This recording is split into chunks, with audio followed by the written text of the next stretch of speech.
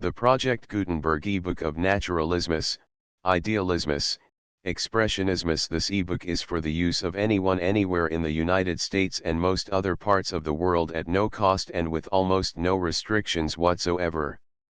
You may copy it, give it away or reuse it under the terms of the Project Gutenberg license included with this ebook or online at www.gutenberg.org.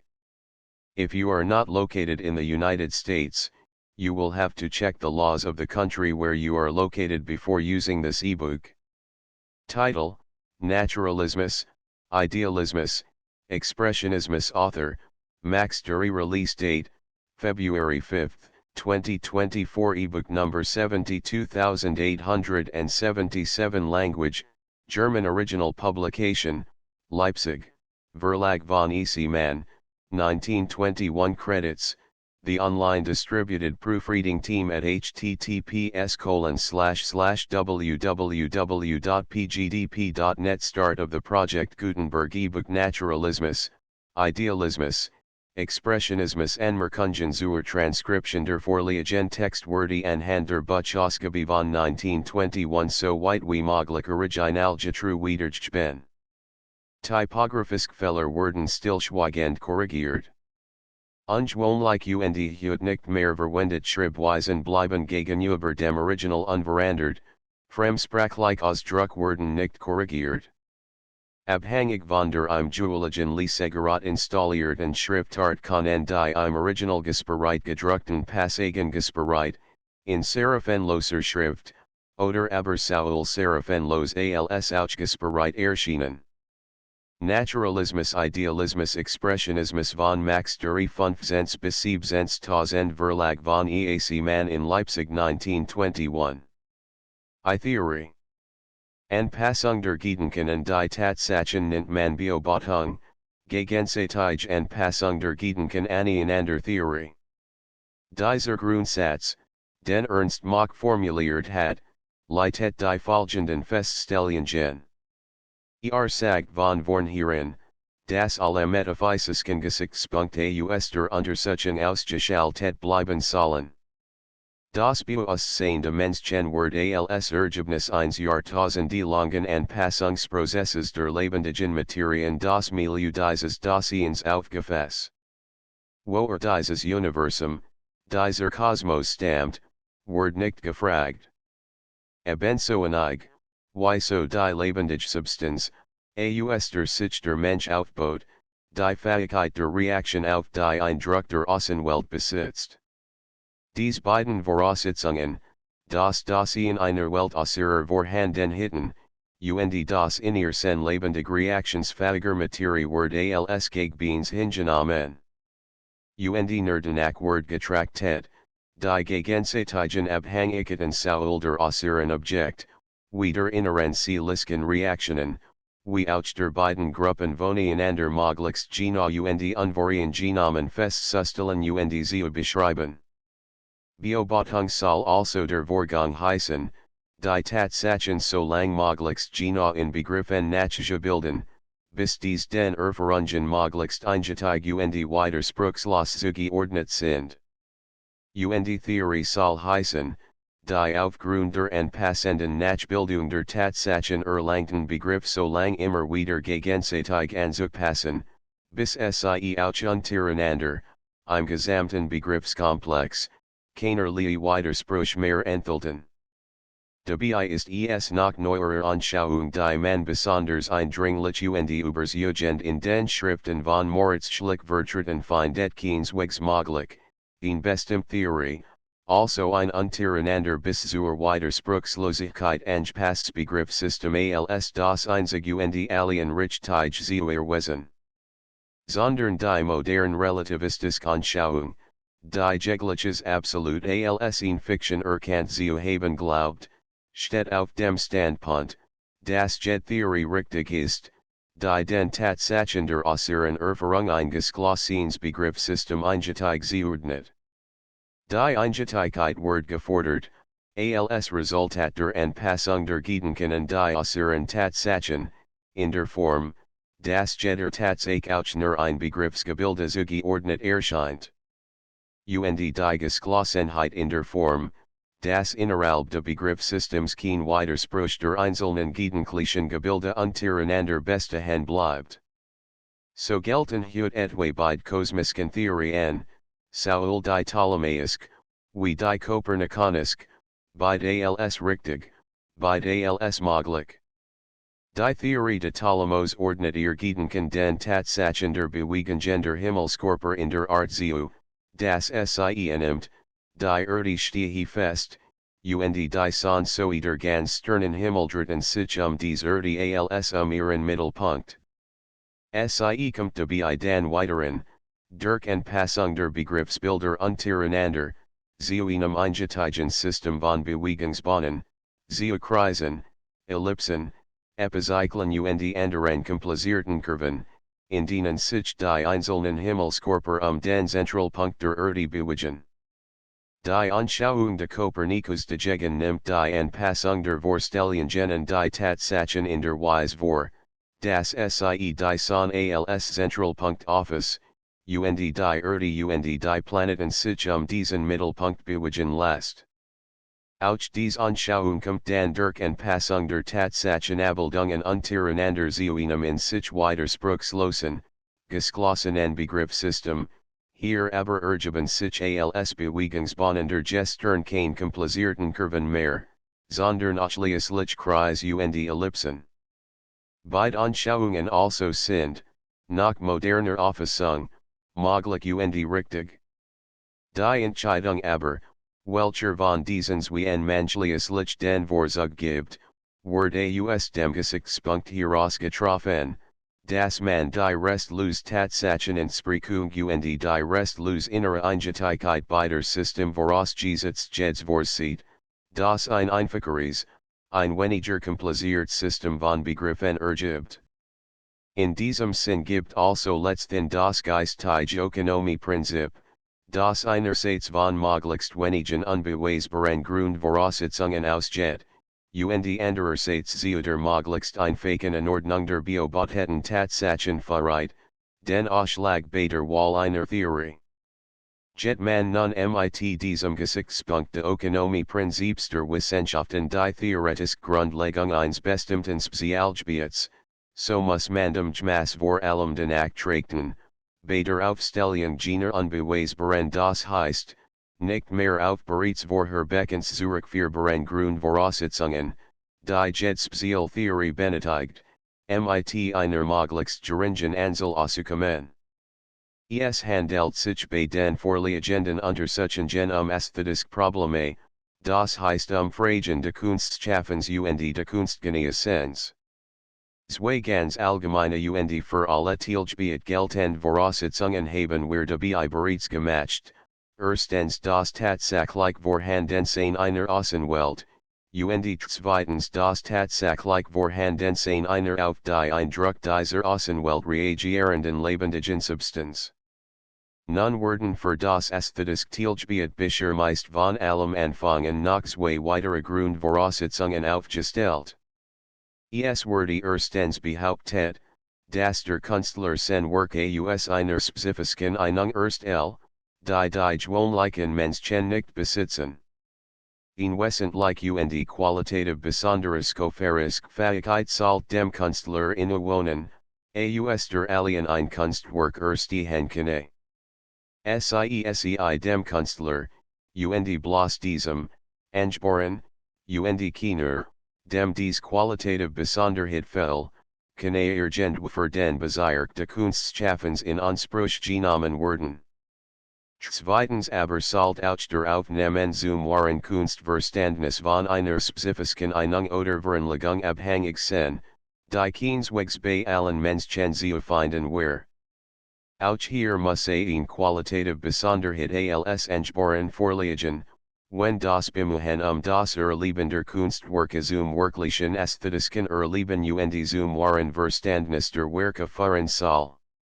Wenn es nun gelingen würde, in geschlossen ästhetische Theorie zu gewinnen, dies war von der willkürlichen Voraussetzung absieht, das Künstler und Kunstverständig qualitativ besonders begabt Menschen sehen, die aber dennoch zu einer eingeteilten Zuordnung eins in sich widersprüchlosen Begriffssystems und die ästhetischen Tatsachen gelangt, so where damit ein Resultat erreicht, das einfacher wär, weniger unbeweisbar Prämissen enthielt, und deshalb nach dem Ökonomieprinzip der Wissenschaft den Vorzug vor dem anderen System verdienen würde.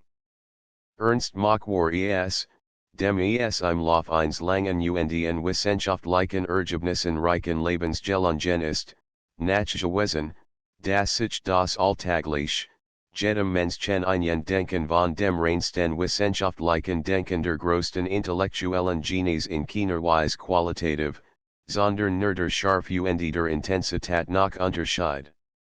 Und so soll im folgenden versucht werden, die Tatsachen des ästhetischen Bereiches unter der Voraussetzung anzuordnen, das Gene oben erwähnte Fähigkeit de Künstlers und de Kunstgenießenden als etwas von den Eigenschaften de gewöhnlichen Menschen qualitativ unterscheidens nicht existiere, sondern dass sich das künstlerisch Gestalten und Erleben in nix als in seiner Intensität und in seiner Tiefe von einem bestimmten alltäglichen Verhalten aller Menschen unterscheidet. Der Mensch wird in dies Welt, und die sich in Jahrtausende langem Prozess angepasst hat, heining aberen und nimmt mit seinen Sinne Sorgen die Gegebenheiten dieser Welt in einem weiten Erfahrungskreis auf. Der weiteste Umfang dieses Kreises als sichtbaren, hörbaren, riechbaren, schmeckbaren und tastbaren heiß, in der Ausdruckses von Ernst Mach, groß U. Was außerhalb dieses weitesten Bezirks als erfahrbaren nach Legenmage, wird wissenschaftlich nicht diskutiert. Jeglich Metaphysik bleibt damit also von vornherein ausgeschlossen.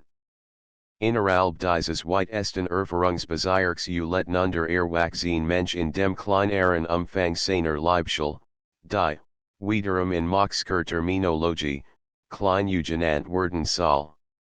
Der Mensch stellt einen geschlossenen körperlichen Komplex vor, der in einzelnen Punkten Reisstellen für ein Druck jener Außenwelt besitzt. So sind die Augen für Lichtreis, die Ohren für Schallwellen, die Nase für Geruchsempfindungen, die Zunge für Schmeckerfahrungen, die Ode für Tast und Temperaturen Werkegen empfindlich.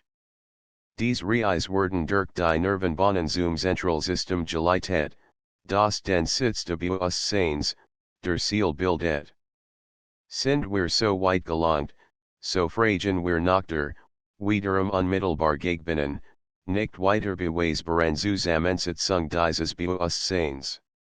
Beobachtung lehrt uns, dass wir drei seelische Grundgegebenheiten besitzen, die nicht weiter auf früher Beckens zurückführbar sind, das Erkennen equals Denken, intellektuelle Funktion, das Fühlen equals emotionelle Funktion, und das Wollen equals voluntaristische Funktion. Prüfen wir die Zueinanderordnung, die dies drei Funktionen des menschlichen Bewusstseins untereinander einnehmen, so finden wir folgendes. Sehen wir etwa einen Baum, so ist mit der rein sachlichen Wahrnehmung des Gegenstands, mit seinem Erkennen, unmittelbar ein spezifisches Begleitgefühl mit gegen. Man kann sich, sollt man daran zweifeln, dies Tatsache unmittelbar vergegenwärtigen, wenn man entweder das Objekt der Betrachtung wechselt, also einmal in machtig ich, dann in Schoolank Burke, in Trauerweid, in Stals Zypress alsseh Ding Wald. Die in Anführungszeichen gesetzten Attributgebende bei Hinweis auf die unmittelbar Gefühlsbegleitung der intellektuell wahrgenommenen und erkannten. Oder man denke daran, wie außerordentlich stark die noch nicht abgestimmte Gefühlsbegleitung bei valigen Wortigen Erlebnissen ist. Seis etwa, dass man in zoologischen Garten oder in Aquarien Tier zum ersten Mal sieht, die man bisher noch nicht kennt, seis, dass man sich die unmittelbar Vernupfung von erkennendem Wahrnehmen und begleitender Gefühlserschütterung vergegenwärtigt, die man erfährt, als man zum ersten Mal ein Luftschiff oder ein Flugzeug sah. So weist viel Foxer Leben den unmittelbaren Dualismus, die Grundlegend Doppelgegenheit der Erkennens und de Follens im Menschlichen Bewusstsein. Dies beiden Funktionen sind offenbar nicht hintereinander geschaltet, sondern in unmittelbarem Parallelismus einander nebengeordnet. Anders ist es beim Wallen. Sieht man hier von den automatisch gewordenen Reflexreaktionen ab, so kann man klar beobachten, wie jedes Bewusstsein Wallen und das Vorausgehen eines Erkennens oder eines Follens genupfeed ist. Erst entweder wenn ich durch das Thermometer erkannt habe, dass es kalt geworden ist, kann ich die Skutzend Hull wallen, oder erst wenn ich gefühlt habe, dass es kalt zu werden beginnt, kann ich die Deck wallen. So ordnet sich also die Dreiheit der Funktionen der erwachsenen menschlichen Bewusstseins in der Form der folgenden Schemas teils nebeneinander, teils hintereinanderen. Ist der Wissenschaftler nun angelangt, in Merit von Gegenhitten als Grundlegend bei einem äußeren oder bei einem innerseelisken Vorgang zu konstatieren, so pflegt weiteren zu versuchen, die einzelnen Teilstücke des Komplexes zu isolieren. Gelingt nämlich dies nach der Method der Variation durchgeführend Isolierung einzelner Element, so kann man für die Beobachtung Aufschluss über die Spezialartung der Teilstücke, wie über die Rolle erwarten, die sie dem Gesamtkomplex gegenüber spielen. Wenn det man diesen Gesichtspunkt der möglichen Isolierung der Teilstücke eines Komplexes auf die Abeigeschematisk Zeichnungen, so ist vorerst sofort ersichtlich, dass es ein isoliertes Wallen nicht geben kann, sofern kein Zwang auf das lebendige Bewusstsein ausgeht wird. Zwar verlangt jetzt du sollst, dass man sen Wallen ohne vorherige Betätigung de Erkennens oder de Follens, also isoliert, in Funktion treten lasse. Doch derartig, sehen es Herisk, sehen es gesetzlich Befehl, die nicht vor die Gewalthandlung der Einzelnen die Einsicht oder das Gefühl setzen, sind eben anormale Zwangssituationen, die für die Beobachtung der freilebenden Bewusstseins entscheiden. Denn für dieses ist jedes Wallen, das in seiner freien Auswirkung zu einer Handlung verreit, von einem vorausgehenden Erkennenden oder von einem vorausgehenden Vollenden Erlebnis bestimmt und determiniert. Anders aber als für das Wallen liegen die Gegenhitten des Bewusstseins für das Erkennen und für das Vollen. Wenn auch die innigen Verbundenheiten der drei Funktionen des menschlichen Bewusstseins aus ihrem schon organisch bedingten Zusammenhang letzten Endes niemals völlig isolierbar sind, so kann durch die Einstellung, die Tendenz der Betätigung sich vornehmlich auf die in der Funktionen stützen oder richten. Und war hier im Besonderen also entweder auf das Erkennen oder auf das Vollen. Wir erleben vorerst vielfach, dass wir beim Aufnehmen der Naturalismus unser Augenmerk hauptsächlich auf das Wahrnehmen, das Erkennen der Tatsächlichkeiten richten können, indem wir uns bemühen, unser Vollen und unser Wallen möglichst auszuschalten. Dies isolierend Einstellung der Intellektuellen, der erkennenden Funktion verreit zu dem, was wir das wissenschaftlich Verhalten nennen. Wenn wir also unser Augenmerk darauf richten, unser Gefühlsmaßigen Reaktionen möglichst zurückzudrängen, unser willentliches Verhalten nicht lebendig werden zu lassen, sondern einzig und allein mit unserer intellektuellen Funktion die Tatsachen unserer äußeren und inneren Erfahrung zu beobachten und zu beschreiben, so befinden wir uns im Bezirk der reinen Wissenschaft. Oder, strenger formuliert, das Möglichsein Isolieren der intellektuellen Funktion des Bewusstseins verreit zum wissenschaftlichen Verhalten.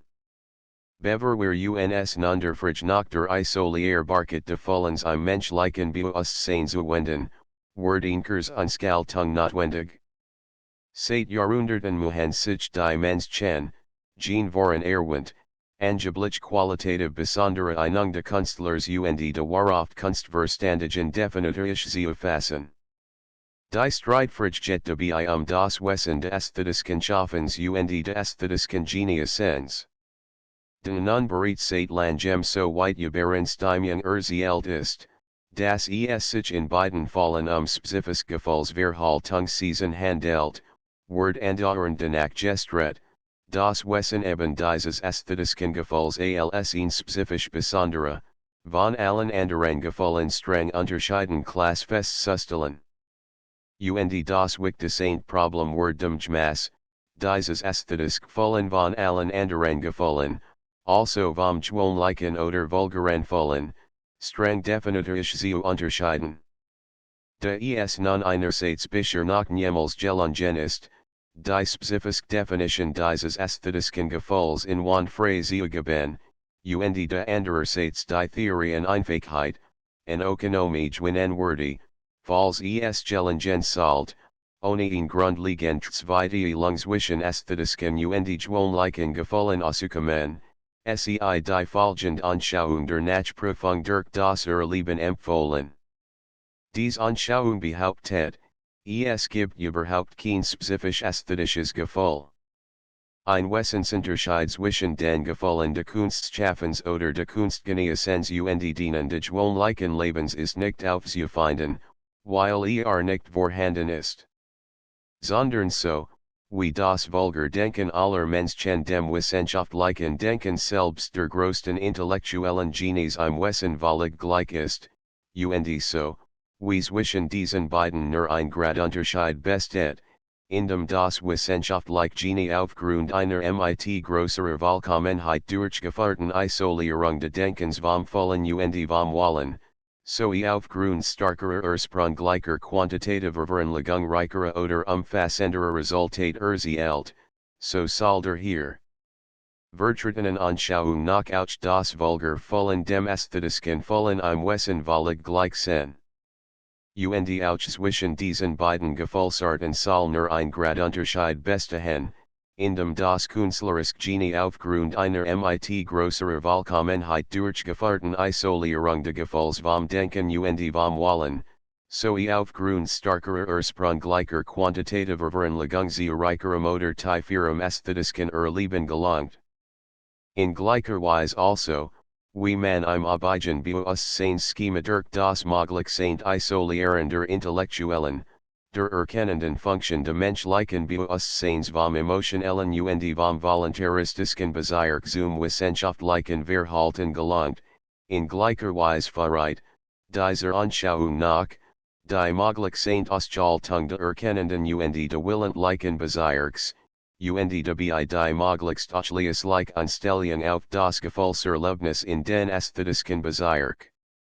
In strenger Formulierung wurde also der nicht weiter zurückführbar, sondern nur durch das unmittelbar Erleben beweisbar Grundsatz lauten, das Möglichsein Isolieren der emotionellen Funktion des Bewusstseins verreit zum ästhetischen Verhalten. Dies Anschauung behauptet also, es gibt kein spezifisch ästhetisches Gefühl. Sondern jedes Gefühl, und seis, welches immer seis ein ethisches oder ein religiöses, ein Freude oder Trauergefühl, ein Zorn oder ein Hingebung, ein Schmerz oder ein Wollust kann ästhetisch werden.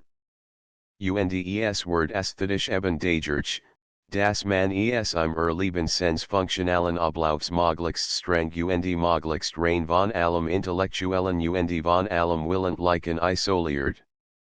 Während man also bisher entweder drei weiteren unbeweisbar Voraussetzungen über das ästhetisch Produktiv, über das ästhetisch Rezeptiv und über das vulgar Gefühl machen muss oder durch zumindest zwei unterschieden Arten von Gefühlserlebnissen, das spezifisch ästhetisch Gefühlen und das vulgar Gefühlen als im Wesen völlig verschieden behauptet, werdurch die Abidjan der Wissenschaftsökonomische Vorteil gewonnen, anstelle dreier oder zweier unbeweisbarer Grund.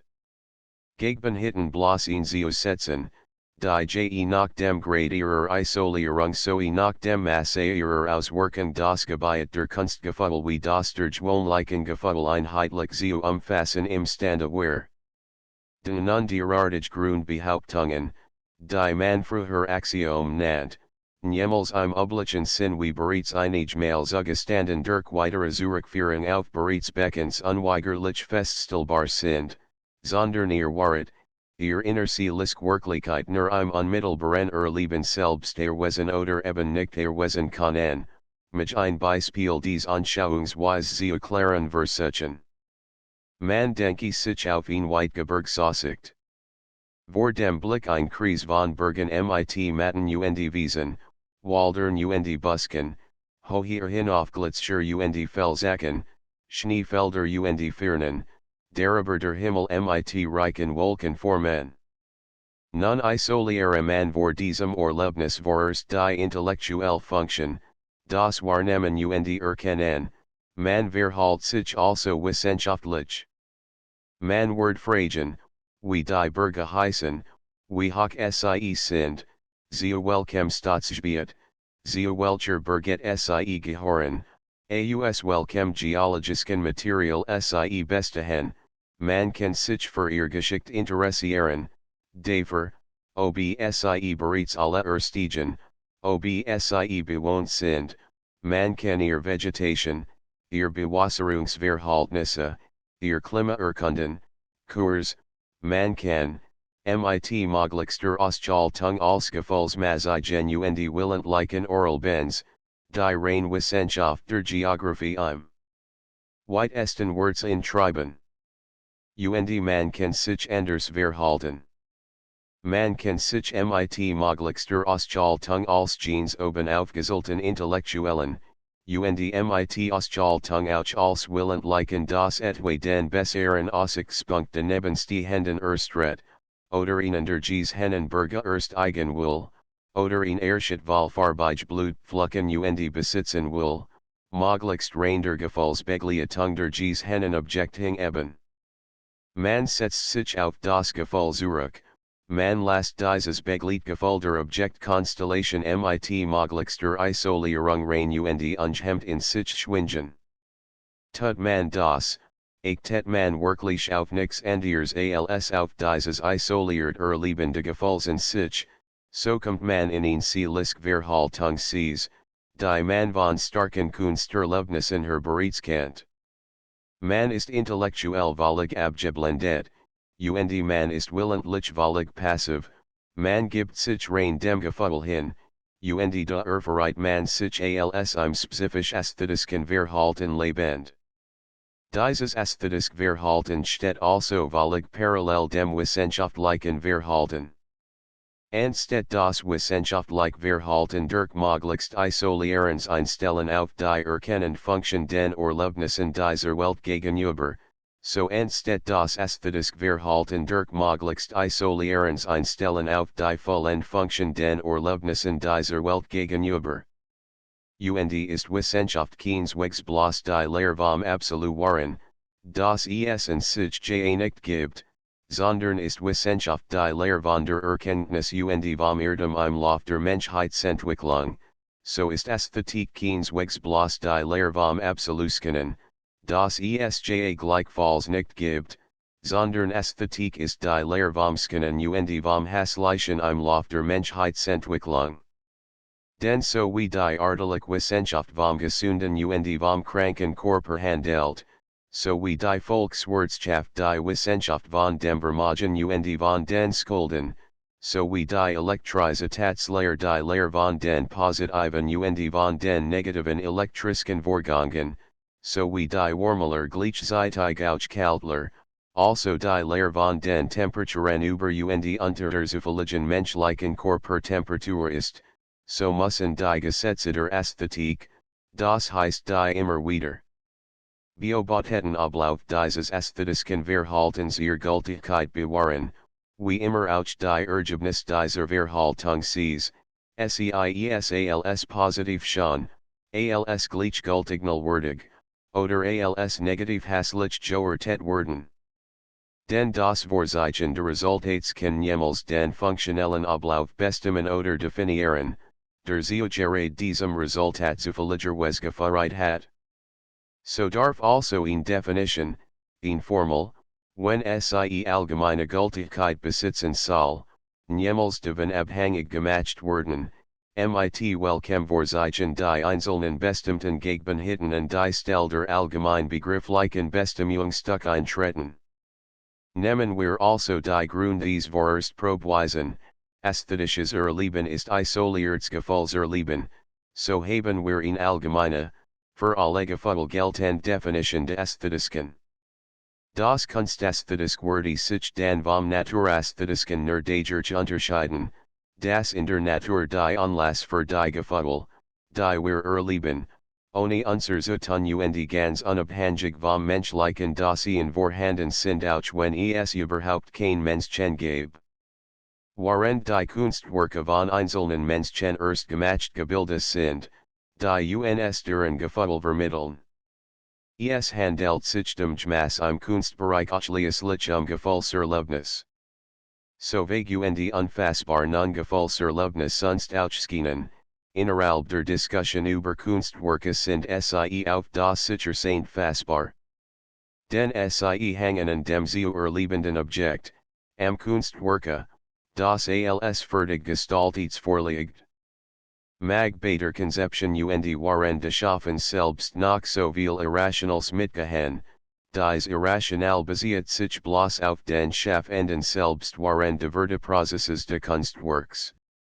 So der Künstler, der nix anderes und nix mehreres ist, als ein Gestalter eines kunstlichen Gefühlsobjektes, centun zu und gefeiert hat, so also das Kunstwerk als fertiges Gebilde vorliegt, besteht nicht nur die Möglichkeit einer festen Umgrenzung de Gefühlserlebnisses, sondern verjeten geschalten sogar die Sicherheit, nix zu erfahren oder zu erleben, was nicht durch seinen Anlass in dem vorliegenden Kunstwerk bündig zu erweisen wäre.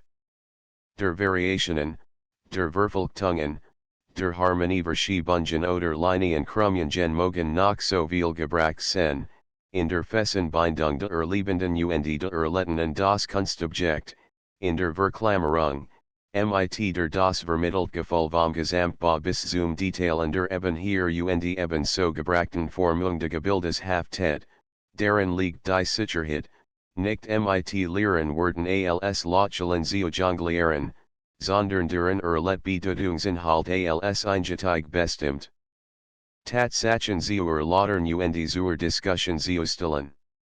Ohne nun hier auf ihn noch ausführlichere Ableitung einzugehen, sehen die Definitionen de Künstlers und de Kunstwerks gegen, die aus dem vorausgegangenen zu erfolgern sind.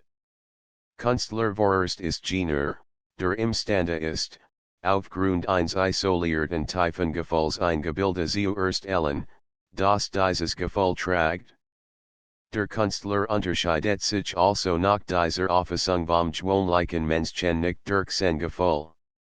Hundert von Menschen mag es geben, und gibt es auch sicherlich, die ebenso tief empfinden, wie die großen und selbst die größten Künstler, und die auch imstande sind, in ihrem ästhetischen Verhalten dieses tiefvollen vom Denken und vom Wollen möglichst rein zu isolieren.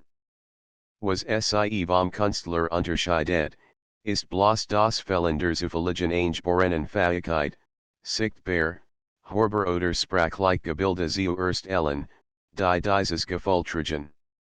Der Künstler ist damals ein mehr oder minder bedeutender Mensch, dem erstens die Gabe besonders tiefen und intensiven Fühlens einet, und der zweitens die Fähigkeit besitzt, dieses Gefühl auch in einen objektiven Trigger zu fassen. Ein Kunstwerk weiterhin ist ein von diesem Menschen als Künstler aus isolierter Gefühlseinstellung herausgemachtes Gebilde, das imstande ist, dem Erlebenden das Gefühl, aus dem es entstand und das in ihm hängt, zu vermitteln. Und so wie jeder Mensch, nicht etwa nur ein spezifisch Begabter, bei den naturhaft vorhandenen Anlassträgern für Gefühl zum ästhetischen Erleben gelangt, indem die Gefühlsbegleitung de eben wahrgenommenen Objektes im Aufnehmen möglichst isoliert, so gelangt auch jeder Mensch, ohne Ausnahme, einem Kunstwerke gegenüber zum ästhetischen Erleben, indem gleicherweise in möglichster Isolierung, Jeans Gefühl in sich lebendig macht und schwingen lässt, das durch die Gegenhitten dieses Kunstlichen Gebildes getragen und vermittelt wird. Die theoretisch Orientierung wird nun auch im folgenden Strang dabei bleiben, nicht, wie meist bisher, den Begriff oder in Platonischem Sinn die Idee eines Dinges in den Mittelpunkt der Betrachtung zu stellen, von hier aus die naderhaften Objekt als einzelne Individuationen jener Idee aufzufassen, sondern sie wird auch in der Theorie, also im Versuch der Anpassung der Gedanken aneinander immer wieder von der Naturerfahrung ausgehen, und alle Ergebnisse theoretischen Denkens auch immer wieder in dieser Erfahrung kontrollieren. Ein Kunstwerk ist also ein von einem Menschen aus einem Gefühl heraus erstelltes Gebilde, das imstande ist, einem anderen Menschen das in ihm beschlossen Gefühl zu vermitteln. Dem Gmaß alle Kunstwerksgefühl in ihr Anlassdrüger gebunden und durch sie bestimmt sind, werden wir den Versuch, dies kunstlich vermittelten Gefühl weiteren in unterschieden Klassen zu sondern, in der Weise vorzunmen haben, dass wir eben ihr kunstlichen Anlassdrüger in spezifisch verschieden Gruppen einzuteilen streben. Da ist nun leicht zu sehen, dass in allen Kunstgebieten, im sichtbaren der Bildenden Kunst sind, im hörbaren der Musik, wie auch im Wortbereich der Literatur, nur wir verschieden Gestaltungsweisen jener kunstlichen Gebilde, der Kunstwerke, möglich sind. Die erste mögliche Gestaltung wird durch folgende Überlegung abgegrenzt. Die Natur ist uns im Bereich des Sichtbaren den wir als Beispielkomplex heraushaben in den äußeren Objekten gegeben. Hat nun ein derartiges sichtbares Naturobjekt ein Gefühl vermittelt, das bereichert oder erfreut hat, so kann man den Extraben, sich dieses Gefühl auch unabhängig vom Gerät vorhandenen, und vielleicht bald vergleichen oder entschwindenden naderhaften Anlass möglichst dauern zu bewahren. Man denke etwa in Jean oben erwähnt Burges Aussicht, die ja in das Verwellen an dem Aussichtspunkt gebunden ist, oder man denke daran, dass die Gefühlsvermittlung, die man erfährt, wenn man ihn vol Blutrot Rose in grünem Laub show und erlet, mit dem hinweckender Rose selbst auch verschwindet. Hat man nun das Bestreben, sich gerade dies eben erfahren, durch das Naturobjekt vermittelt Gefühlserschütterung zu erhalten, so kann man dies ersichtlicherweise so zu bewerkstelligen versuchen, dass man das Objekt, in dem das vermittelt Gefühl hängt, in möglichster Dauer zu bewahren trägt. Also, SEIES von dem wechselnden Standpunkt der Erlebenden, SEIES von der rasken Vergänglichkeit der Naturobjektes unabhängig zu werden, kann man versuchen, dieses Objekt zu kopieren, nachzugestalten, also in kunstlich Nachbildung der Naturgegebenheit nach Form und Farben möglichst dauerndem Materialie als Trigger der Gefühlsvermittlung an die Stelle der ursprünglich naturvorhandenen Gefühlstriggers zu setzen. Dies zu behaupten, vielmehr als nicht nur durch das möglich, sondern im Lauf der Kunstgeschichte auch als hundertfach wirklich, klar vorausgehen zu stellen und zu geben, scheint heut Ketzerei. Und der Entwurf des Panoptikums liegt nahe zur Hand. Doch einerseits ist noch niemals versucht worden, einem wirklich bedeutenden und überraschenden Plastiker, etwa einem Donatello, die Aufgabe einer Panoptikum-Gruppe zu stellen die sicherlich in hinreichend naturalistischer Weise gelöst hat, und andererseits ist als, was heut gegen dies künstlerisch Gestaltungsweise gesagt wird, nur tages wird zum kunstpolitisch durchausberechtigten Kampfe gegen einzufälliger Gerät heut nicht lebendig und der nicht erstreut. Oral Benz und Gestaltungsweise. Jet man aber hinter den Tageskampf zurück, sieht man die Stillwesen vergangener Kunstperioden durch, so findet man dies Übung der Kunstwerksgestaltung, die den naderhaften Gefühlstrigger nachgestaltet, in weiten Bezirken, besonders gerade im jüngst vergangenen Naturalismus der zweiten Hälfte des 19. Jahrhunderts, auf das Reich St. gepflegt. Es gibt also, Erfahrungsgemäß, in Kunstgestaltung, die nach oder ob Gestaltung de Nader Haften Gefühls Anlasses Erstret. Ihrer Tendenz nach. Es gibt beim Schaffenden eine Anstellung de Bewusstseins, die nix anderes will, als ihn wiedergebt sie Hand unmittelbar erletten Naturinhalts, ohne dessen Gestaltung. Und man hat dies Anstellung de Bewusstseins seit Nader Nahi oder Naturalismus oder Realismus genannt. Damit hatten wir die erste Art möglicher Kunstgestaltung Erfahrungsgemäß festgelegt und definiert. Sie halt sich möglichst engine die Natur, und sie kann dies abildhaft true bis in das Kleinste eben noch merkbar, zufällig individual Merkmal treiben versuchen.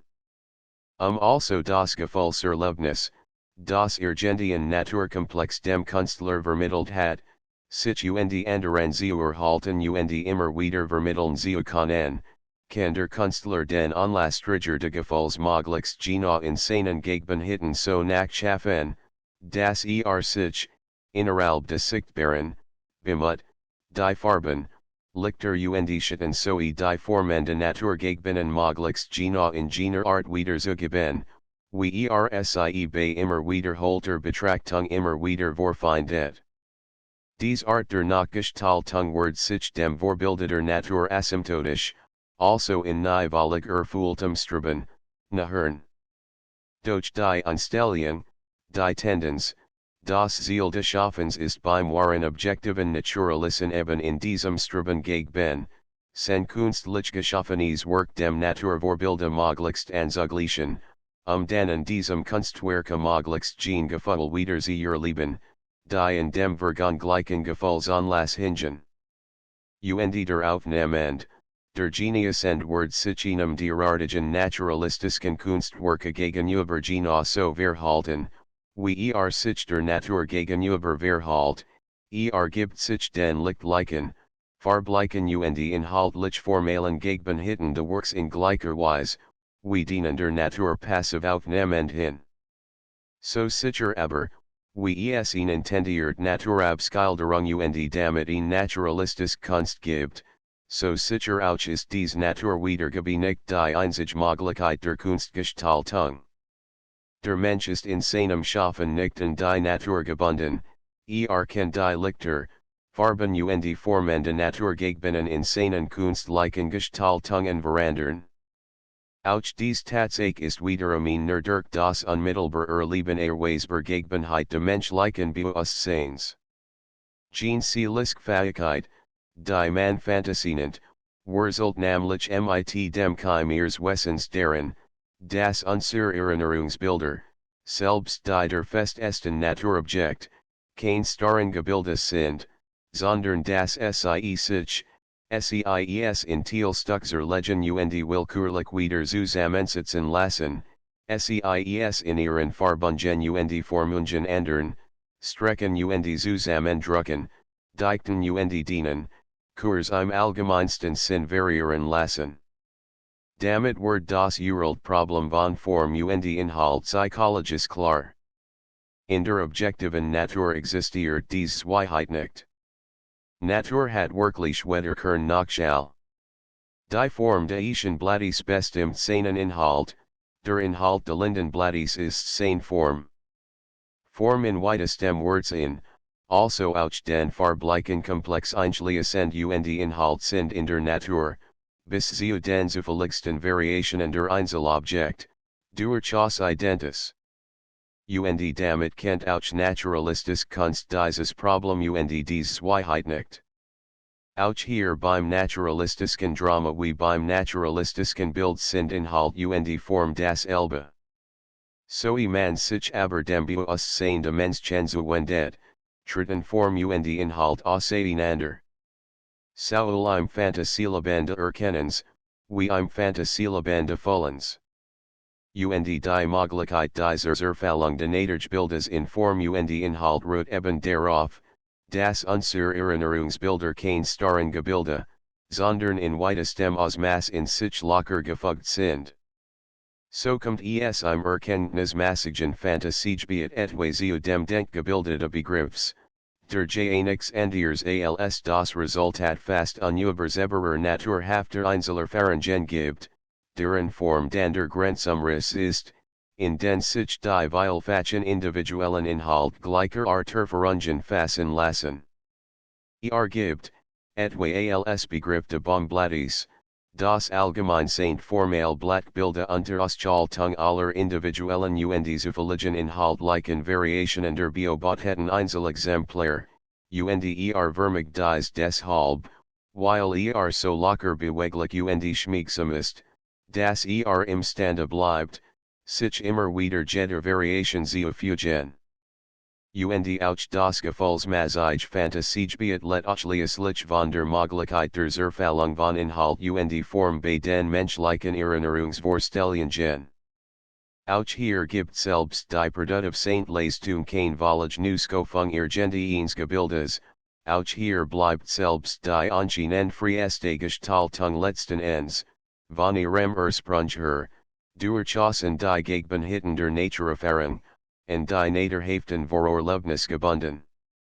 Fantasiebegabt Künstler mögen dieser Anschauung noch so energisch widersprechen. Der Wissenschaftler muss feststellen, dass es kein einziges Fantasieprodukt gibt, kein es noch so erfahrungsfern, dessen inhaltlich Element nicht aus Erlebtem geholt sind.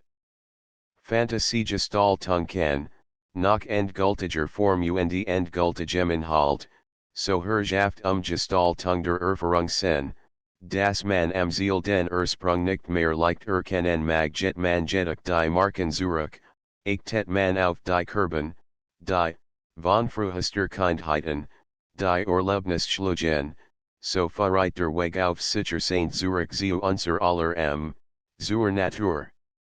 Hat man die Möglichkeit dieses Auseinandertretens von Form Inhalt innerhalb de Fantasiebereichs einmal festgestellt, so wird man weiteren danach fragen, ob sich vielleicht prinzipiell unterscheidbare Arten dieser naturfernen Neuverbindungen beobachten lassen.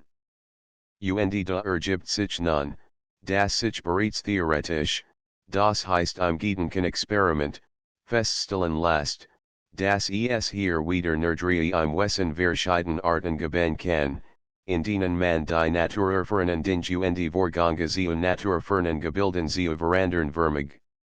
Wenn auch dies Gebilde, wie alle Tatsachen dieser Welt, mit tausendfachen Übergängen Zwischenstufen ineinander greifen, so lassen sich zur orientierenden Überschattung relativ gesondert Gruppen scheiden.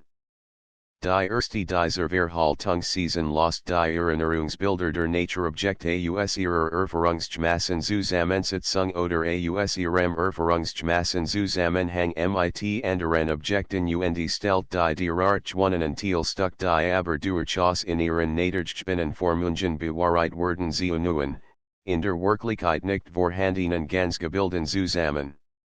Das nächstliegende Beispiel sind die Fabelwesen, etwa die Figur eines Kantoren, der aus einem naturalistischen Menschenoberkörper aus einem naturalistischen Pferdleib zusammengesetzt wird. Dies Art der Zerstückung von naturerfahrbaren Objekten der nu Zusammensetzung der so erhaltenen Teilstück zu naturunerfahrbaren Gebilden beherrscht einen weiten Bezirk, besonders der nordischen Fantasietätigkeit.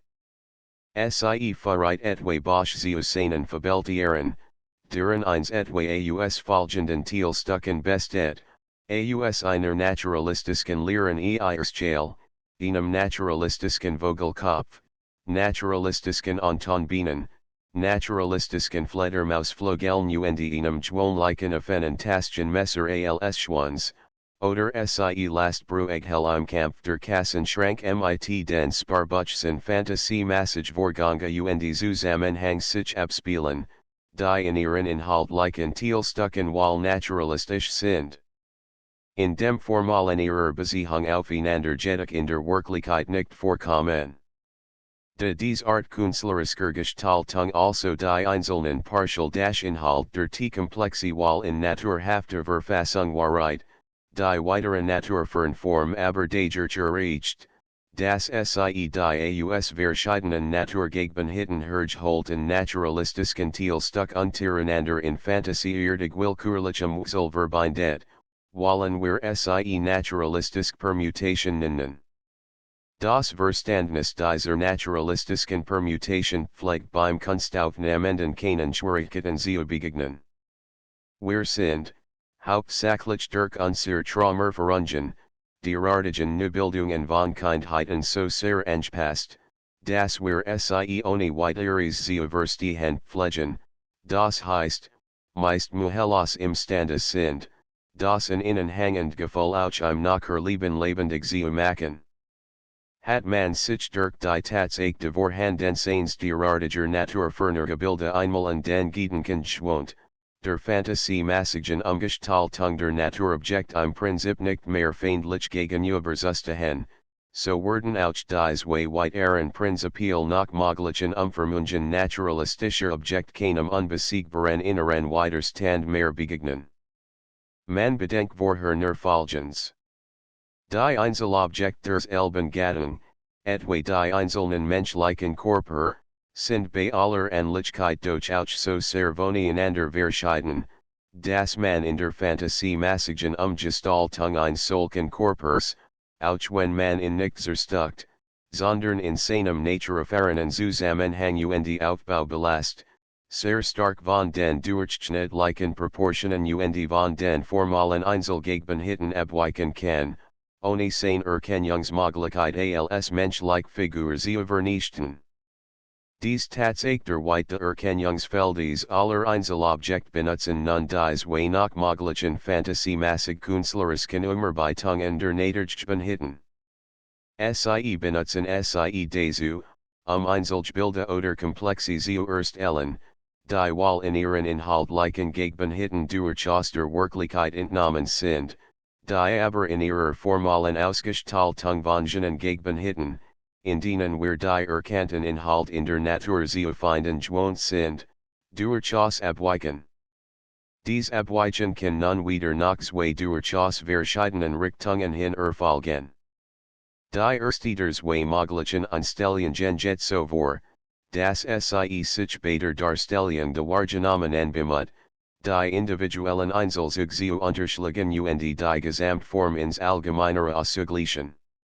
Ichtet also jener zuerst besprochen Naturalist darauf, die Naturgegenheiten von der Gesamtproportion bis zum kleinsten Detail wiederzugeben, ichtet etwa bei der Darstellung eines Baumes Essens auf die Dick und Konturführung des Stamms, auf die kleinste Formenbiegung der Ast, auf die leiseste Variation in Verdickung oder Verdunung der Zweige, auf die Farbung, zufällige Beleuchtung und Beschattung, zufällige Haltung und Stellung der Blätter bis zur kleinsten Knospe, so such der Künstler dieser anderen Einstellungen sart das allgemeine oder typische aus den vielen individuellen Beumorlebnissen herauszuziehen. Erreicht dies nun dadurch, dass sich bestrebt, die individuellen Einzelmerkmale zu vernachlässigen, dagegen all das zu bringen, was sich gleicherweise bei allen Einzelindividuen findet, Stamm, Krone, Ast und Blätter in allgemeiner Formung. Gleicht die Farben und Lichter zu neutraler Haltung aus, gibt die Istführungen und Stammkonturen ins die kontinuierlichen Krümmungen, let mit besonderer Einstellung Zone, die sich bei allen Einzelerlebnissen der Elben Gattung vorfindet, die also als gemeinsames übrig bleibt, wenn man will Individuen dieser Gattung zur Deckung bringt. Dem Begriffsbild in seiner Voligen und Individualität wird das Objekt generiert, dem Typus, der Idealfigur, eben durch die Unterschlagung und Ausgleichung der individuellen Merkmale, möglichst nahegebracht. Dies Einstellung der künstlerischen Umgestaltens wird seither Idealismus genannt. Doch es gibt noch eine weitere Möglichkeit, die naturnahe Nachgestaltung zur naturfernen Umgestaltung zu führen. Dieser Zweitweg, das Naturgegenobjekt in seiner Gänze zu bewahren, gleichwohl aber zu fantasiiertegem Ziel hin zu überschreiten, Kereit die Richtung der formalen Gestaltung nach der Gegenseite. Auch hier wird das Naturobjekt als Gesamtgebilde in seinem Zusammenhang belassen. Wo aber die idealistische Einstellung die naterhaften Einzelmerkmale des Objektes ausgleichend überbreitet, die Farben und Linien und Formen über die Variationen der Kleineinmaligen glathend hinweg führt, die kann andersgeartet Einstellung des gleichen Individualmerkmale verstärken, erhitzen, intensivieren. Sie kann die Kurven vertiefen, die Hebungen verdichten, die Kurven aufhohen, die Bewegung verstärken, Sie kann alle Gegenhitten des sichtbaren als bloße Anweisungen betrachten, die doppelt und dreifach zu intensivieren sind. So wird auch hier, wie im Idealismus, das einmalige Erlebnis zum Überindividuellen hinüberschritten, doch hier nicht in jener Weise, die durch Ausgleichung der Individualmerkmale die naturalistische Form zum Gleichmaß des Idealismus verreit, sondern in der Art, das durch die Verstärkung der Individualmerkmale in Intensivierung der Erlebnis nach der aktiven Zeit hin erreicht wird. Für diese Art der künstlerischen Gestaltung, die ebenso wie der Naturalismus, die naturalistische Permutation und der Idealismus seit periodenweise gepflegt wurde, fällt bis in die moderne Zeit in eigen Wortbezeichnung, sie wurde bald Barock, bald Romantik, bald Sturm und Drang genannt. Die neuere Zeit hat nun einen Namen angeboten, der das Wesen dieser Seelisken Verhaltung sees ausgezeichnet trifft, Expressionismus. Nur das Wort ist new. Sein Sinn ist so alt, wie die europäische Kunst. Doch es ist ein gutes Wort. Denn wo man früher die zeitlich festgelegten Wörter Barock oder Romantik oder Sturm und Drang, jedem historiker berechtigtem Grauel, aus ihrer zeitlich festgelegten Bindung und Bedeutung reißen musseint, verwandt zu bezeichnen, dabei es nun ein glücklicher Zufall ihnen Namen weiter Geltung zu interzeitlichem Gebrauchen. Sicher waren Romantik oder Barock nicht historisch Vorstufen gegenwärtiger Kunstart. Sicher aber auch war die psychologische Verhaltung sees, aus der heraus sie geschaffen haben, die gleich wie heute. Mannschaft heute wieder so, wie die Hellenistische Spontantike, wie ein Teil der Deutschen Renaissance 1500, wie das Barock in Rubens oder Handel, in Bach oder Shakespeare, wie der Sturm und Drang im jungen Goethe und im jungen alten Beethoven, wie die Romantik in Kleist oder Delacroix geschaffen hat, Mannschaft der innerseelisken Einstellung nach ebenso. Denn dort wie hier steigert man die aus dem Naturerlebnis geholten Merkmal zu hoher Intensität. Man hat die Spannungen des Gesamtkomplexes, man staffelt die Sinnen, man verstart die Ausbrüche, man kämpft in Hieb und Gegenhieb, man steigert die Melodieführung, man wachtet in den Formen, wird ekstatisch in den Farben, hammert den Rhythmus. Was nicht glühend von Gipfeln rinnt, gilt nicht. Nur was sich wie mit Zangen ins Blut schlagt, das fast und halt. Intensivierung der Gestaltungen, Expression, Ausdruck gesteigerter Erlebnis, bringt dieser still. Mit dieser Art intensivierender Umformung der Natur ist die letztendlich der möglichen Variationen der Naturobjekt gegen. Fassen wir also nochmals kurz zusammen, so kann es, wenn man von der Naturerfahrung ausgeht, nur folgend vier Arten künstlerischer Gestaltung geben. Erstens den Naturalismus. Bewahrt die so gegenhitten der Natur in ihrer Farbung und Formung möglichst in der Art, wie sie bei immer wiederholter Betrachtung außen vorfindet. Erreicht durch dieses Nachschaffen, das die in den kunstlichen Gebilden hängenden Gefühle im Kern, im Wesen ihrer Artgenen Gefühlen gleichen, die der Mensch vor den Originalobjekt in der Natur erlebt hat. Zweitens die naturalistische Permutation. Sie zerstückt die ganz Objekt der Naturerfahrung in einzelne Teile, bewahrheit dies mehr oder minder streng in den so gegen hitten ihrer Farbung und Formung, setzt sie aber sie unwortigen, in der Natur nicht vorhandenen kunstlichen Komplexen zusammen.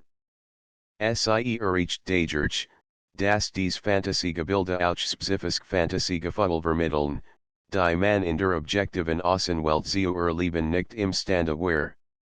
Drittens der Idealismus. Gleicht die Einzelmerkmale der individuellen Aus, verreit das einmalige Naturobjekt zum typischen seiner Gattung hin, bewahrheit also dabei den Gesamtbau Inhalts, verandert aber seine individuelle Form zum allgemeinen weiterer Gültigkeit. Erreicht dadurch ein Gefühl weiterer Schwebung, allgemeiner Geltung, die Stimmung jener Dauer, jenes scheinbaren immer Lebens und immer Bleibens, das den Ideen anhaftet. Viertens der Expressionismus. Intensiviert und übertreibt, ebenfalls unter Beibehaltung der Gesamtbaus, die Einzelmerkmale, die individuellen Gegebenheiten der erlebten Naturobjektes sehen.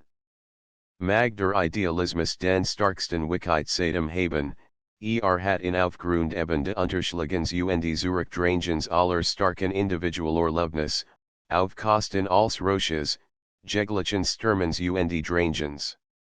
Was und damit alle Klassik, auf dies Art erreicht, ist ein Ruhevals bleiben und Glanzen, ein Dauern über Jahrhundert hin.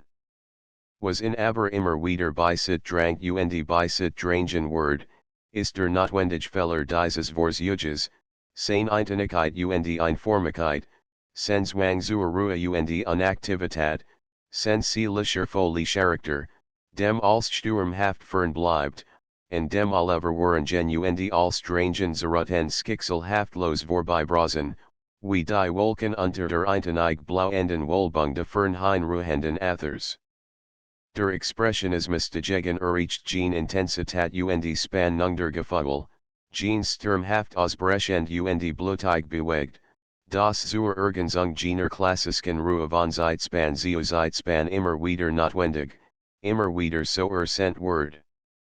Hat die Spannungen der Gefühl, sprengt alle Fesselungen nader Mögliches, bricht alle dam klassistischer Gebundenheit, verreit die Gewalt de Gefühls in der Expression zu fast schrankenloser Steigerung der Ekstatik. Als Selbstverständlichkeit und ohne eine Klasse daraus bilden zu wollen sei bloß noch verreit, das Gene zerstucken in einzelnen Teil, und deren Zusammensetzung zu Neubildungen, die von der naturalistischen Permutation gepflegt wird, ohne weiteres auch bei idealistischen und expressionistischen Gestaltungen anwendbar ist. Hier werden eben aus den von verschiedenen Ausgangstypen hergeholten idealistischen oder expressionistischen Teilstücken die Neugebilde zusammengesetzt. Dies Pfingstgebiet ein idealistisches, der Chinesische Drach etwa ein expressionistisches Beispiel. De where nun im idealistischen wie im expressionistischen Gebiet von vornherein mit naturferner Einstellung zu tun haben, ist dies Kombination verschiedener Teilstück zu naturunmöglichen Gestaltungen kein wesentlich new hinzukommendes Schaffensmerkmal. Versucht man nun die Arten möglicher Kunstgestaltung in ein Tabell zu fassen, so ordnen sie sich vorerst in die beiden Bezirke der Naturnahe und der Naturfern. Der Naturnahe Bezirk, der die naturalistischen Kunstwerke umfass, bleibt, als Basis und Ausgangspunkt als anderen, in sich so einheitlich, dass keiner weiteren Unterteilung mehr bedarf. Der Naturfern Bezirk aber muss, wie wir sehen, in Gemasse Anordnung der Drei im Wesen verschiedenen Gruppen, der naturalistischen Permutation, de Idealismus und de Expressionismus finden. Dabei symbolisieren wir die naturalistische Permutation dadurch, dass wir das Beispielobjekt, den Baum, verkehrt ins Blickfeld stellen. Dies Tabell zeigt schematisch die vier Möglichkeiten künstlerischer Gestaltung. Zwei Leeware dabei zum Schluss noch zu bemerken. Vorerst, das es war so schienen mag, als where all Specherige rein im theoretischen Gedanken Experiment gefunden und festgestellt, dass dem aber keineswegs so ist. Denn dies graue Theorie fingiert in Produktivität, die sie niemals besitzt. Keineswegs aus reiner Überlegung kann die Ergebnis gefunden werden. Es ist nur in Verführungs moderner wissenschaftlicher Darstellungen, das sie in ihrem Aufbau den Vorgang, der sie ihren Behauptungen gefeiert hat, zu Kuren pflegen. Aller Erkenntnismutter ist die Erfahrung. Aus Hunderten oder Tausenden von Einzelerfahrungen lost man dann die Gemeinsamkeiten aus, und gelangt damit, immer mehr verallgemeinernd, schließlich zu definitorisken Sätzen. Hat man die Art auf induktivem Weg dies Allgemeinheiten einmal gefunden, so kehrt man in der wissenschaftlichen Darstellung gemeiniglich den Bau man stellt sich so, als hat man die Begriffspyramide nicht von der Basis zur Spitze aufgebaut, sondern man setzt in die Spitze der Erörterungen die allgemeinsten Sätze als Voraussetzungen oder Definitionen oder Axiom, dann also nur scheinbar auf deductivem Weg die Einzelergebnisse aus innen abzuleiten. Und dies Ableitung kann sich so zwingender geben, alsja, bei vorher richtig vorgenommener Induktion aus den Einzelerfahrungen, selbstverständlich alle Abgeleiteten Einzelfall in den allgemeinen Sätzen von vornherein impeded bereits enthalten sein müssen. Doch man verfreit bei der Zusammenfassenden Darstellung deshalb in dieser Weise, weil damit ein System als reiner Begriffsbau in Klarheit und Übersichtlichkeit schwindt. Gleichwohl aber gibt die ständig wiederholt Proben den Erfahrungen einem System seine wissenschaftliche Berechtigung. Sollt sich herausstellen, dass auch nur in der Zughörigen Erfahrungstatsachen den systematisierten Behauptungen nicht beizuordnen ist, oder ihnen gar widerspricht, so hat die ganze Theorie, und sie noch so klar und schon aufgebaut, ihr Berechtigung durchaus verloren.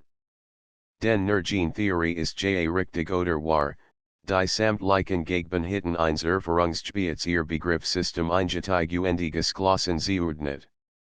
So muss und mag also erst die Nachprüfungen möglichst zahlreichen und aus möglichst verschiedenen Gebieten und Perioden geholten Kunstwerkserlebnissen erweisen, ob die dargelegten theoretischen Erörterungen sachlich inneren wissenschaftlichen Wert besitzen. Wir wollen nun im folgenden versuchen, die in den Vorstehenden Ausführungen nur summarisch gegebenen theoretischen Ableitungen durch die Analyse von Bildbeispielen zu stützen. Dies Beispiel werden nicht historisch, sondern durchaus nur psychologisch erläutert. Das heißt, es soll nicht die Geschichte Werke erzählt werden, sondern die in den Bildwerken gegebenen Formungen werden auf gene Verhaltung de Künstlers zurückbezogen, aus der heraus sie seinerzeit entstanden sind. Die Erörterungen des Texts sind deshalb von hier ab durchaus in Hand, viel mehr in sich der Beispiel zu lesen. Jedes Wort, das im Text gebracht wird, muss im Bilde erlet werden können. Denn die Wort sollen ausschließlich gene Gefunden und bezeichnen, die in den Bildformungen gebracht sind. Die Beispiele sind dabei gleichfalls völlig unhistorisch, nur nach psychologischen Gesichtspunkten ausgewählt und geordnet. Und sie sind gerade deshalb aus möglichst vielen verschiedenen Stilperioden geholt, die überhistorisch, die allgemeinzielliche Geltung der vier möglichen Arten des Kunstschaffens, der Naturalismus, der naturalistischen Permutation, der Idealismus und der Expressionismus möglichst allgemein zu erweisen. Two Beispiel. Ein Naturalismus. Naturalismus. Wir empfehlen dem Leser, sich für die vorerst folgende Gruppe von Bildbeispielen, für die naturalistischen Kunstwerke, seinen naiven Realismus nicht nehmen zu lassen. Wir wissen, dass es heute noch nicht wieder allgemein als angangig gilt, seis das wirklich vorhandensein der Objekt dieser Welt zu behaupten, Seis schon gar, deren naturalistische Copy für ein Kunstwerk zu erklären. Doch wir stehen gegenüber den zwei wesentlichen Entwürfen, die diesen beiden Behauptungen stets gemacht wurden, auf dem Standpunkt, dass erstens gene Lehre, die allerdings die Vorgänge dieser Welt für bloße Vorstellungen von uns erklärt, entweder tautologisch überflüssig oder metaphysisch unbeweisbar, in beiden Fallen aber jedenfalls durchaus völlig entbehrlich ist, wir sind zweitens der Meinung, dass der andere Entwurf, der das rein naturalistische Kunstwerk negiert, indem sen. Wesentliches Ingenen individuellen Kleinveränderungen sehen will, die personliche Handschrift de Künstlers ausmachen, am Kern de Problems, namlich in der Frage nach dem Wesen der seelischen Anstellung de Künstlers, völlig vorbeigt. Man erprobe also vorersten Hand der Beispiel, ob die im ersten Teil gegen Theorie die erst nach Vielfachen Erlebnissen von Kunstwerken, also a posteriori aufgestellt worden ist nicht nur ein in sich widerspruchsloses System darstellt, sondern auch die einzelnen Begriffskomplexe den Tatsachen der Kunsterfahrung eingeteig zuordnet.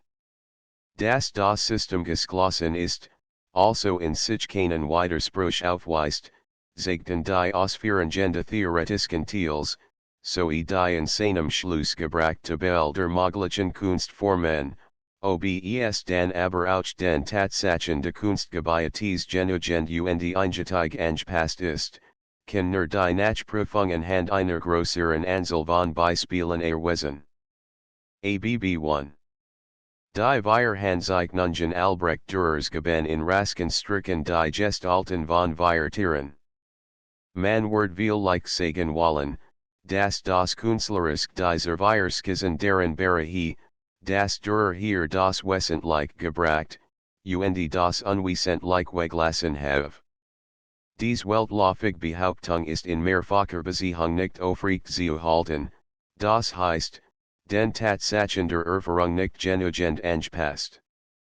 Denn einerseits werden wir gleich in der falsch naturalistisch Beispiel kennenlernen, in denen der Elbe Dürer bis auf das Kleinsein noch sichtbarer Verberelement ins Detail geht, also auch als unwesentlich bringt, dennoch ein Kunstwerk schafft, andererseits ist der Begriff de Wesentlichen deshalb in diesem allgemeinen Sinn unbrauchbar, weil auch nichts Absolutes ist, sondern sich, in durchaus relativer Weise, in seinem Bedeutungsinhalt stets danach richtet, von welchem Standpunkt aus mit welchen Zielen man ihn sach betrachtet. Für einen Tiger ist Bader Siege etwas ganz anderes wesentlich, als für das Ziegenlamm oder für ihn Fleisch, für den Viehzüchter etwas anderes als für den Wohlhandler, für den Plastiker etwas anderes als für den Dichter oder den Philosophen, für den Maler etwas anderes, nachdem sich für die Farbe oder für die Form, für den Kantor oder für die Wähler interessiert, oder nachdem, in welcher weiteren Stillphase in welchem engeren Charakterkomplexe ebenso steht. Lassen wir also alle die Pseudo-Probleme beiseite die Fragen die Gestaltungen einfach danach, ob es uns möglich ist, sie auf ihn seelisk Verhaltung ses zurückzubeziehen, aus der heraus mit Wahrscheinlichkeit entstanden sind. Denn der wirkliche Vorgang ist doch offenbar folgender. Der Künstler sieht ein Objekt kommt aufgrund dieses Erlebnisses in ein bestimmt seelisk Verhaltung ses. Aus dieser Bewusstseinslage herausgestaltet ein Kunstwerk. Der Aufnehmen sieht dann dieses Kunstwerk. Kann den Künstler, der nicht neben seinem Werke bleibt, nicht direkt fragen, aus welcher Bewusstseinslage hast du dies Bild erstellt. Doch kann etwas anderes tun, kann das Werk selbst erleben, sich durch das möglichst restlos Aufnehmen seiner Gegebenheiten in Gene Bewusstseinslage tragen lassen, die der äußeren Bildformung inner seelisk entspricht. De sich nun die Menschendiglichen Kulturkrises und nicht sehr weit auseinander liegender Zeitperioden im wesentlichen ihrer seelischen Reaktionen gleichen, wird sich im Bewusstsein der Erlebenden aufgrund der Kunstwerk gegen Hitten Gefallsverfassung herstellen, die Jener in ziemlich weitem Ausmaß ähnlich ist, ja bei einiger Übung bis zu einem sehr hohen Grad entspricht, aus der Heraus der Künstler sein Werk gestaltet hat. Hat sich nun dies Gefühlslage im Bewusstsein der Erlebenden ingestalt, so hat das Werk verstanden. Es wird sich also in allen folgenden Analysen ausschließlich darum handeln, woraus durch erlebende Bildkomplexes dessen Farblichen, Lichtlichen und inhaltlich formalen Gegenhitten Gefühlsvermittelnd in sich wirksam zu machen, also durch ihr Rückbeziehung auf die Seelenlage de Künstlers eben dies Bewusstseinsverfassung de Kunstwerkgestalters in sich herzustellen, dann zu versuchen, die Seelenlage mit entsprechenden Worten analysieren zu beschreiben. Da siegt es sich nun, das Durers Interesse bei diesen vier Tierfiguren auf ihren wirklichen Stellungs und Bewegungshabitus ingestalt war.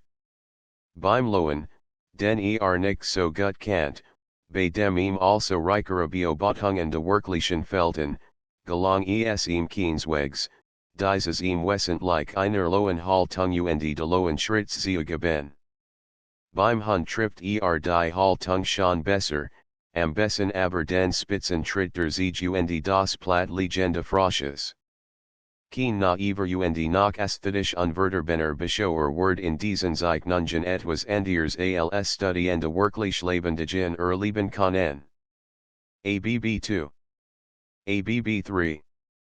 Der Tendenz nach gleich, doch Vitas intensiver in der Ernährung die Naturstillender Hirschkäfer und der Feld has das gleiche Problem. Wir werden die Behauptung wagen, das kein Mensch, und where der Referenzent Kunsthistoriker, im wesentlichen dieser beiden Naturstudien die individuelle Seele Durers erkennen könnt, wenn nicht bereits wasseint, dass die Zeichnungen von Dürer sind. Nicht das man nicht in Details, im graphologischen Dutus kleinster Linien und Kurven die Handschrift Dürers nachzuweisen vermocht. Doch eben nur in minder wesentlichen Details. Denn die Grundeinstellung de Bewusstseins, die Tendenz des Schaffens ist so klar und eingetig auf die Wiedergabeins eben jetzt objektiv Hennen gerichtet, dass eben mit dieser Einstellung fast als in den Darstellungen Naturkopie wird, und fast kein Raum mehr für personliche Veränderung dieses objektiv Hennen übrig bleibt. Man muss dabei auch noch bedenken, dass auch die Natur nicht für alle Menschen die gleich ist, sondern dass jeder Mensch in kleinen Abweichungen seine besondere Natur sieht oder hört. Definieren wir aber die Wirklichkeit als das, was der Einzelne bei immer wiederholter Erfahrung, also im Sebereich bei immer wiederholter Betrachtung auch immer wieder erfahrt und vorfindet, so kann doch wirklich kein Zweifel sein, dass dieser Hirschkäfer und dieser Feldhase für Dürer im wesentlichen des Schaffensprozesses rein Wiederholungen de Objektes, rein Naturkopien waren. ABB 2. Dürer hat dabei einen außerordentlich scharfen Blick für die Objekt und unerhört Sicherheit, dieses Henne, zuweilen bis zur fast völligen Vortäuschung de dreidimensionalen, in der Zeichnung auch wiederzugeben. Wie dieser Hirschkäfer sein Bein setzt, wie das letztend Fußglied lies tappend und tasend in den Boden legt, wie die Lichtenschatten zusammenlaufen, wie dann das Gefühl de lies komischen lebendig wird, das dies Käferbildung dagert hat, das sie, mit ungeheuren Greifsangen bewehrt, dennoch so ganz wehrlos ist. All das ist aus unmittelbarem Wirklichkeitserleben unmittelbar in die Zeichnung übertragen. ABB 3. Noch drastischer, noch unmittelbarer, noch wirklicher ist dies Pack and physiologisch Lebendigkeit beim Feldhasen erreicht. Was ein drollig Perslegem, korperlich lebendigem Sen in einem solchen jungen Tier drin ist, was das Dirk die Breit aufliegenden Hinterbein getragen, Sprungbereit Haken, das Weichwohlig Fell, die Schnuppernase mit den langen Haarbursten, die Komisch langen Arlaufeln Gefühlsvermittlung in der Wirklichkeit, beim lebendigen Urbild, Brachten, das ist diesem Abbild im Wesentlichen als Gefühlsbegleitung geblieben, und war dadurch, das die Gefühlstrigger, die Farben, Lichter und Formen möglichst so widerspannend sind, wie sich bei der Beobachtung der Natur boten. Bei diesem Bilde sich Dürer, und nicht am Hassen frühen Wallen, where wirklich Vollige Verzerrung jeds gesunden, unmittelbar lebendigen Gefühlserlebens.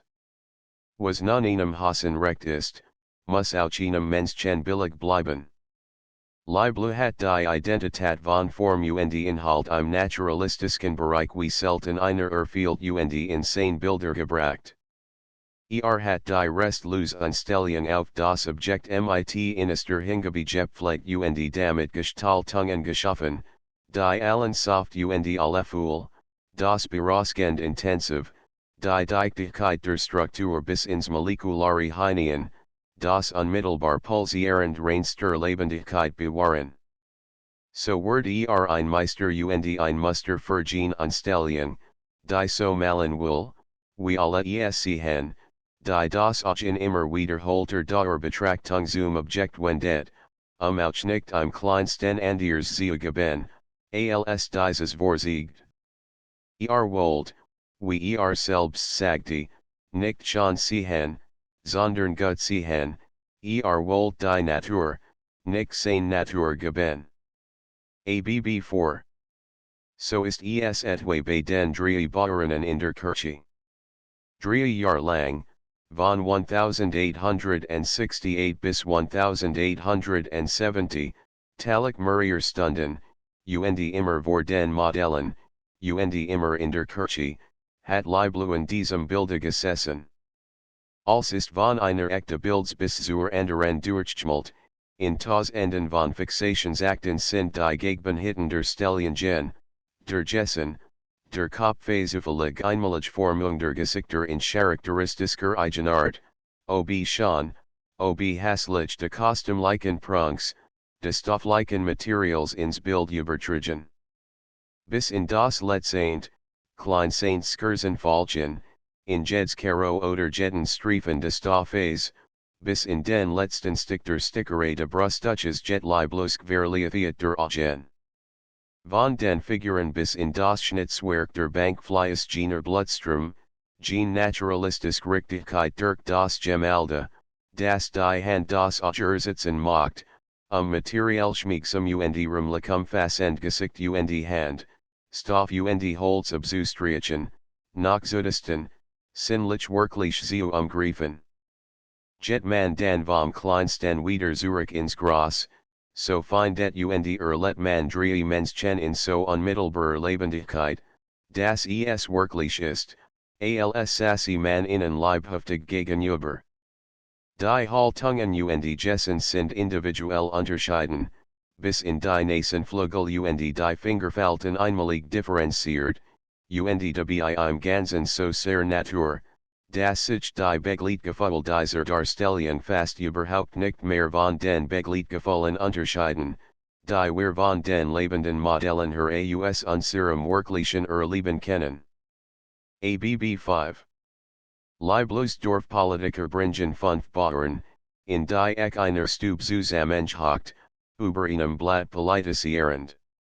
Man merkt die 5 Zelder Modell, die sich Liblu zusammengeholt hat. Doch für Liblu, den ungeistesten, aber naderne Hessen aller Maler, ist ein Modell nicht ein posierender Ersatz für die Natur, sondern Natur und Jed Stuck oder Stuckchen von ihr sind ihm das Elbe. Hat die kraftesten und gleichsam beschränktesten Agender Nachsicht. Viel kluger als der Saint dieser Bauern war selbst nicht. Aber diese Hickheitsens Bauerisken Wessens hat auf das Malen sich geworfen, für das begabt war, wie Holbein. Von der Linken oberen bis zur rechten unteren Bild Eckhold Stuck nach Stuck, Millimeter neben Millimeter vom Drossen in die Bildtafel hinein, ob Gesicht oder Schmitzrand in der Stiefelsel gilt ihm gleich. Das in naturalistischer Komik in die Verkurzung Profil de linken Flügelmanns, das Verdruckgesicht de Mittleren, der Verenstedstücket Ausdruck de Nächsten, das naive Horcher Profil de Rechten, Hand, Fingerglieder, Zipfelmützen, Stoff und Leinen, Strumpfwohl und Napfe, in immer wiederholtem Dauerskauen und Dauergeniusen let die Lebendigkeit jeglicher Materie nach Farb und Form, mit dem Pinsel das Objekt so lang verfalgend und umschmiechelnd, bis die Leibhaftig. Naturgefunden halt. Ein naturalistisches Kunstwerk ist dann gut, ist dann schon, wenn es die blutwalsaftige Lebendigkeit der Natur möglichst nahe erreicht. Die Natur ist unser äußerster Maßstab der Dichtigkeit und Fülle jeglicher Materie und jeglicher sachlichen Konstellation.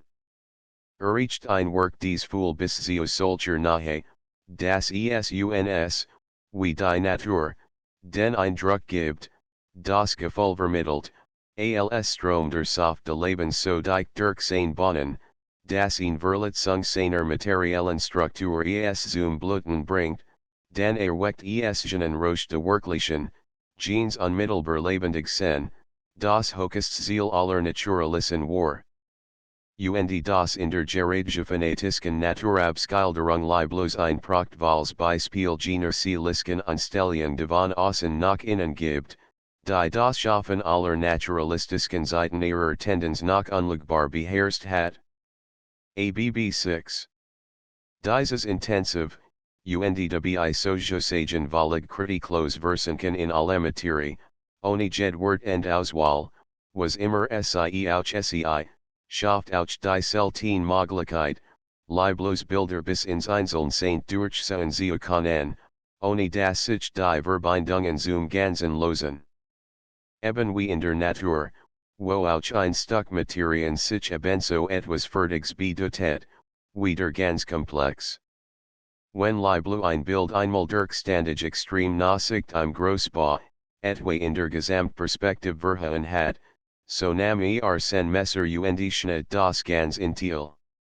Die Wildskutzen, in denen wir Jahr lang, von 1882 bis 1886, gesessen hat, und die bei intensivstem Kleinbau im gesamten Räumlich misslungen waren, zerschnitt so zu einzelnen Fragmenten.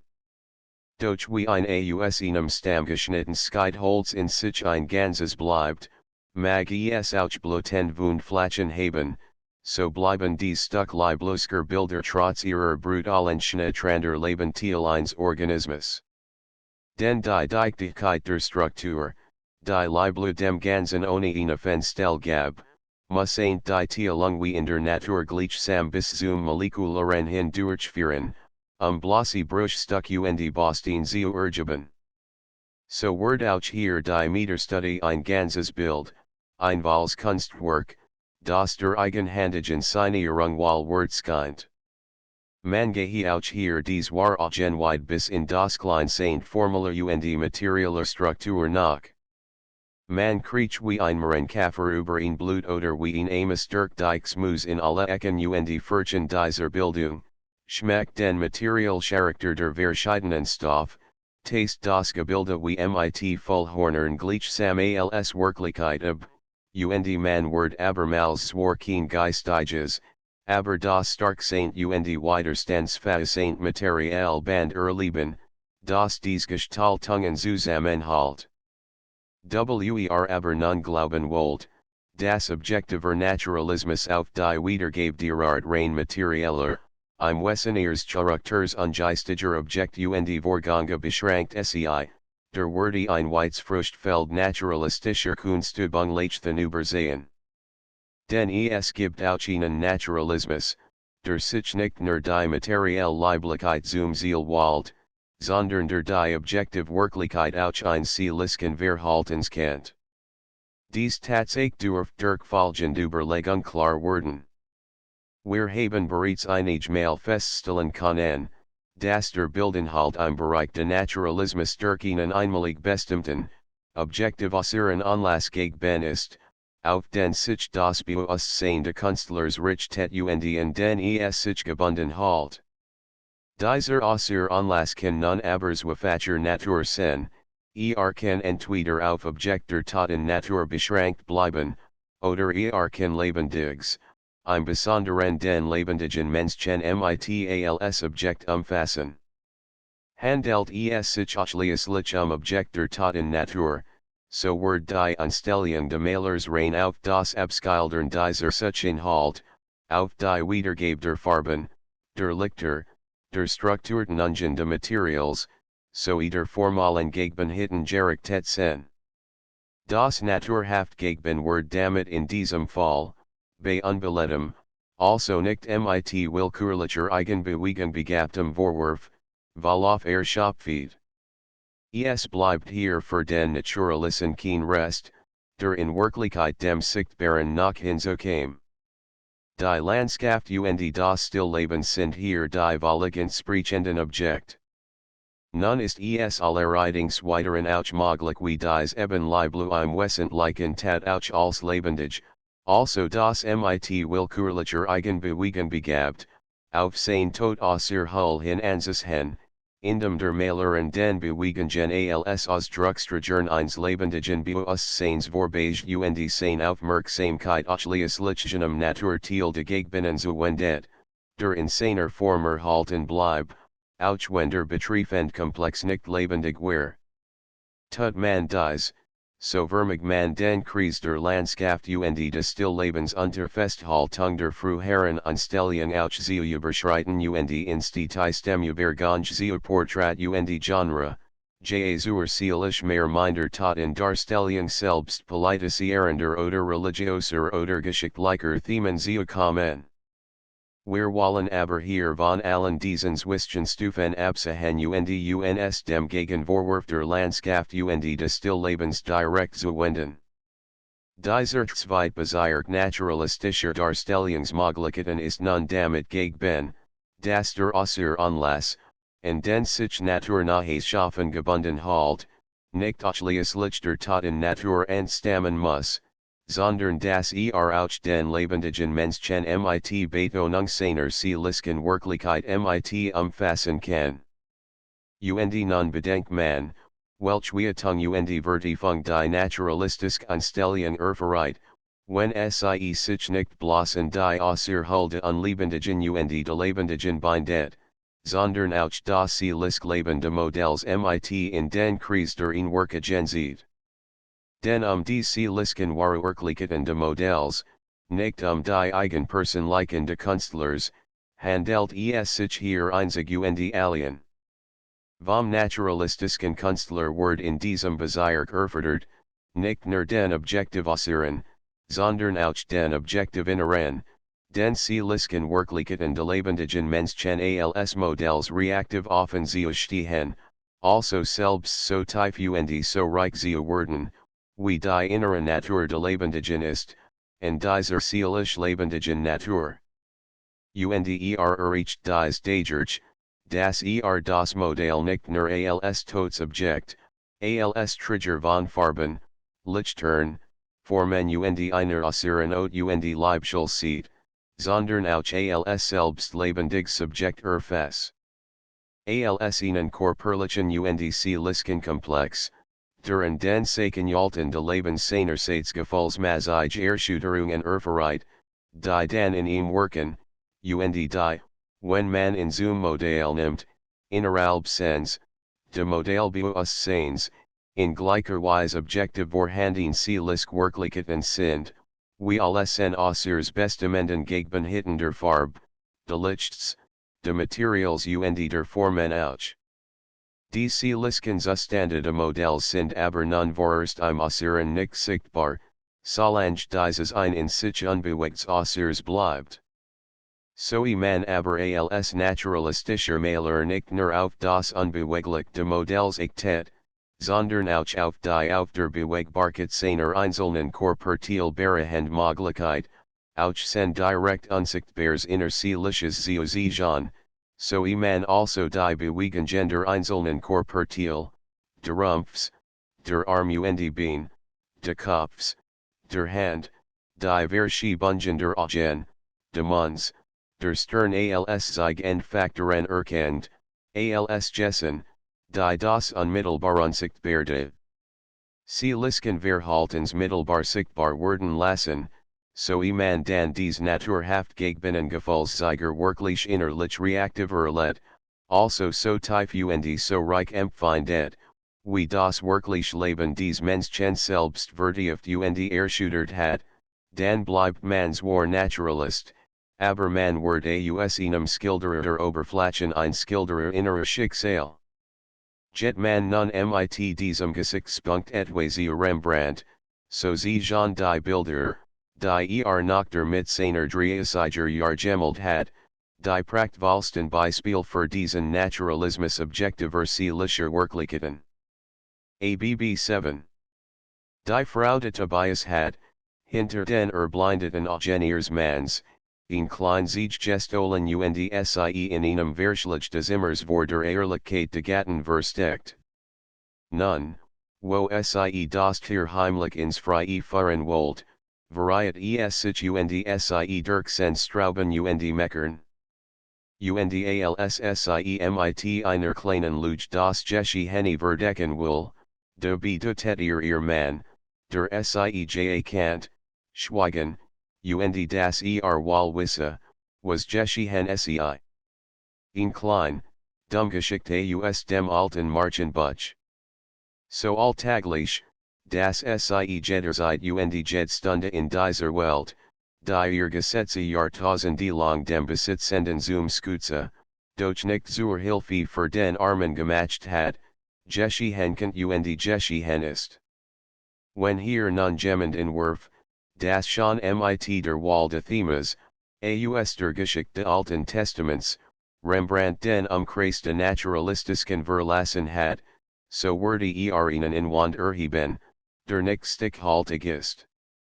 Denn wenn Rembrandt das Bild auch die Frau de Tobias mit der Siege nennt, hat diesen Tobias und seine Frau wirklich gesehen.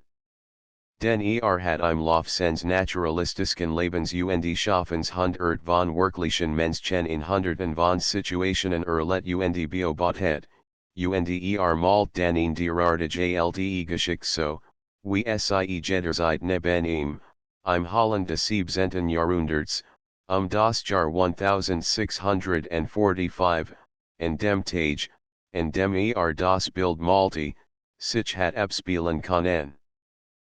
Setzt die beiden alten Leute in ein kleines holländisches Zimmer.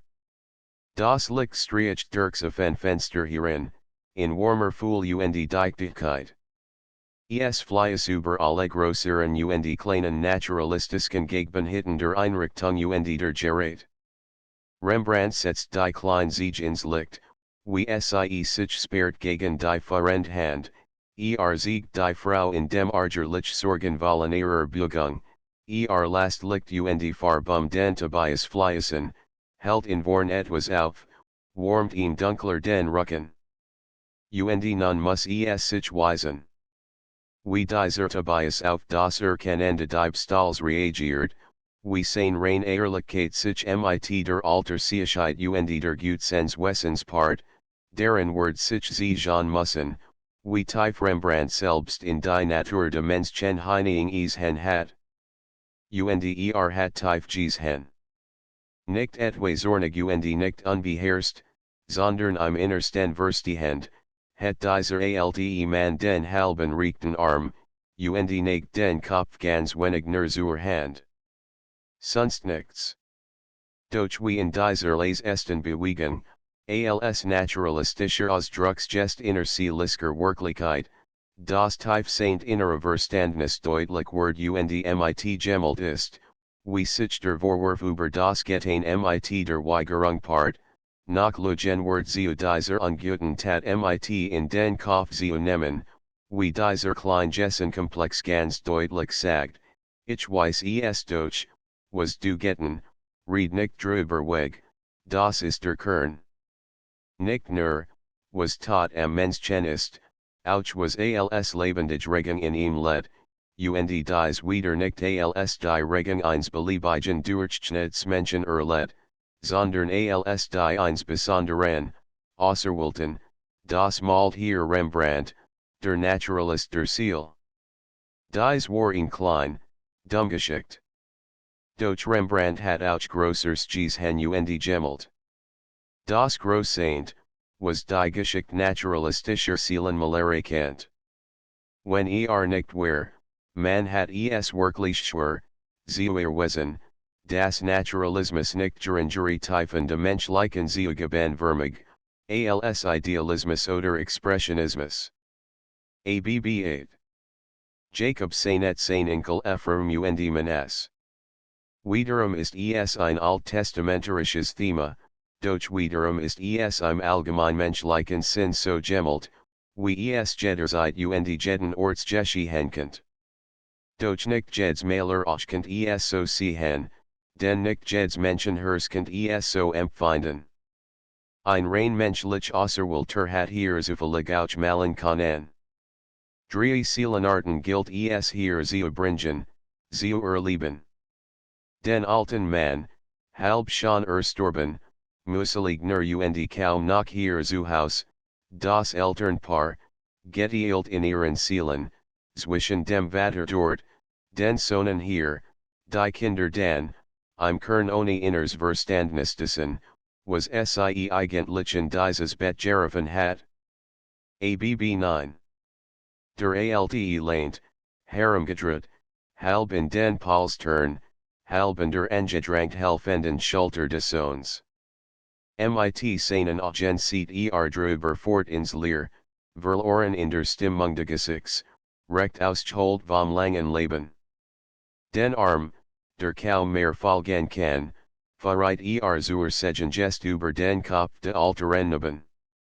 Dies beiden Neben dann, ohne jed falschen Sentimentalität, in ihrer Seelenwirklichkeit gesehen, geben sich als die Kinder, die sie sind.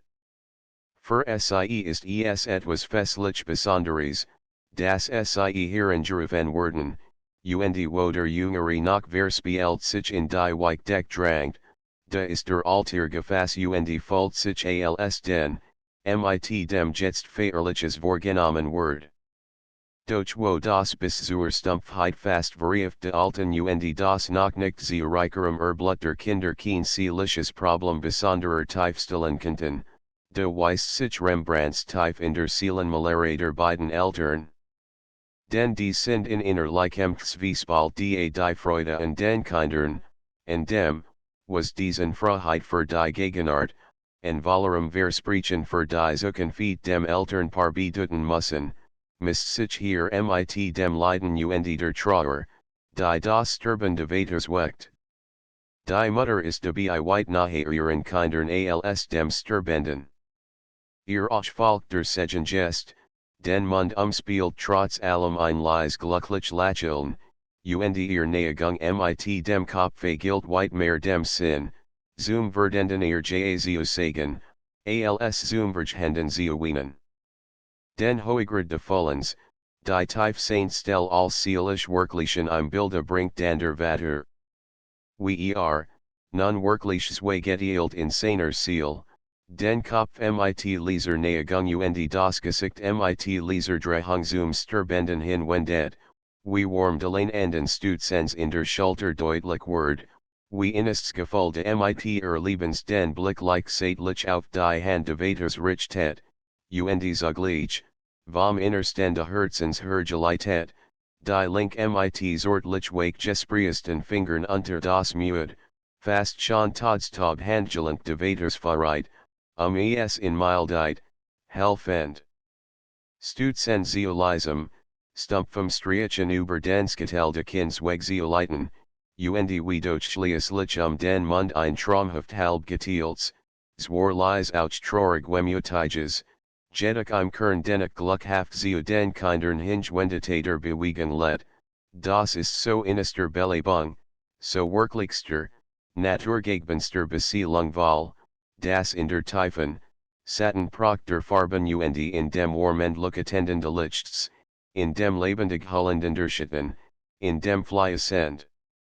Kozenden de Pinselstriches wal als Ambiente, als was den Kern Harem in Rembrandts Augenstrahlen macht, Gebrak sen mag, doch das Wesentliche seiner Ziel, das erste Bilds let Ingenen Jessen, die Rembrandt in der Natur als Zeiger tiefer Innerlichkeit gesehen hat, weil selbst ein tiefer, selbst ein seltener in seinen eigenen Inneren Antworten auf sen Aussers Schicksal war.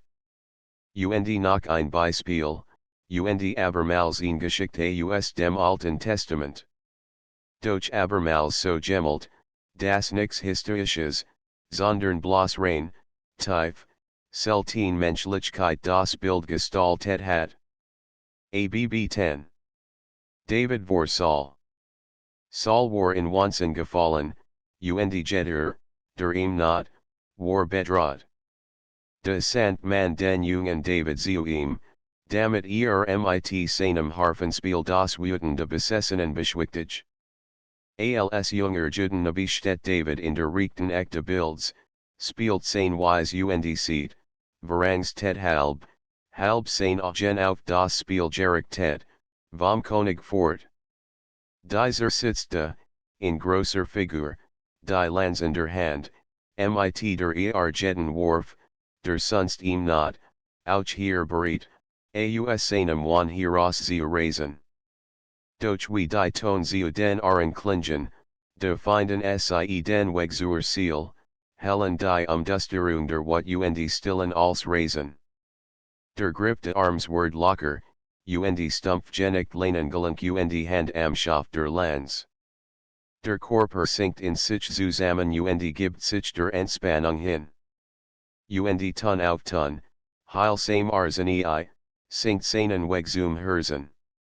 De losen sich verkrampft Spannungen der Ziel immer mehr, und aus den und weit gespannten Leitern rennen die Tränen.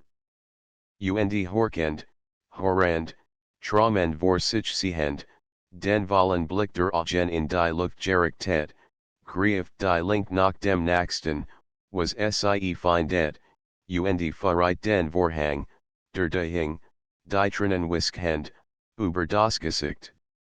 So mit dem wenigsten der Gest, so breit und schlicht, so ganz vom Innerstande Schmerzes aus nerwem als Riefem, innerlichem Menschen schmerzlosendes Gemelen nahe trat, ner wer in Wirklichkeit de Lebens die Tiefkel altgeweinter Trinnen erfahren hat, die von den Trinnen kleiner Kinder oder junger Menschen so lebensweit entfernt sind, ner der kann hier dem Weg Rembrandts auch wirklich nahe sein. Denn so wie die Natur, in ihren seltensten und tiefsten Bezirken, das Maß der naturalistischen Künstlers ist, so ist sie gleicherzeit auch das Maß dessen, der derartig naturalistisch Bilder nachherleben, sich innerlich zu eigen machen will. Nach ein Rembrandt aus seinen Riefen Jahren gebe das letzte Beispiel dieses ersten, de naturalistischen Bezirks.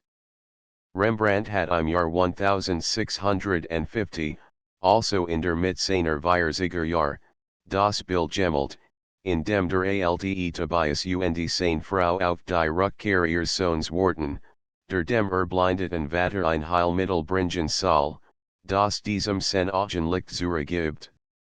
In durchaus objektiv naturalistischer Einstellung ist das Bild gemalt. ABB 11. Rembrandt malt den Tobias in seiner Stube, so wie dort saß, so wie heute noch dort sitzen könnt. Das Zimmer ist ein bürgerlich holländischer Raum, das Licht fällt durch das hohe Fenster in die wakefulende Luft, die Frau sitzt am Rocken und spinnt. Sie spinnt mit den Zwagesten ihrer Arbeit, und das warmend Licht mag noch so wake und hollend fluten, wald seinen Weg und sen verwellen nicht anders, als die Sonnen so manchem stillen Tage tut. So sehen die Baume durch das Fenster, so liegt das Tuch darunter auf dem Tisch, so hängt das Vogelbauer oben, so bot sich das Gewander Spinneren im Sitzen, und so verschwimmen in den Ecken und in den Wanden im halben Dunkel aller Gerät, die auch das wirklich blickend auch nicht ins Fixierte und zu nehmen braucht. Der Kleinwasserkessel steht auf dem Drehfuss in der Flamme des Kamins, und den der Alte Tobias seinen Polsterstuhl gericht hat, Sensons Rückkehr zu erhören. Tuts in jener Weise, in der auch jeder andere Alte Mann, in der auch heut noch ein Gries, in der wir alle, wenn wir alter wären, des Schicksals Herren könnten. Der Rein war wirklichen, nicht eins Marchenskicksels. Der Rein war wirklichen einer Nachricht oder Botschaft, auf deren Kommen oder deren Inhalt uns keiner Leiden wirken möglich ist. In passiv ruhender Bereitschaft. Und hier nun setzt die Seelen malere de Naturalisten Rembrandt ein. Den wieder Menschen gar so viel sind, und jeder een ander Ziel hat, word jeder anders worden, de gibt es Madchen, wie Baker bei, die im Animalisk Satin ihres Leibs worden, de gibt es Konige, wie bei Menzel, die im Exuchtig Betonten ihres Herrentums worden, de gibt es Bauern, wie bei Leiblo, die im Briten Starren ihrer Stumpfheit worden, und de gibt es wall auch hin und wieder einen alten, weisen Mann wie Rembrandt einer war, der in der still innere Resignation, mit Leser. Hoffnung trüber Gegenart, im Voraus schon verzeihend, wenn Felgeschlagenismus seinen Sohn mit bitter leeren Handen wiederbringen sollt, des Sohns Wortet. Legt die Hand vorn im Schoss zusammen, und neigt den Kopf. Sonst nichts. Doch dieses Nation, leicht vorn hingebeugd, die still, kaum bewegt senken und die Brust und etwas, ganz ein wenig nur, zur linken Schulter, dies in sich nehmen allen Haar enden Gefühls, es fast verbergen und kaum sichtbar machen, gerade dies so wenig der Ausdrucksgest sie zurück aufs Innerseint Gefühl. Auf die wahre Wirklichkeiten innersten Gefühls. Wer auch Rembrandt immer nur und immer wieder bloß als den Maler der Otter Welt, de Lichts und der Farben nimmt und Wortet, der Jetten sens Wessens innerstem vorbei, und dem Unerort der Griefenden der schlichten Ausdrucksgessen des Wohnlichen Seelisken Lebens, die malt. Jener bei ihm sieht dem rief und bewusst worden, also etwa von seinem 35. Lebensjahren, sich nicht mehr selbst zu barocker Großbewegung aufzwang bis zum äußersten intimisierten Gessen leisester Beweglichkeit, die mit einer rief sondersgleichen und mit einer Weichheit, die nur der mit Leben Saint und mit Leiden Saint Bruder seiner Brüder erreichen kann, die starksten seelisken Erschütterungen und Erhebungen, Verzweiflungen und Trostungen in das Minimal Saint äußerer Bewegung. Fassen. Dies dann, zum Ursprungsort zurückgelesen, auf das Jugendgefühl zurückgedutet, fahren eben auf Jeans naturalistisch gemalt wirklich Bewusstsein eins zu tiefst ergriffenen Menschen. Zum Schluss dieses Kapitels mag angesichts der Wichtigkeit dieser Feststellungen nochmals kurz zusammenfassen werden, was die Beispiel naturalistischer Malere bei Richtiger Anpassung der Gedanken und die Tatsachen für die Theorie de Naturalismus ergeben haben.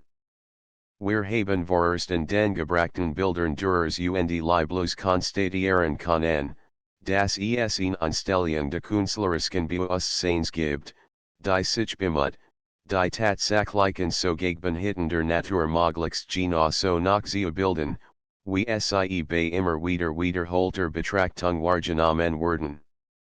So unweigerlich uns dies Tatsache auch aus den gebrachten Bildbeispielen hervorzuheben, so sei dennoch der wesentlich und einzig ernst zu nehmenden Wand, der gegen dies Behauptung erhoben zu werden pflegt, kurz erwähnt und besprochen.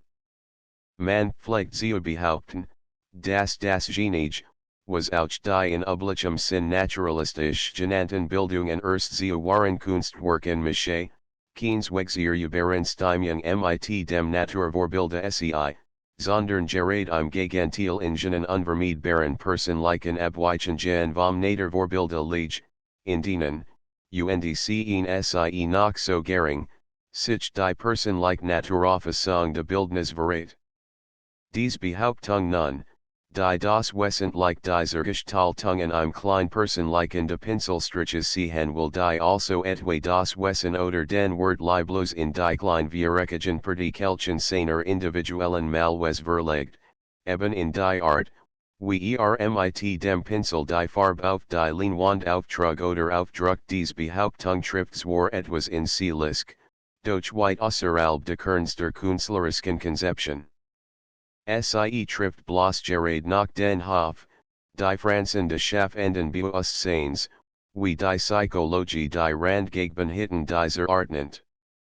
Es ist, wie wenn mans en Menschen gleicherweise konstatieren ließ, das von zwei vor innen liegenden Stabender in Doppelt so lang ist, als der Ender, sie hierauf dies Tatsache mit dens Elben Werten niederschreiben hieß, dann aus diesen gleichen Werten nicht die Gleichheit der Beobachtungen zu entnehmen, sondern aus den graphologischen Unterschieden der Buchstaben, aus der kleinen individuell abweichenden Führung der die Buchstaben bildenden Linien und zugen Verschiedenheit der Beobachtenden sie Lisken Grundstellung der Versuchspersonen zu konstruieren.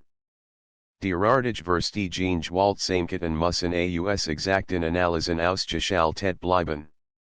Es muss also in gleicher Weise festgehalten werden, dass das Wesentliche der objektiv naturalistischen Anstellung, der Tendenz des Schaffens, der nicht bereit wird, das nicht nur die Bilder verschiedener naturalistischer Perioden äußerlich verschieden aussehen, sondern das auch die Bilder, die zen gleichzeitig lebend naturalistisch orientiert Künstler vor demselben Modell gleichzeitig malten, alle untereinander personliche Differenzen aufweisen werden. Die Diskussion über das Wesentliche muss in diesen kleinen Unterschieden vorbeigehen, so sehr es dann auch jedem künstlerisch Interessierten unbenommen bleibt, sich auch am graphologischen Dutus des Ches oder der Pinselführung fein Saint entzukagen und individuell tonangende allgemeinen Erlebnisses zu holen. Beziehen sich dies Feststellungen vorerst auf die objektiv naturalistisch wiedergebte unmittelbar äußerlich sichtbaren, so gelten sie andererseits in gleicher Weise auch für die naturalistisch Seelenmalere.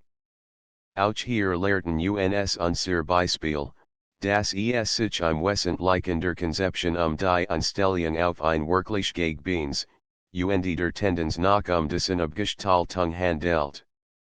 Denn wenn ihn so und tatsächlich vorhanden außer Gegenheit, wie etwa die Blindheit eines alten Manns, mit der tatsächlich vorhandenen Gegenheit vernupfit erscheint, dass ihm ein Heilmittel für sein Augen gebracht werden soll, so ist die in diesen äußeren Komplex angeschlossen und auf sie hin erfolgen sie Lisk Gesamthaltung dessen, der dieses Schicksal erfreut, in nicht geringerem Grad etwas naturalistisch Wirkliches, als die Verursachen äußeren Anlass auch. Es ist eben die Wirklichkeit der inneren Natur des Menschen, die der Wirklichkeit der sie erzugenden äußeren Natur der Dinge und Vorgänge als liches Korrelat durchaus entspricht. Von der seelischen Veranlagung nun, der dieses Schicksal erleidet, von der seelischen Veranlagung des Modells also, nicht des Malers, wird es abhängen, wie das Bewusstsein auf sein Schicksal reagiert, ob es in Stumpfheit und Bledem bleiben verweilt, ob es in tierhafter Reisrei das Unzwingbars wingen will, ob es in kindhaftem Spielen die Zeit vertrödelt, oder ob es schließlich in stiller Resignation und sordinierter Hoffnung in tiefter Seele verrat, die unter den Menschen selten ist. Den nun wieder alle derartigen Verhaltungsweisen möglich und wirklich sind, de man in der wirklichen Natur auch des seelischen Lebensgener Menschen, die dem naturalistischen Seelenmaler als Modell dienen, alle Erdentbaren Stufen von frivoler Oberflächlichkeit bis zu innerster Tiefeinheit, Word sich, letzten Endes, die Seelische Qualität der naturalistischen Künstlers darin offenbaren, welche Beispiele wirklich aussieht. So reich und so tief Welt und ihr Seelisken Wirklichkeiten sind, so reich und so tief kann der naturalistische Künstler sein. Muss nur die Reaktionsfähigkeit, die rein menschlich Bewusstseinsweit für die Fülle aller innerseelisken Wirklichkeiten besitzen. Ich ist nicht das Maß der Welt, wie beim Naderfernen Künstler, sondern die Welt ist das Maß, in dem gemessen Word. So bleibt denn ebenso das Gewöhnlichst banal, wie das selten Saint Bewusstsein eines Menschen, der Modell einer Darstellung Word, sofern es in seiner Art ein Lebensfähiges, en einen bestimmten und einmaligen äußeren Anlass genügt und ohne jedveranderen Lebensmögliches Bewusstsein ist, objektive Wirklichkeit. Es gehört als innere Natur in gleicher Weise zu diesem Wirklichen, wie die äußere Natur. Und ist es vorerst und in sich auch unerkennbar, so wird es eben nach seiner Art und Qualität ingessen, in tausendfach verschiedenen, aber immer doch wirklichen und lebendigen Gessen aus unsichtbarer innerer Natur zu sichtbarer äußerer Natur, als die es dann auch erkennbar und darstellbar ist. De aber weiteren innerhalb dieser Erkennbarkeit etwas zwischen dem innerlichststupiden glotzender lebenslanger Staunten Bauern bei Leiblu, und dem innerlichst Liebewollen, hoffend resignierten Sinnende alten Tobias bei Rembrandt wall in der Art de Gefühls, nicht aber in seiner seelisken Zugehörigkeit, in seiner psychischen Qualität ein Unterschied besteht, deshalb sind ebenso Leiblu wie Rembrandt beide Naturalisten. Esse denn, man würde tatsächlich und ernsthaft meist nur, den Naturalismus schlecht zu machen als seeliske aus ihm ausgeschaltet wissen wollen, indem man das in einen spezifisch einmaligen äußeren Anlass genügt menschlich Bewusstsein zu einem unwirklichen erklärt, womit die innerseint Naturen sich zur nicht Natur geworden was wiederum nicht absurder klang, als so manch andere Behauptung der weltläufigen Ästhetik auch. Be naturfern. Ist der Bezirk der Natur durch die naturalistischen oder realistischen künstlerischen Gestaltungen durchaus erschöpft, so tielt sich, wie wir gesehen haben, der naturfern Bezirk in drei wesentliche unterscheidbare Teilgebiete, in das der naturalistischen Permutation, in das de Idealismus und in das de Expressionismus. 1. Naturalistische Permutation. Naturalistisch permutiert nannten wir gene künstlerischen Gebilde, dies war in ihren Einzelheiten die Naderhaftformung waren, aber in der Zusammenstellung dieser T Komplexe zu bilden, seis der einzelnen Figuren, seis des Zusammenhangs der Handlung, von den erfahrenen Nadergebenheiten abweichen. ABB 12. Bereits das erste Bild mag uns dabei ein Beispiel dafür sein, dass die theoretisch in exakter Weise voneinander trennbaren künstlerischen Gestaltungsweisen in der Praxis der Kunstübung mit vielfachen Zwischenstufen ineinander übergehen. So siegt das Gefilde der Seligen von Arnold Böcklin, besonders in der weiblichen Hauptfigur und in den Hintergrunddarstellungen der lagernden und der Regionslingenden Frauen, deutlich idealisieren Tendenzen. Doch abermals müssen wir darauf hinweisen, dass es sich bei der Aufstellung eines theoretischen Begriffssystems immer nur die Fesselung der Prinzipien handeln kann, zwischen deren ausgesprochensten Typen dan dem wirklichen Dossier das weit este Feld freier Variation gewahrt bleibt. Dabei darf man aber nicht etwa glauben, dass damit das Aufstellen von Systemen oder Theorien ein überflüssig wird. Sondern es ist hier, im Bewusstseinswissenschaftlichen Bereich, bloß ebenso, wie in jedem anderen, etwa auch im Naturwissenschaftlichen Bezirk. Auch in diesem gelten die Gesetze in exakter Weise nur für die rein begrifflichen Konstruktionen der wirklichen Ablauf, Niemals für dies selbst, denn auch hier stimmt kein Gesetz mehr, so man in die Fulder Nadergebinnenverwicklungen eintritt. So aber, wie es etwa im Bereich de Optis Chenzumsweg einer orientierenden Ordnung und Word hat, zu sagen, dass das Sonnenspektrum aus den Farben Rot, Gelb, Grün, Blau und Violet bestehe, trotzdem diesen Farben als reinen Farben der Geringstbezirk des Spektrums gewahrt ist, waren die Übergangs- und Zwischenfarben ihnen wie das breiteren Rhombestrichen, ebenso hat es innerhalb de Bewusstseinswissenschaft lichen Bezirks und Word, theoretisch Grenzesscheiden. Aufzurichten, über die Hinweg dan die lebendige Wirklichkeit die Fülle ihrer Variationen und Kombinationen strömen lässt.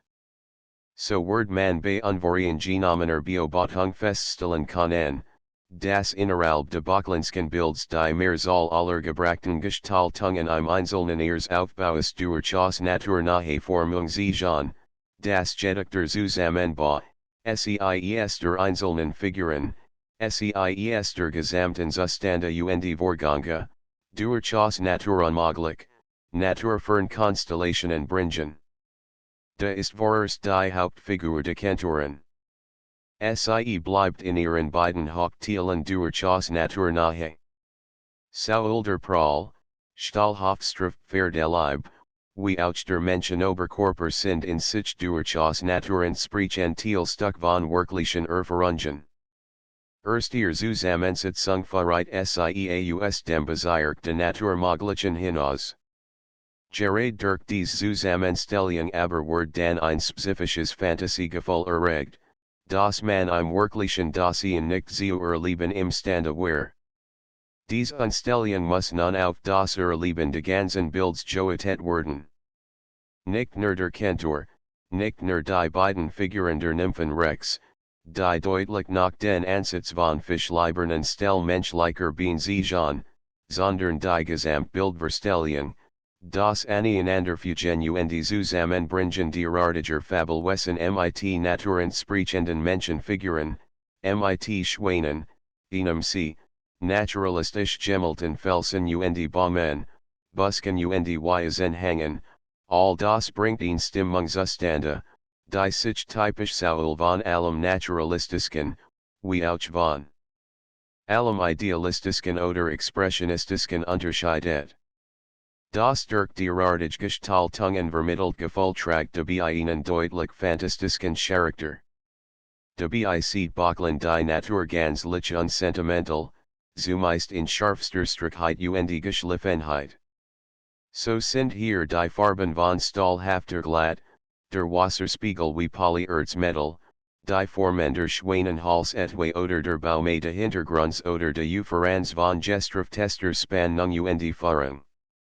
Fast luftlos, bis in die Fern klar bestimmt umrissen, vermitteln seine Bilder auf dies Art häufig das Hallend Hart, das Arcatis in Dun, rein Atmosphäre hat Gefühl fantastisch Herbertraum.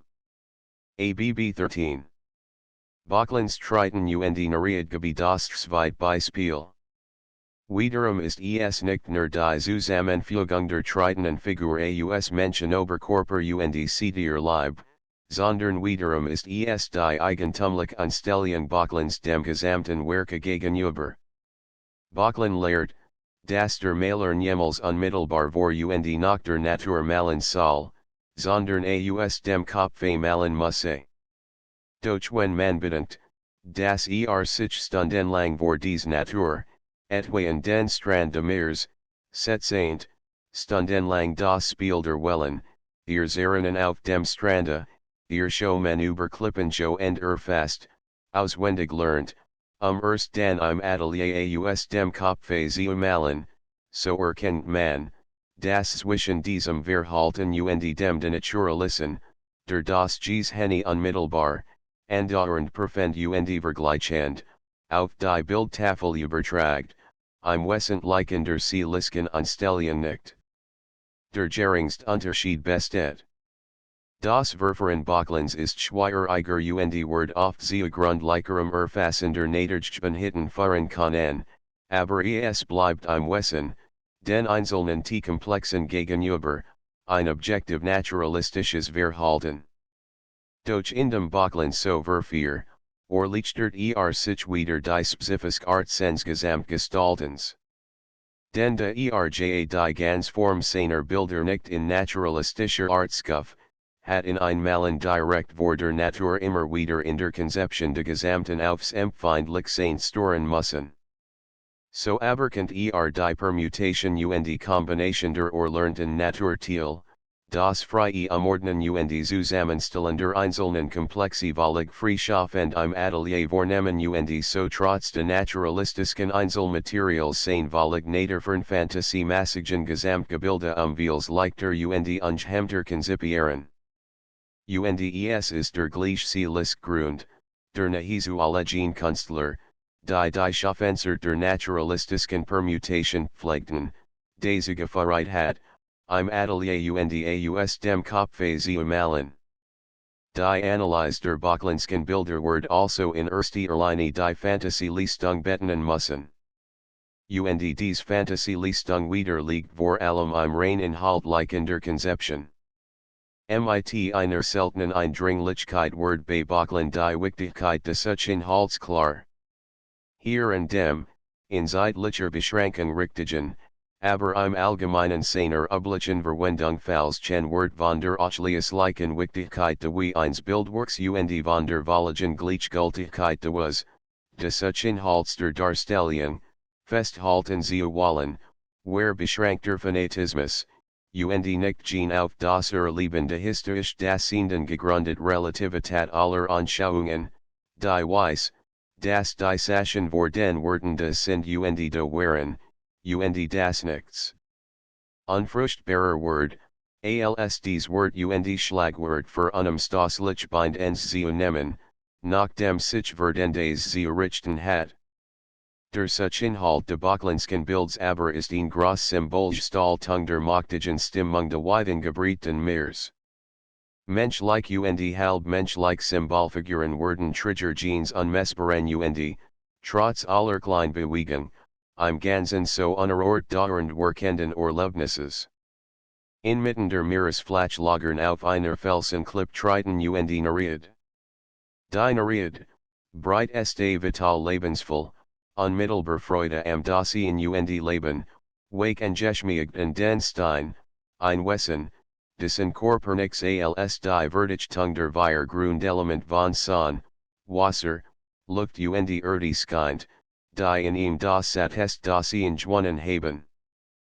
Sie gibt im äußerlich formalen ihrer horizontalen Bahn, wie im innerlichen sonnenden ihrer seelisken den Kontrast zur bewegteren Skifte Inhaltung und Seelenstimmung fast schmerzvoll aufgedrängten Tritenen. In Gegenbewegung, sie von links nach rechts, von rechts nach links gewendet, verklammert sich das Gefühl in der Mitte Bilds zu breedem Schluss. Und wie sie spielen die mein Handvoll Wasser ins Gesicht werfen will, in seiner Hingebunheit zu wecken, wird jetzt per von Sentimentalität, Auchner vom Fernstenher, vermitten. Als waroft innerlich Personification, kein äußerliches, sondern innerseelisches Symbol für dies Großentweit aller Einsamkeiten drängt sich dies Halbwesen vom Felsen auf, biegt seinen Leib, dreht seinen Kopf der Fernstendung de Horizons zu und schwimmt mit Mund und Augen in die Fern. Fantastik ist das Wort, das man für derlei Konzeptionen meist gebraucht. Und sen Bedeutungsinhaltskeidet sich eben von reinen Fantasiegebilden definitorisch dagerchub, das man mit diesem Wort die Gefühlsbegleitung generskofungen bezeichnet, die mit den Bastinen de naturalistischen Gebilde völlig naturferner Art erstellen. ABB 14. So ist es auch bei der Pest. Naturalistisch bermudiert Gestaltungen begegnen Erfahrungsgemäß beim Publikum kaum irgendwelchen Widerstanden oder Schwierigkeiten de Verständnisses, also de Gefühlsmäßigen Nachherlebens, so starker Pflegen sie von den zünftigen Ästhetikern angegriffen zu werden. So hat dies zünftige Ästhetik auch Bachlen Schwers unrecht angetan. Die Kraft seiner Visionen aber, die Restlose und fast niemals dienstbar Symbolisierung allgemeiner Themen und Vorgänge die meisten seiner Werke weit über jenes Niveau de literarischen Geschichten Malens hinaus, auf das man in einem Zeitalter de Impressionismus erniedrigen wollt. So gibt auch hier wieder die stark der inhaltlichen Erfindung und der formalen Komposition dem Bilde unmittelbar Einschlagskraft. Durch die Stilvertieft, Schmalstrasse eines kleinen italienischen Stadtchens rast die Fabelfigur de Pestdrachen. Was sie auf ihrem Flug mit den Briten Fledermausflügeln anwet, wenn der Adamirs Schmalenschattels, halb Schlangenkopf, halb Vogelschnabel, trifft, der sinkt Zeutod. Einmalig und unabgebraucht in der Erfindung und in der Gessenführung, herb und ohne Dienstbarkeit in der Wendung de Corpus, in der Haltung der Arm und der Bein sitzt die Figur auf dem Rücken des Tiers, beherrscht das Zentrum der Konzeption. Und überall wieder kann man erleben, wie Böcklin zum Innersten seiner Vision so gefunden hat, dass naturalistisch Verungen zu fantastisch willkürlichen Kombinationen zusammenfügte und hat. ABB 15. Der Tod auf den Schienen von Max Klinger gebe ein Beispiel, wie derartige naturalistische Permutationen zu Naturferner Fantastik de Gesamtgebildes und de Gesamtgefühls führen können, auch wenn samtliche einzelnen Suchinhalt de Bilds naturnahe bleiben. Dies tritt dann ein, wenn die innere Zusammenstellung, die sachliche Beziehung, in die Inhalt gebracht werden, der Naturwirklichkeit nicht entspricht. So ist hier in diesem Blatt nicht nur kein Stil, sondern auch keine Figur oder ganz Form zu finden, die nicht durchaus naturalistisch empfunden und belassen wäre. Indem aber in dem alten Thema de Toten Tanzes die modern Tatsache von Eisenbahn Glucken, der Kiem der Konzeption, so durchgebildet Word, das sich der Tod als naturalistisch ist, gleichwohl aber lebendiges Gerip über die naturalistischen Gilles legt, geraten einer Kurve der Bahn, die hart in einem Gebirgsabsturs hinläuft, Word erreicht, das sich abermals wie im kleineren gebildete Kantoren naturalistisch Teilstück zu einem Ganzerlebnis verbinden, das durch seine Unwirklichkeit. Bei und trotz allen Detailwirklichkeiten den starksten Grad der Fantastik erhalt. Auch hier also ist es wieder der sachlichen Halt, das was de Bilds, das in erster Linie die Eindruckskraft begründet. Und auch hier wieder darf man in dieser sachlichen Erfindung de Künstlers nicht etwa vorbeigen. So wie Farben und so wie allgemeine Formen unmittelbar in einer rein gefühlsmäßigen künstlerischen Konzeption geboren werden können, so können auch sachlichen Halt unmittelbar Trigger einer rein künstlerischen Stimmung werden.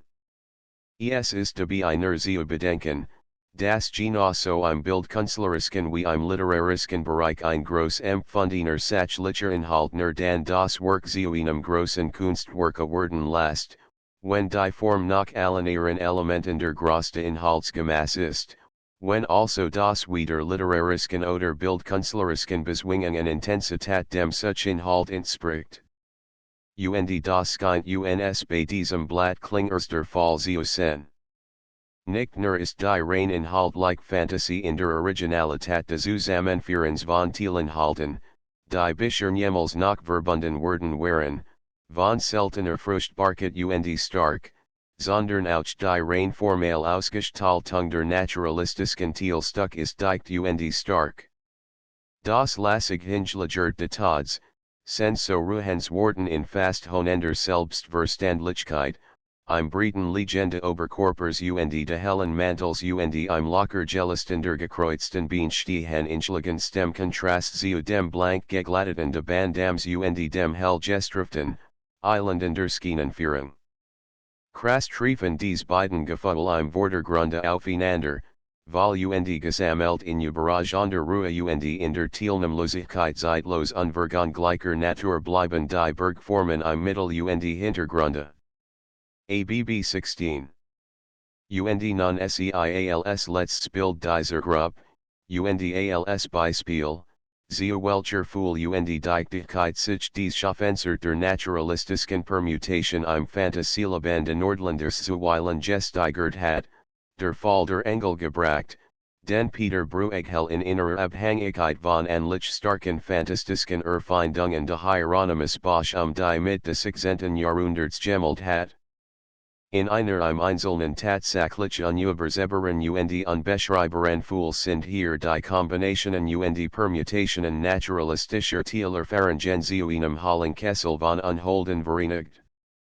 Der Krumme und der Lahm, der Napfgießer und der Davri Alt, Fisch und Krut, Mensch und Sach, Schmetterling und Fledermaus, Blasbalg und Blutenblatt, Ritterhelm und Kruppelwiesen, Rubenform und Menschenarm, in unbeschreiblichem, nur unmittelbar or leberem Chaos, in immer wieder neue Permutationen gebarendem Roch der Fantasie werden naturalistischer Beobachtungen zu den unmöglich fantastischsten Konglomeraten zusammengeschlossen, ineinander gesqueis, verbunden, verflochten, verzent, verkast, durcheinander getrieben. So verreit die naturalistische Permutation zu Gesamtgebilden, die in den unwirklichsten Gebieten menschlicher Fantasietät hausen, und die dennoch von ihren naturalistischen Kleinbildungen aus in fantastisch unmittelbar Lebendigkeit bewahren. To Idealismus.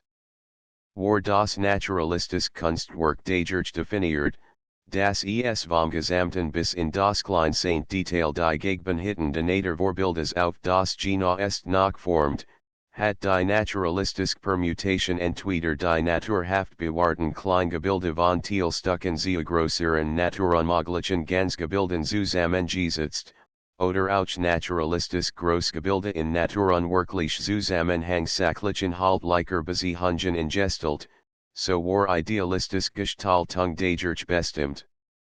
Das sie die Individualmerkmale ausgleichend überbricht und die Gesamtform dem Begriffsbilde ernährt. ABB 17. Die Figur de Idolino im Museum in Florenz gibt das erste Beispiel. Nachstand und Spiel being klar geschieden, ruht die Last des Körpers in freiem, sicherem Stehen auf den beiden Säulen der Füße. Deutlich sind die beiden Stützenden Säulen der Oberschenkel vom Rumpf getrennt, deutlich sind die Arme in den Achseln, den Ellenbogen und den Handgelenken geteilt und gelöst, deutlich hat sich der Hals vom Rumpf, der Kopf vom Hals. Überall hat ihn ausgleichend Hand die Wohlbungen ins geometrisch gerundet, die Formen von allem klein individuellen gereinigt, zum Typus hinge verreit. Wo bei dem einen Modell deutlicher, bei dem anderen verwischter, einmal dies, einmal Teilung oder Kerbung zu finden war, de hat hier idealistisch aufs Allgemeine ingestalt Gesinnung die wesentlichsten und wichtigsten Teilungen unter dem Gesichtspunkt herausgehoben und betont, das Klarheit, Deutlichkeit, Maß in allen Dingen, Ordnung und abgestimmt Harmonie das Werk und beherrscht. Darum sind no Shell und nie so ausdrücklich betont, darum ist die in der Natur meist nur Angedeutet Linie von Huft zur Scham hinab und wiederum zur Huft hinauf in geschlossenem und geometrisch berechtigtem Flusse durchzogen, so dass man den Rumpf von seinen beiden Beinen haben kann, wie einen Architrave von seinen tragenden Säulen. In wundervoll ausgeglichener Rundmodellierung sind Bauch und Brust geklart, in die größeren, typisch immer wiederkehrenden Hauptteil geschieden. So verreit auch weiteren klärend Gesinnung, die das Allgemeinere, allen einzelnen Exemplaren wesentlich eigentumlich sucht, de Künstlers Gefühl und Hand bei Hals und Kopf, bei Haaren, Stirn und Augen, Nase und Mund. In leichtem, allgemeinem Rhythmus hat sich der rechte Arm, bricht sich lies in seinen hängenden Gelenken der Link. Und dieser Linkarm alien wordy genugen, die Gesinnung de ganzen Zijan. Wie in Runderfuhl, lassig und durchgehalten, in wundervollem Allgemeinskung seiner leisen Bewegung sich klar in den Gelenken halt, wie bis in die letzte Begung seiner Fingerspitzen, Das Wirklichkeitsentfernt, zum größeren und weiteren Hinberechtigt die Sensgefühlsweist, das ist wohl klassisch Antique, doch im Wesen derartiger Konzeption, wie wir sehen werden, allen idealistischen Stilen von ihrer innerseelisken Anstellung her zu eigen. In diesem Bildwerk mag man nun auch erkennen, worin die Gefahr als Idealismus und Ebenderflug als Akademischen Klassizismus ruht. Nachdrucklicher und konsequenter man namlich die Individualmerkmale eines Dinges unterschlägt und zum Allgemeinen, allen Gemeinsamen hinausgleicht, desto starker nachhört man sich dem reinen Begriffsbilde, das im Grenzfall am besten mit geometrisch konstruierten Kurven zu umschreiben ist. Dies geometrischen Gebilde aber haben dann, von ihrem durchgehenden Gesetzmäßig formal festgestellten Ursprung her, fast Gefühlsbegleitung verloren. Wenn alle gebogenen Formen de Gebildes Kreislinien, alle Wohlbungen Kugelflächen, alle Nichtkurvigen Grenzen gerade Linien sind, so wird die Gefühlsbegleitung de Gebildes als eins aufgrund der Erkennungswissenschaftlich konstruierten auf den geringsten Grad sinken müssen, und damit das Werk desto mehr dem Kunstbereich verloren gehen, allgemeiner, typischer, idealistischer es ist. Dies haben die Griechen wohl gefühlt. Sie stellten Zwarjueligenen keinen auf, der das gesetzlich, also intellektuell gebunden Gestaltung von vorn hierin fesselgen sollt. Doch einerseits wechselten sie ihr kanonischen System nach der Änderung, die ihr Gefühl im Lauf der Stilentwicklung erfuhr, und andererseits banden sie sich auch in der Zeit eines herrschenden Kanons, hier beim Idealino etwa de Polykultisken, niemals strengen die mathematisch errechneten Bestimmungsstück. Und gerade das ist das Ausschlaggebend. Während durch die streng durchgeführt geometrisch Konstruktion seiner Figuren nur erreicht, dass dies ganz Lichgefühlsverrat und leer erschienen, wicken die Griechen bei allen Bewegungen, bei allen Kurven und Flächenführungen, wenn auch nur ein kleines, vom errechneten Kanon ab und erreichten dadurch eben das in sich so leise bewegte dauernd schwebenden Gefühls. ABB 18. Und auch dieser idealistische Stil war nicht auf ein bestimmtes Gestalten beschränkt. Die Figur der Aurora, der Morgenrot von Michelangelo siegt bei allem Gedrangteren, Massig beschwerderen ihrer Bildung die gleich idealistisch Gesinnung. Auch dies Frauenfigur hier ist durch Ausgleichung aller individuellen Merkmale de Modells zum Allgemeinen, typischen erhat. Auch hier ist nicht ein einmalig individuelles Erleben den Aufnehmenden in die persönlich Bestimmtsfer de Dargestellten, sondern der Weitbezirk einer ganz allgemeinen Stimmung, ein allgemein Gefühl weitester Tonung jet von dem Werke aus viel einzelner Lobnis besonderer Artung haben ihr Gemeinsames in ihnen Bezirk gesammelt, der den Morgen eines Tages aufgehen lässt, wie den Morgen vieler Tage, die Michelangelo durchlet hat. Vom schwergedruckten seiner Seal, vom lassend getrubten Sensbewusstseins herlost sich als Symbolfigur der Breitleibenschwörer, Wallersgebung seiner Glieder vom Fesselnden des Schlafs het sich in Machtiger Gedrang dem neuen Tag entgegen. Klars war in allen Theolungen, klar im Ansatz und in den Begelenken seiner Glieder, klar auch in der Führung der Bewegungen, doch dunkel überskattet in der Seele und schwer dustert im Bewusstsein, Ziogenum tragisken Idealismus, der Michelangelos eigentlich sein Seelenheimat war. ABB 19. Und so wie die Einzelfigur, so wird auch das Handeln und Geschehen dieser Welt von idealistischer Gesinnung ins Allgemeine berechtigteren Tuns Fantasie massig erhat. Das Grabmulder so in Athen gibt eins der wundervollsten Beispiel de griechischen Idealismus der alteren Blutzeit. Vom ganzen her bereits so angefas, das Jed Abweichen von der Natur Gestatetskind, die im Sinn de Gefühls getroffen worden ist. So sind, die Flach in Ruhigem Gesamtbazio erst Ellen, die Naturwirklichen Proportionen nicht Gewahrt. Die Sitz und Reicht mit dem Kopf so hoch fast im Relief, wie die vor ihr stehend. Und dies deshalb, damit das Auge, das Sein abgewogen Wedge sucht, nicht durch ein allzu Harz, im Sinn idealistischen Gefühls allzu de Absturzes von Kopf zu Kopf aus seiner Gleitbahn gerissen werde.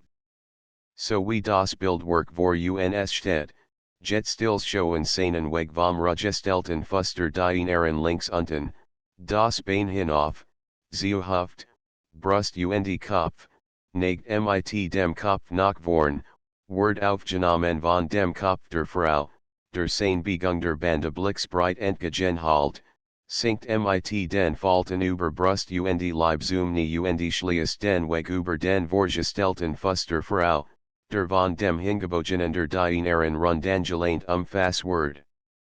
Und jet der Blick nach einmal sein Bahn, so kann in gleitendem Schweben die Girland nachwiegen, die sich durch das Bildwerk vom Kopf der die Inneren über deren rechten Arm zum linken Arm der Frau und deren Kopf wie ein Breit und Wahlgehang legt, dem die erhoben recht Hand der Frau, die ein Schmuckstück zur Profenden Betrachtung aus dem Kästchen nahm, den Schwerpunkt und die Mittelruhe gibt. Ganz wundervoll ist vom ganzen bis ins Kleinsein die Ausgleichung als einmalig individuellen zum allgemeinen Weiterschwebung de Gefühls durchgeführt. Und hier auch wieder Generalität de Gefühlswahl, die niemals in allzu fest regeln schnüren word, was nur in lockerer Bindung sen inners Leben behalt. So weicht etwa die ganz Komposition an der linken und an der rechten Seite leicht über den architektonischen Rahmen hinaus, überspult mit leisen Wellen das Fest der Gebundenheit. Und wie von hier aus bereits dies Leislosen in aller strengen Bindung so hört bewegend spürbar word, so jet dies eigentumlich lockere Strength de Gefühls in alles, bis in die Kleinsein Falte, ein. Wie alle Gelenk der beiden Körper scheinbar so streng in ihrer Klarheit bloßgestellt und in ihrer Funktion deutlich gemacht sind, und wie dennoch in allen diesen Gelenken ein leis Lockrung, ein überfahrender Bewegungen, ein mildes Modellieren deutlich word, wie sich in jeder Falte Klarheit descends und bestem Feet de Verlaufs mit dem leis spielenden relativer Freiheit ihnen, das ist so liebevoll gesetzlich und dennoch leis gegen das Gesetz, begriffsnahe, und dennoch lebendigen. Gefühlswahl, das man die Felidae, die so viel Unheil für die Kunst gebracht hat, fast begriffen könnt, es gab nur ein Skoniet, die de Idealismus der klassischen Antike.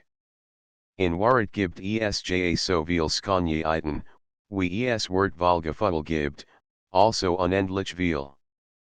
Doch ist zuzugeben, dass dem Gefühl de Idealismus in besondere Dauerhaftigkeit innezuwohnen scheint.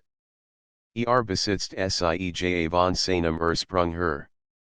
Denn indem alles stark einmalig, also verganglich sprechenden individual Merkmale tilgt, erreicht eben von diesem Kern her, Genes allgemein Gefolder Dauer, das allen begriffsnahen Bildungen so stark zu eigen ist.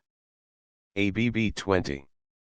So muss es ihm aber auch misslingen, das Dramatisch, das einmalig erschütternde eines Konfliktes auf seinem Höhepunkt zu geben.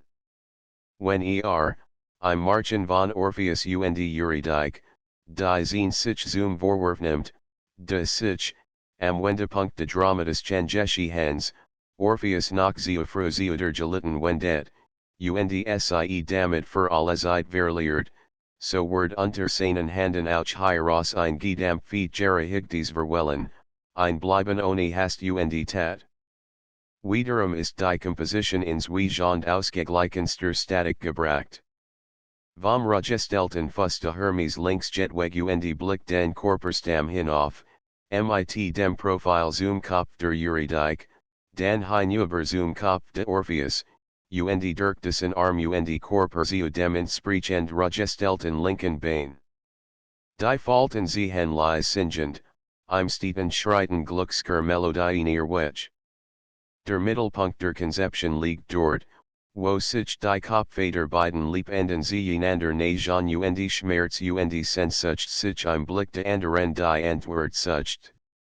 So tauchen sie im Schoen ineinander, und hier nun, wo das Herb Saint aufeinander stoß, wo also groß Sehnsucht das schon fast erreicht Glück ins Unglück umrist, trages verfrutztun den Gipfelpunkt der Handlung in dramatischem Schulage auftreiben muss und desordiniert die Gesinnung de griechischen Idealismus wiederum das Geschichten zu still akkordhafter Harmonie.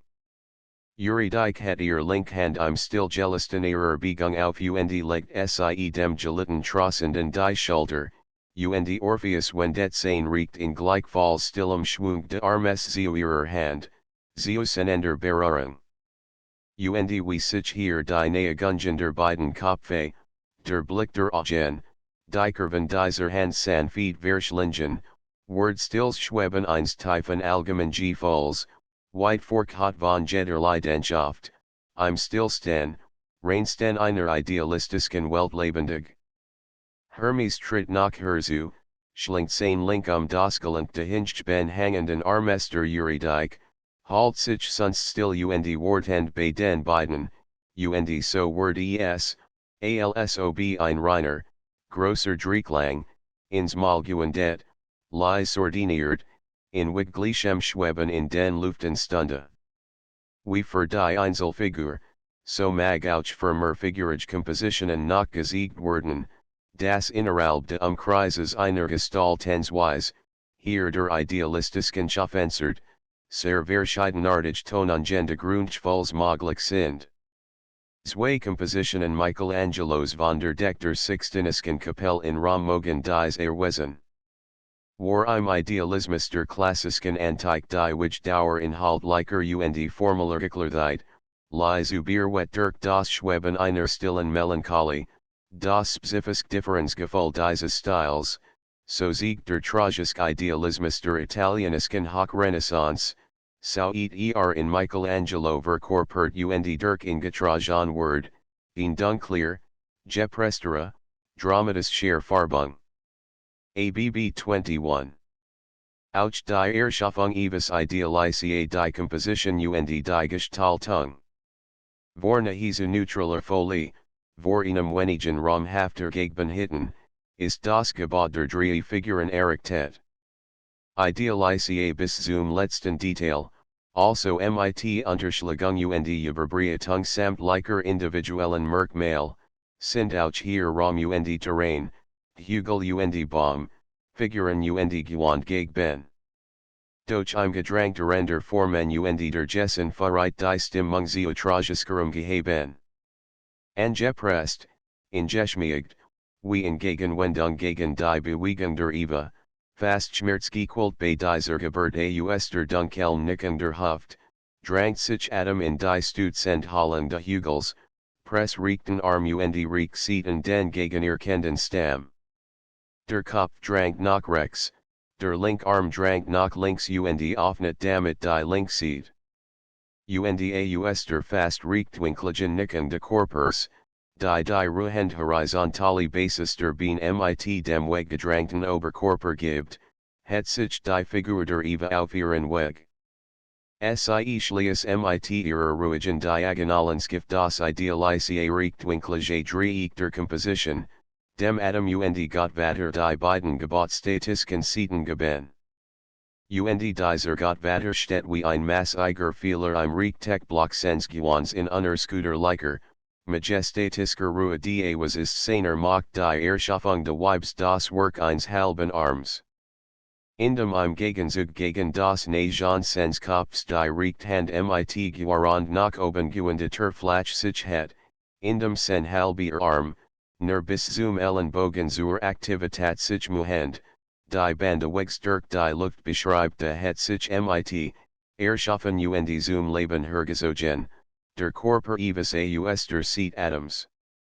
So machtig ist Skofferkraft im Bau Gottvaters hier gesammelt, das Glaubhaft Word, das aus der Gegenfarung dieser Hand und dieses Hawks, die bei durch den Skofferblick generiert werden, ein ganzes, Vals, Phrase Menschen Weber steht. ABB 22. Gesteigert in der Kraft, durch Durchaus nach einem idealistischen Bereich, let auch die Erschaffung Atoms. Wiederum klart idealistisch Gesinnung im Unterschlagen als Ambiente und als kleiner Worksamen den Raum und hat die beiden Hauptfiguren zum Typus auf.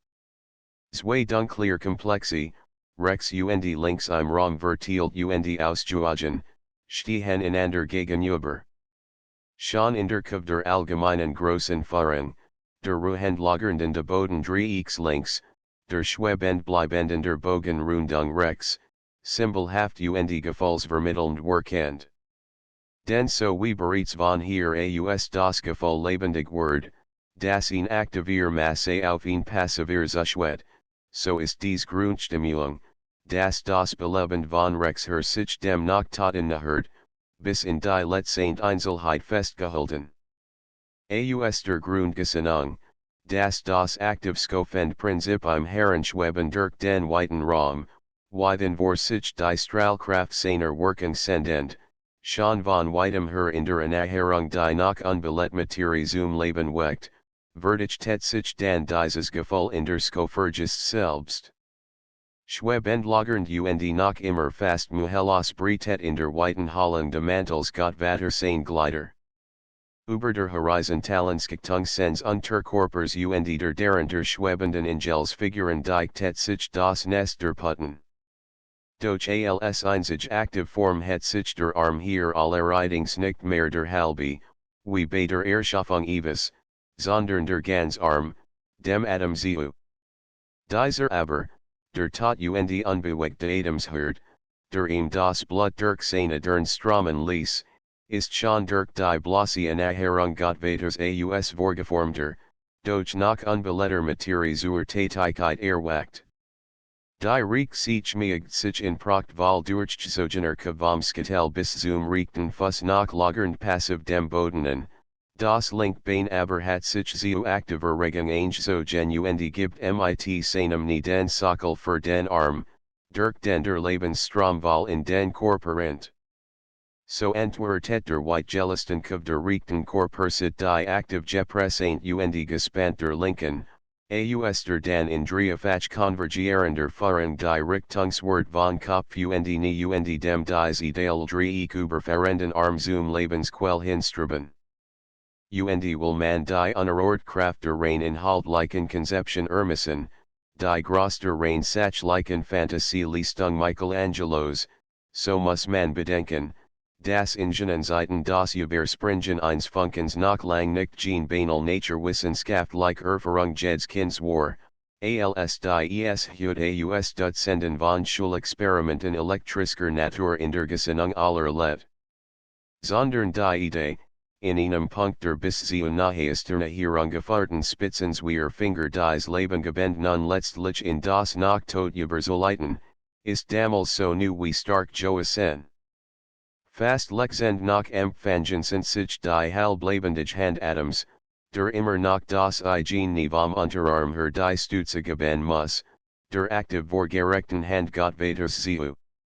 Und von diesem Konzeptionskern aus, der Abermals Dramata Ches der Handlung zu idealistischer Ruhe klart, dann der Weg in breiter verdender Bander beiden Körper wiederum zurück zu dem Lebendschwebenden der Richten und dem empfangend lagernden der linken Bildhaft. Dies also ist Idealismus. Unterschlagt die individuellen Einzelzüge de einmalig erletten und gleicht sie ins Allgemeine aus der Rhythmus seiner Gestaltung het und sind in gleichschrittigen Intervallen die Betonungen de ihm wicht eigen allgemein typischen und die Lockerungen des übergehenden Einzelnen. Sie aber, sie bleiben in Wigen Fessen in Goldenen Tisken sie schreiten vom Berges zu Bergen hinüber, aus schlundender Tief Dampfeet in der Atem Stickter Titanen, gleich Opfergeruchen, ein Leichtschwolke so schreitet im Walltag der Getragen Rhythmus idealistischer Gesinnung, zum Land Orplid, das Fernlokatet. 3. Expressionismus. Haben wir bisher die spezifischen Gefühle noch erlebt, die in den Formungen de Naturalismus, der naturalistischen Permutation und de Idealismus hingen, so bleibt noch die Letztendformungsmöglichkeit, die de Expressionismus, zur Verlebendigung übrig. Und auch hier wird es sich darum handeln, nachzuweisen, dass dieser Bezirk, der die Individualmerkmale der Erfahrung intensiviert, völlig gleichberechtigt neben den anderen drei Bezirken steht, die jeweils die Gefühlstrigger in ihrer naderhaften Formung beleißen, oder sie zu fantastischen Gebilden permutierten, oder sie durch Ausgleichung der Gegenhitten zu idealistischer Gestaltung hin veranderten. Und dieser Nachweis sei so versucht, dass der Ausgang jeweils von den naturalistischen Gegenhitten hergenommen und auf das idealistische Gebilde als Gegenbeispiel herangezogen werden. ABB 23. Das Raisenstück Durers gibt wiederum ein Beispiel für der Tendenz nach fast völlig unpersönlich Anstellung, die sich mit aller Intensität bemüht, Bilde die Nadergespinnen Formungen de Daseins in der Zufälligkeit ihrer Erscheinung möglichst zu bewahren. Auch hier kann behauptet werden, dass niemand, der es nicht schon vorher weiß, erkennen kann, dass dieses Bild gerade von Dürer geschaffen worden ist. Denn die Mutter dieser Formen ist die Natur. In dieser Verspannenheit, in gerade diesem Nebeneinander und Durcheinander wachsen im heimischen Norden Stängel und Blätter, Grauer und Blumen zu verwirrtem Komplexe auf. Mit Integer gegen die Natur gehen auch und Hand Dürers allen Verfolgtungen und Verwicklungen nach. Das Kompaktier und Verwachsen de Grundstocks, die Durcheinander führen, die durch die Zufällige Verteilung der Samenkorner und Wurzeln entstanden sind, die Lockerungen, die dann durch den höheren Wuchster Grauer entstehen, bis in die Zartessen begunnen, bis in die Les Esten verschiebungen, bis in das Licht este, free este, Licht und Luft sich enstrabend aufzitternder Grauerenjet Verliatests empfinden den Zartessen Variationen nach, let SIEALS Gegenhitten draußen in der Natur und halt SIEMIT der naturalistischen Nordischen Augs Bilde fest.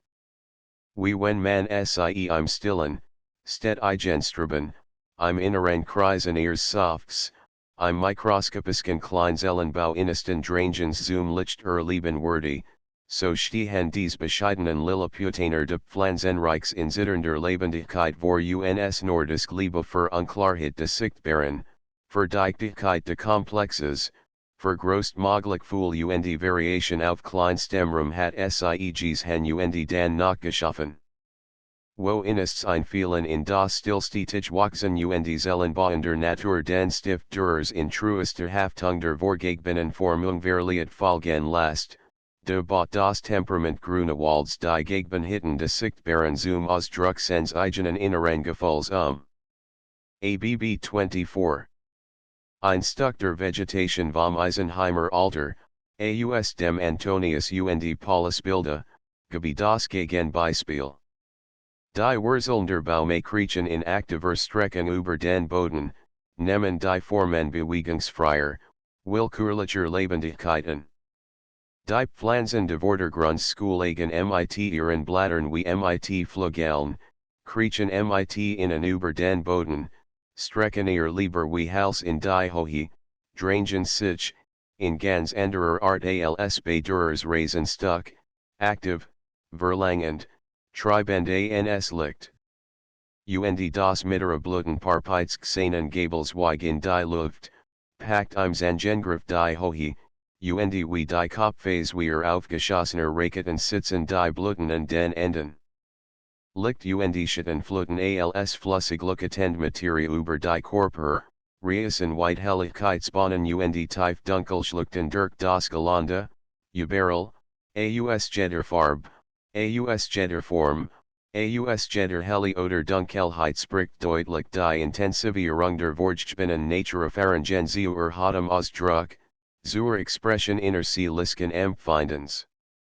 Ein Dreierpaar, Hand in naturalistischer, in idealistischer, in expressionistischer Gestaltung. ABB 25. Ein Handy paar Durers, ein Study zum Hellers chen Alter. Die Hand eins Modells. Mag das unmittelbar Temperament, das auch Dürer von Haus aus eigen war, und das nur so lang Jahrzehnts Lebens durch die erkaltend glatt missverstandiner Italienis idealistischer Orientierung verschüttet wurde, hier auch starker mitsprechen, mag ein Nachdruck, den sen Griffel von diesem inneren Temperament her erfier, auch in so manchen Stilen lies expressionistisch übertrieben haben, im Kern der Anstellung und im wesentlichen der Formung siegt das Blatt durchaus objektiv. Naturalistische Gesinnung und Haltung. Man kann bis zum Ida durchaus den Überzeugt sein, dass die Hand des Modells des eigentumlich leicht gekrummten Finger, diesen nach außen gebogenen Daumen, die Schwierigkeit der Streckung der fünfen Fingers in falsch geringer Verkurzung, dies, gerade dies Fahrung der Adern auf dem Handdrucken, die ja bei jedem Menschen anders Loft, wirklich auch gesiegt hat.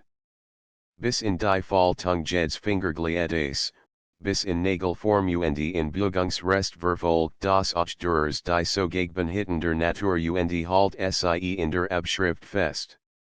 ABB 26. Dagegen nun das Handpaar aus Michelangelos Erschaffung Adams. Wo durer die Einzelmerkmale des Hennen in ihrer Art und Form bewahrheit, de jet die idealistische Gesinnung Michelangelos über als individuell einmalig ausgleichend hinweg. Verfolgt man die Oberikov, die vom linken Rand de Bilds über das Gelenk zur Fingerkupferheit, so gleitet das Gefühl in die Breitbande allgemeinen, het und sind sich in gleichtritigem Rhythmus, die angeneriert geometrisch Rundung betenend, Verheit über locker gehalten, rund erstellt Gelenk, Breitet die in en Flach zur Gelisten Hallung empfangender Passivität, strift auch in der aktiven Hand Gott weiters kaum die Sinnen, bleibt in Haltung und Fahrung, wiederum vom Ganzen bis ins Kleineinzeln einer Gleitkup oder eines Nagels, im Bezirk ausgleichender Gesinnung, die individuellen Einmaligkeiten tausendfacher Modell verschiedenheiten tilgt und mit der allgemeinen, idealistischen Form deckt.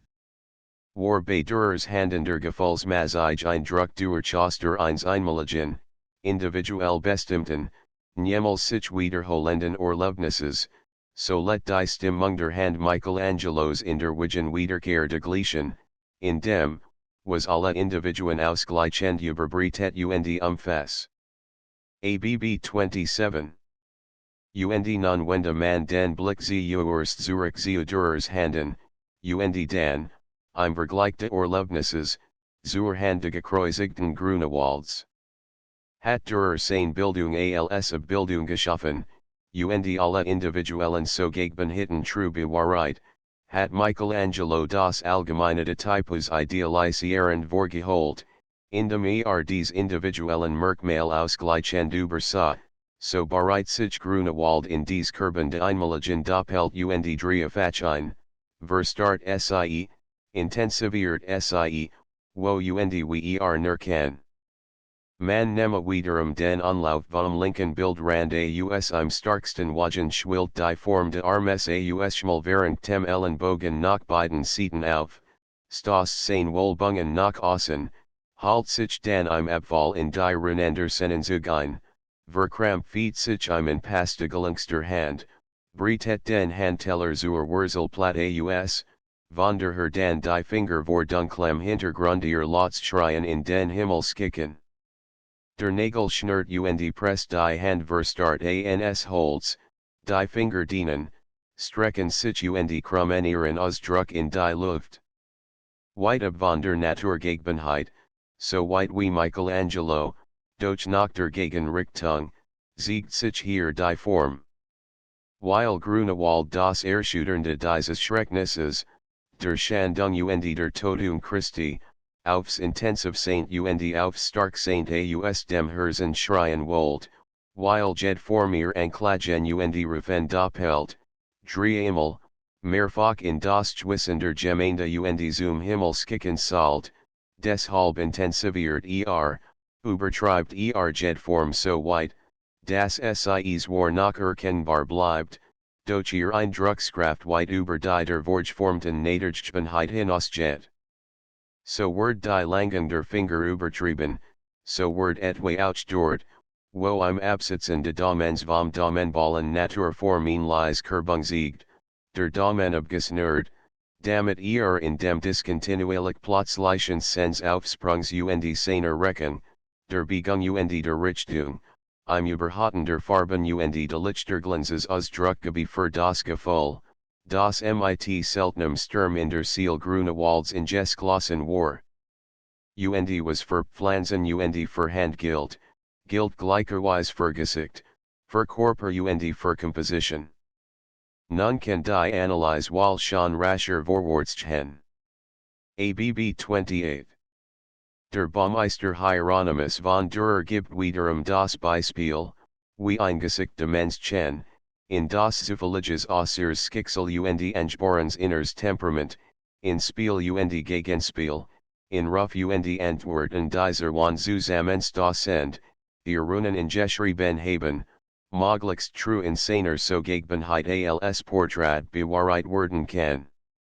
Ein einmaliger Mensch, an einem Tage, in einer Stunde hat so sein Gesicht gewiesen. Hat so ausgesehen.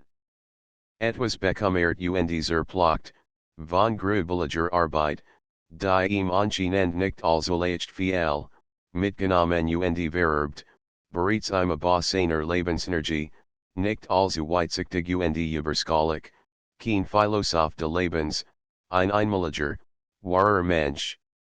ABB 29. Dagegen Adams Kopf aus Michelangelos Erschaffung. Wirklich auch von Michelangelo erschaffen. Der Kopf des ersten Menschen, im allgemeinen Sens Typus. In klarem Bau hat sich der Hals aus weiter, runder Grube, die zwischen Schultern Schlüsselbeinen ausgehoben ist. In allgemeiner, weiter Wendung seiner klaren Muskelbenen dreht den Kopf ins Nagend Profil, skik seinen breiten Blick, die allgemeingelles Stimmungsens Monster Lebensbenden Gottvater Hand entgegen. In großen Flächen, in allgemeinen Linien steht das Gebildete, sind Haar or, sind alle Tilde Gesichts, vom größten bis ins Kleinste, bis zu den Nasenflügeln den Augenbrauen von der Natur entfernt. ABB 30. Non Study von Grunewald zu einem singenden Engel de Eisenheimer Alters. All das, was in verschiebungen Gesichts beim Öffnen des Munds, verziehender Lippen, verdrückender Augen, verfaltender Stirn bei einem singenden Neben etwa zu beobachten ist hier überbetont, verstart, zu übermäßigem Ausdruck intensiviert.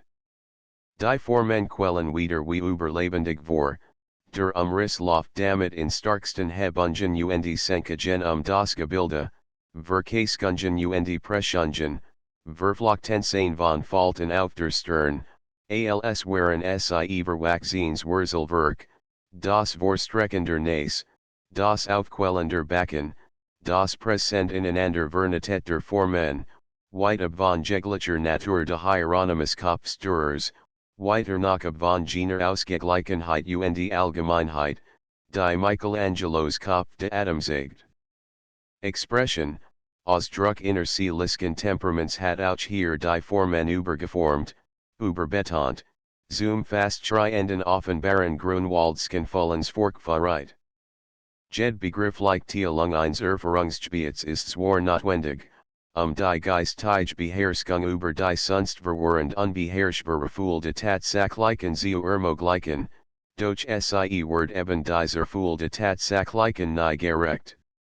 Sie scheidet in Gruppen, was in Wirklichkeit durcheinander geht so verreit sie etwa theoretisch in reinlich begrifflich Scheidung zwischen Warmblütlern Kaltblütlern, zwischen Amphibien Fisken durch, die der Wirklichkeit nicht entspricht sie wird damit zu einer Gefahr für alles lebendige Leben. Sollen begrifflich systematisch Orientierung also nicht mehr Fehler besitzen, als eben nur die notwendigen Fehler ihrer Vorzüge was, bei Relativität aller Dinge, eben Vollkommenheit bedeutet, so muss Genes lebendiger Leben ihr Grenzen und Prinzipien ein Teilungen immer wieder als unfest und verschieblich begriffen. Es muss bereit bleiben, der Gefahr der Sterilität ein Star behaupteten und intolerant durchgefahrten Systems dagegen zu begegnen, das es jeder Theorie in desto weiterem Umfang Relativität zugestet, je weniger es sich in rein Begriffswissenschaft, wie etwa die Geometrie, handelt, je mehr bloß der theoretische Überbufferreich seine Erfahrungswirklichkeit gegen werden soll. Diesen einem Beispiel zu erweisen, soll noch gesagt werden, wie auch im Bewusstseinsleben eines Menschen die drei theoretisch gesonderten Anstellungen de Naturalismus, de Idealismus und de Expressionismus im Kursen seit weniger Jahrbe und nacheinander wohnen können. ABB 31. Den Kopf eines jungen Mädchens zeichnet Dürer im Jahr 1515, in schlichter, naturnaher Anstellung. Kein besonderes Gesicht, ein Durchschnittsmensch, mit allen kleinen Verschiebungen den Typus de menschlichen Gesichts herum, die in Falsch der unübersehbaren Versponenheiten und Verwicklungen organischer Bildung immer auftreten. In der Kopfformung, im Verhältnis der Lehrern Gesichtsstils zwischen Aren und Augen, Nas und Mund zu eben diesen Teilstücken, in der Bildung dan eben dieser Details sind alle individuellen Besonderheiten belassen und gepflegt.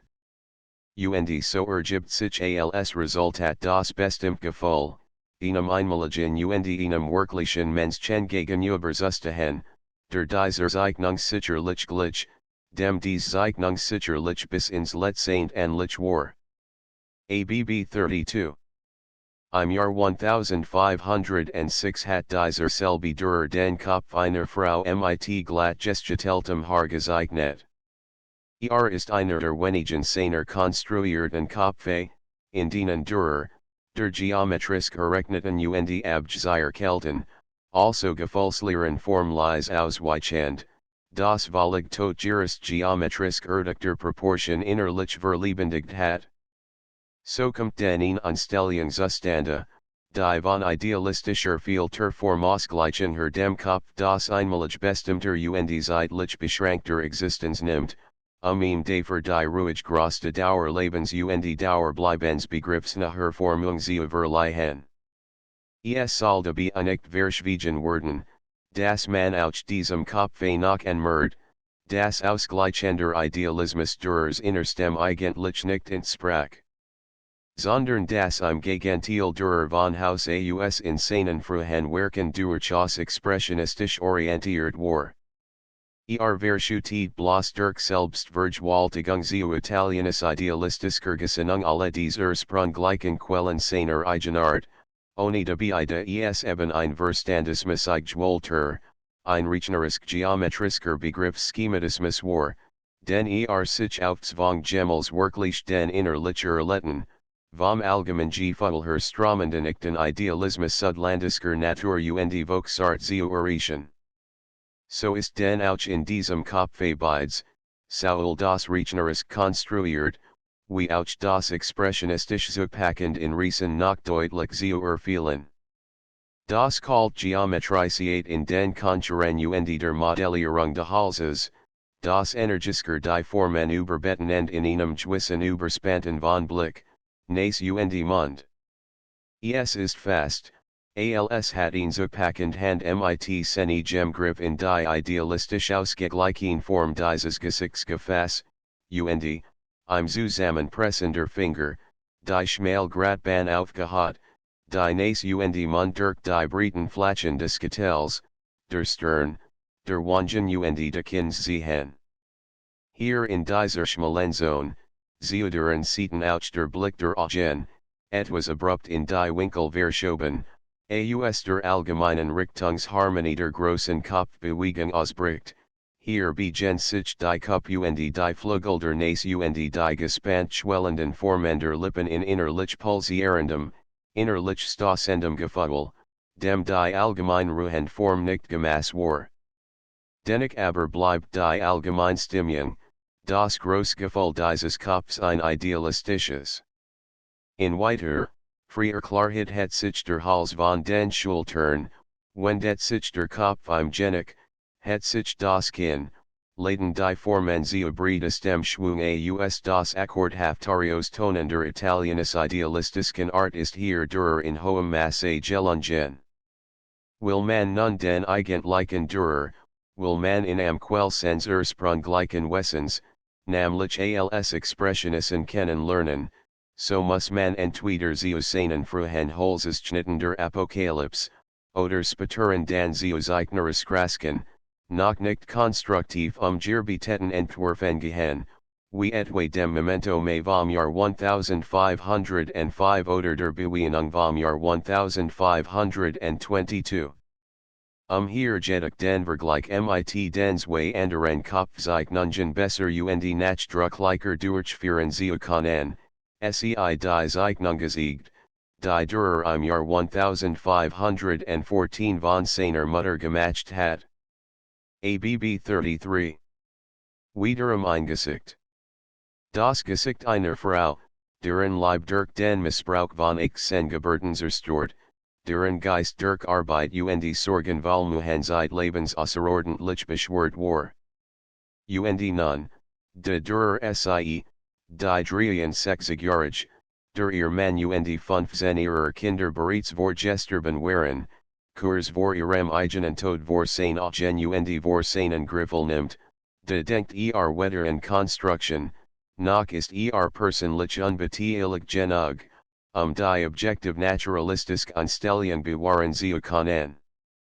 Den wo für den Maler, der das Bewusstsein de porträtierten sonst nicht kennt, die Runen, die ihrem Schicksal entwerten Ziel in das Antlitz grabt, die einzige Möglichkeit sind, auf innerseelisches de Modells zu schließen, de kennt hier durch dieses Modell seit mehr als 40 Jahren.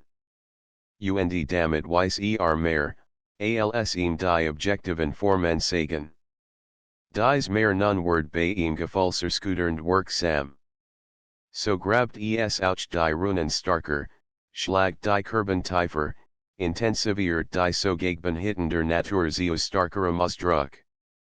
Überhaupt so das vom Leben Gespalt dieses Halses, vererbt den Mund, buckelt und halt die Backen, verstiert den Blick der Augen, überspannt die Stirn im Klingeriselier Sorgenellen, und steigert so die Formen de Gegbenen, Gs hennen zum Ausdruck Gefallsmäßiger Letter Innerlichkeit, intensiviert sie zu expressionistischer Natur führen. So siegt die Dreiheit dieser Kopfe, was wir aus eigenem Innenleben wissen, das in einem Bewusstsein, zeitlich voneinander geschieden, alle drei wesentlichen Grundverhaltungsmöglichkeiten gefallsmäßiger Einstellung dasein können. Haben wir bisher nur Teilstück betrachtet und untereinander vergleichen, so mag nun vorerst die ganz Figur als Bild dies nach im Dreierkomplex und dann zum Schluss die kompliziertere Bildkomposition wessen und innerlich Berechtigung de Expressionismus erweisen. ABB 34. Zuerst der Christus in der Saal Rembrandts, gemalt etwa im Jahr 1646, in Rembrandts Weiherdestem. Ein kleines Bild. Doch weil und Rief im Künstlerisken. Ein schwachlich Mutter Jungling ist's, kein Christus. Das Überhohend, Naturhaftsurferen überschreitend lag nicht in Rembrandts Ziel. Nachdem die Geswungenen Posen seiner Jugendart verlassen hat den Christus immer wieder als reinen Menschen gemalt, dem Hoheit niemals einet. Dafür liegt in einem menschlichen Gefühl. Rein naturalistisch ist das Bild empfunden. Ohne jede Abweichung von der Natur. War wirklich so im Körper, wie im Seelisken. Der Jungling stellt sich in die Wand, ruckt das Richtbein als hingestellt Spielbein vor, neigt sich im mageren Körper und der schwachen Brust nach vorn, sind still den Kopf und bleibt. Bleibt dem auch und dem Malen Rembrandts, der mit sicherster Gewar de Treffens, die Bean den Körper die Hand lax verschrankt, den Kopf gesunken und geneigt, das ganz in das warm Licht des Immers in Gehalt, das Objekt fest. Sensilisches Zeututen, tut weder Rembrandt, noch der Analyse not. Der Jungling war, schon als Modell, im Innersten so traurig müde, so mild gutig und Hingebungsval geneigt, das im rein körperlichen Nation der Figur und ihres Kopfs das Hingeben und mit leid weg und innerseelischer Wirklichkeit zutage tritt, wie es im Leben selbst geschah. Dem Gegenüber der Stabträger der klassischen Antike. ABB 35. In Stand und Spiel being klar geschieden, mit dem wohltenenden Rhythmus, der alle Kicketen und besonderheiten einmalig zufälliger Haltung zum wesentlichen abgestimmter Bewegung ausgleicht, tragen die beiden Beine, als sollen Stützen deutlich vom Rumpf getrennt, den Oberkörper, der leicht und klar in der Teilung der Hüftgelenk von den Stützen hebbar ist. Sehr fast geometrisch allgemeinster Ausgleichung ist die Rundung der Schenkel, ist die zur Scham in reiner Bogenform und reiner Symmetrie sich senk und Grenzlinie de Körperstamms, sind alles korrekten und waagerechten Teilmodellierungen der Oberfläche verreit. Klar sitzt der Hals, klar dreht sich im Scharnier der Kopf, klar ist sen oval, klar sein Teilung de Gesichts, und klar ist auch die Teilung der ruhig hängenden Armes durchgeführt. Das idealistische Gesamtgefühl ist uns vom Idealinoher bereits bekannt, ensordiniert und lies melancholisch überbricht Harmonie berechtigt klarer Gras. ABB 36. Zum Gegenpol dieses berechtigt idealistischen Gefühls muss nun jener Weg geleiten, der Gegensatzliches Verfahren beim Gestalten Walt. Wo individual Merkmale einmal bleiben können, das andere Mal zum Allgemeinen hin zu überbriten sind, de können sie zum dritten Mal in sich verstart, hat, vergrößert werden. Der Wilhelm Tell von Hodler sei hier das Beispiel. Ist so wenig Nature war, wie der Doroforos. Doch so verschieden von ihm, wie rechts von links. Hunderttacht sig grade, in gestrektem Winkel, Fuhren, von gemeinsamem Ursprung her, die beiden Wedge auseinander, unversonbar weit, en einander feindlichsten Seelen zu enden. Aus weit aufklaffendem Wolkenriss tritt tel Herveer. Nicht tel nur Sol sen, sondern Symbolgestaltung de Befreiers. Das allgemein Gefühl, das Wache Menschen desutreibt, gegen Ungerechtigkeit und Vergewaltigung, gegen Gene Beschränkung der personlichen Freiheit also, die nicht von der Gemeinschaft, sondern von verbrecherisch herrschenden Einzelnen auferlegt wird, mit aller starken Macht inneren Willens aufzustehen, soll hier gestaltet werden. De taugt kein einmaliges Modell dazu, de taugt auch nicht verklart Harmonie de idealistischen. Sondern hitzt vom Innersten her, symbolhaft aufgetrieben, aufgeworfen, von der starksten Intensität de innerseelischen Gefühls generiert, müssen formen stehen, die dan ebenen Ausdruckskraft und Freiheit willen als übertenen, was naderhaft Bildung zu erstellen pflegt.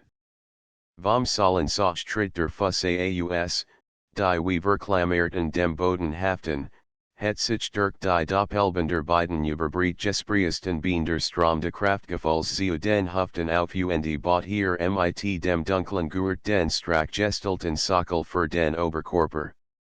In breitem Schwung fließt der Kraftstrom weiter über Brust und Schultern hinauf zum Kopf, der wie ein Rambar festgelegt steht, treibt weiter durch die beiden Arme, statt sich am rechten Randen der Armbrust und wird hier rückgeschlossen zu dem Griff der Faust, het auf der linken Seite den rechten Arm de tel in innerlicher prestem Schwung auf, zur freien, breiten Hand, so stossen dreimal auf formen, die Hand, die Armbrust und das Facegesicht, unwiderstehlich durch den Raum nach vorn.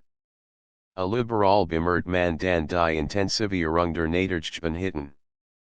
Vom voren schon erwähnten Soch tritt der Solonen, der das Anschmiegsame flacher Menschenfusse in einer Order Energie verstart, über die Vorgetriebenen Muskeln beider Unterschenkel, über die Tribenzugige Verklammertheit de Körperstams, der wie ein Felsblockrum feststeht, bis zu dem Schädel, der, als Rambardage Waldvorstosses zu wirken, ins Kubis riecht technisch seiner Form verdig Word, bis zu den beiden Falten auf der Stirn, die Energie Maslows zu erhohen und dem dunklen Breiten Bart den Gegenpart zu halten, aus Stirnrunzeln zwischen den Augenbrauen zu kleinen, fessen Kujekuppen intensiviert werden, überall mert man die Tendenz am Werke, die individuellen Sogebenhitten der Natur zu überhohen, sie aufzustarken, sie zu Gefühlssymbolen zu zwingen,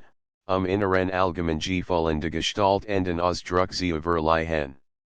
Nimmt man die ganz Figur nochmals in Blick und fallen, so gibt sie tatsächlich wohl starks überhoter Kraft, jet mit unwiderstehlichem Stoss uns entgegen und reist durch ihr Formenbildung zu jener Seelisken Gewalt macht hoch, die nur der Expressionismus bringen kann.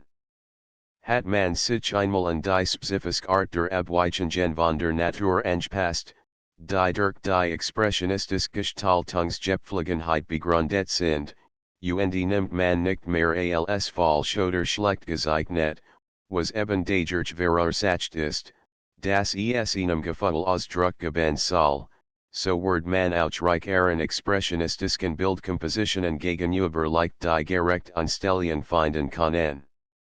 Mit dem Aufkommen expressionistischer Bildkompositionen tritt aber zugleich auch die Frage nach dem sachlichen Inhalt der Bilder, nach dem was der Darstellung, Bedeutungsvollherwehr. Die allgemeine Bedeutung jedes Menschen, auch der Nicht-Künstlers, tritt vor allem deren Zutage, welchen Lebensinhalten sen Interesse zuwendet. Auch wenn ein Mensch die zufällig Begebung festhalten seiner Erlitten oder Traumten Seeleninhalt in den Formen einer Kunstbetätigung nicht besitzt, kann ihm rein menschlich Seltenheit oder Bedeutung ein. Sie wird dann eben in der Seltenheit seiner Bewusstseinsinhalt und in seinem daraus folgenden Tun und Lassen Zutage treten. Vermag andererseits dies Inhalt künstlerisch zu fassen, so wird als bedeutender Mensch nebenbei noch zum bedeutenden Künstler. Nun gibt es aber in Großzahl allgemeiner Lebensinhalt, die den bedeutendsten wie den unbedeutendsten Menschen gemeinsam sind. So etwa als, was als Veterlandisk oder religiös Überlieferung, als Sage oder Marchen allen gleicher Massen vermittelt wird, weiteren dan die unentrenbaren, jedem im Lauf sens Daseins bestimmten Erlebnis der Familie und ihrer Verwahrungen, der Berufswahl und de Kampfs materiell Sicherheit, die Freuden der Jugend, die Taten der Rief, die Lassen de Alters, das Kommen und Schwinden der Liebe und de Leids, das stetig sich nachhörende der Stunde Disturbens. Besonders die Driesel von Jugend, Liebe und Tod gibt jedem Leben Sengirist. Bei diesen allen Menschen gemeinsamen Sekenjalten sind es nun wieder die spezifischen künstlerischen Fassungen, die den bedeutenden seltenen vom unbedeutenden Durchschnittskünstler unterscheiden. Wie dieser Zweit durch das Pflegen nächstgleichener, billister Associationen sen menschliches Durchschnittsmaßverrat, dem dann das Flachdienst bei der formalen Ausgestaltung entspricht, so wird ein größerer, seltener neben der Fantasie Massagen Erfindung völlig neuer Inhalt dort, wo dies Inhalt durch Tradition oder durch das allen gemeinsame Lebensschicksal vorgegeben sind, durch Wortage Associationen sowie durch Original Formalformung de Works sen. Überdurchschnittliches Erwesen. ABB 37. In dieser zweiten Lage ist Hodler, ALSER im Jahr 1895 die Eurythmie malt. Hat diesem Werke keinen guten Namen gegeben, Den dieser Freiheit aus beschränkt theoretiskem Interesse und dem Gefühlsinhalt de Bilds vorbei, in dem ein Äußeres betont, das durch ein vitas großers Inners überrufen wird. Doch die Namengebung de Bilds ist auch nicht leicht, weil nun und in der Falsch wieder einmal gene voren erwähnten alten, langst erletten, langst dargestellten Themen gebracht werden, die als bleibend und immer wieder gegen Erschütterungsinhalt menschlichen Lebens zu wirken beginnen, wie sie auch in der Zukunft immer wieder wirken werden. Leben und Liebe, Antastung und Tod, Kampf und Verzweiflung, Verdicht und Ergeben. So kann man am besten zwei leicht variiert Verzeilen eines Gedichts von Stefan George der Melodie de Bilds als Text unterlegen, so sieht im Dammer und Urgeleit ist lachilnder Strahl, die 5 Zeit. Die 5 Zeit, vom sachlichen Inhalt der Idee jet die Konzeption aus, wie dies immer noch begesunder Natur ferner Kunstübung der Fall war.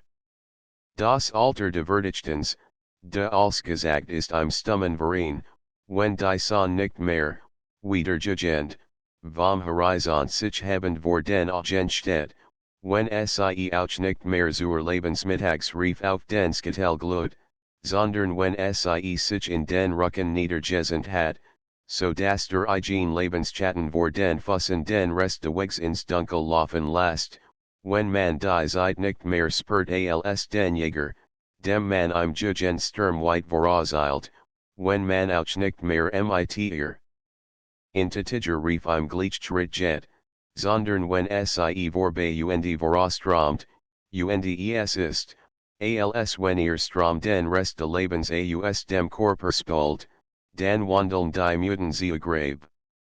Den Weg de Verdichtens. Ein altes Lied. Und wieder einmal muss sich erweisen, ob die Kraftkünstlerischer Skofung dies doch auch immer wieder für jeden Einzelnen als Erlebnis neu in eine neue Fassungswingen kann. Hodler kann es. Nie noch sind in früheren Gestaltungen dies 5 Männer so sehr grave geschritten. In fünffacher Ordnung zur mitgebunden. Lies tant im Bilderlebnis das Erlebnis eines Zeitablaufs mit, das so schwer und so selten in Bildarstellungen zu wingen ist. Es tritt hier hierauf, weil die 5 in strenger Komposition zur Bild mithin gebunden sind, so dass sich das Jurist der Formung für das Gefühl de Beschauers statisch Gebot und damit frontal verwellend vor die Augen stellt, als Darstellung eines formal anscheinend dauernden durch den Bildrahmen nochmals gebunden, weil aber dann innerhalb dieses statisch bleibenden Jurusts der Inhalt in der Darstellung, das Schreiten des Ugs, Profilmäßig vorbeigerechtet ist, im Bilde. Vorbeiget, ohne das die les este formale Hemmung ein Verwellen tuten würde. So gibt die Vereinigung dieser beiden Gegenhitten dem Erlebnis das Langsamvergehend, das wandelnde Vorübersehen. Nicht etwa de Einzelnen, sondern der gesamten Bindung. So dass das Allgemeine, als einmalig übertenand, im Breithingeleitenden de Gefühls lebendig Word. Mit Wundervoller und seltenster künstlerischer Weichheit ist dabei der Klang von beiden Seiten her zur mit aufgehat, so dass wie das Brasen eins fünf Akkordes klingt, bei dem der Mittelton die Führung hat. Nicht nur die Varianzellung und les Erhöhung der Mittelfigur, auch die innerseelische Abstimmungschaft hier am Werk.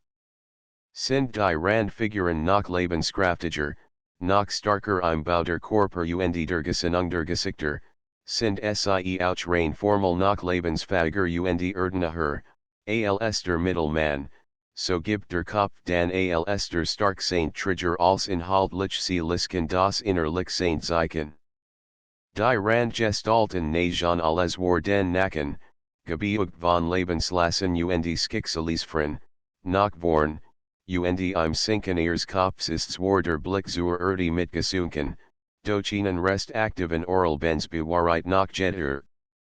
Besonders wo, im vorderen Plan, der noch senken in leichtem Lebensstrotz zur Brust hindrangt, der Zweit nach die Spuren sens Unwillens tragt, den ihm das Leben aufgezwungen hat. Auch dieser Trotz Verkeling bei den Genossen. Doch warend alle wir das Haupt nur sinken lassen, fällt es beim Mitterren nicht nur vornüber, sondern auch zum Bild heraus. Damit aber wird der Harent Lot, zum Überreifsten, zunächst dem Hingewiesen. Und ist auch der Einzige, bei dem jetzt unerbittlich die Forderung ersteht, Naderfernum jest alten recht willig gegenüber zutreten, es richtig zu lesen.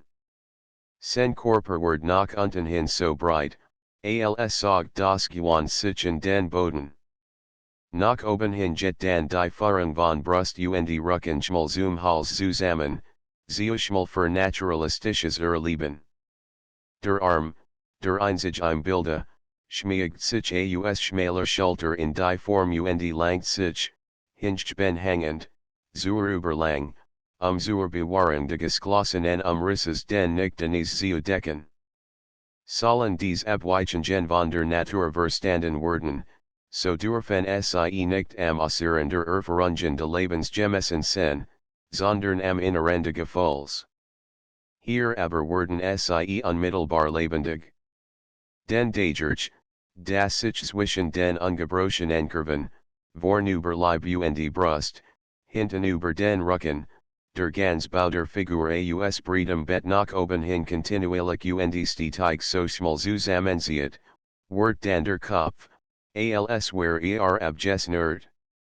Und das sich dies Schmalheit seiner Ansitzfläche mit seinem Außen Nation eint, wird als ober dem nächst viel, als Kopf vom Rumpf, als Frucht vom Lebensbaum. So lebensmüd und so sturbens reifnagt hier der Mittere, als einziger, den kallen Schadel aus der schmalen Spur. So wird auch zum einzigen, der wirklich ganz bereits verdichtet hat. Und also schwillt bei ihm das Tonen dieses Sturbigliges in dunkler Farbung auf, wird zum Grabgeiten, den nachher nach am Leben stehen den letzten Weg geleiten. ABB 38. Als nächstes Beispiel die Hodlers Bild Jungling vom Weib beundert aus dem Jahr 1903. Es bringt Reef der Komposition Variant mit sicherster Gestaltung. Denkt man die jetzt nur mehr im Beiwerk sich nach verkrümelnden Rest naturalistischer Anschauung, die Rasenfleckchen auf dem Boden, die Wolkenecken und etwa nach die Unsymmetrie der Blätter und den Zweigen in den Jungling Schanden aus dem Bilde fort, so bleibt ein reines Werk. Die Alte Wahrheit, das der Zwang ihnen Geschlechts zum anderen Unwiderstehlichkeit einschließen kann, soll hier in der auch im inhaltlichen Gegensinn geltenden Fassung gestaltet werden, das die Beunderung des Weibs für den Mann zum sachlichen Thema wird. Dies Unwiderstehlichkeitssymbol massig glaubhaft zu machen und den unwidersprechlich starksten Inhalt zu geben, wird die Frau in der Mehrzahl, der Jungling als Einzelner gebracht. Und sich dreifach zu sichern, haben sich die Frauen zusammengetan, starker zu sein im Verein. Dies Bindung der drei Mittelfiguren in einer Phalanx de Widerstand soll die stark sein, die unlöschbar sein, also wird sie in architektonischer Formung vollzogen. Von der links und die Schulter gehefteten Hand der ersten der drei jet die Banderbindung in strengen Brechungen rechter Winkel zur anderen Schulter, den Weg de Arms hinab, die horizontal Fläche der Handdrücken als Bruch hinüber zur Mittleren, den Arm hinauf, zur Schulter herüber, den Arm hinunter, die Bruch hinab, den Arm hinauf, zur Schulter herum, den Arm hinab. Die Linkrand figurschlia sich nach zu weiter Hilfe heran, auch sie, in klarer Dorsalansicht, im Stahlernen Ruggrates aufs Außersein zum Widerstand bereit. So gehen die wir Repräsentanten an, nachdem sie sich auf stark Saint aneinander verselt und damit in gegenseitiger Stütze zu vierfacher Kraft variant haben, Stahls und gefasst dem Jungling entgegen. und dieser kommt im Sieger Schritt der Leichten Beschwingt fast setzt sein Fusse. Die Armlassig, ohne Tun, hat so schmuckhaft gehaben frei. So sicher fult sich. Und also ward das Skixel ausgefühlt.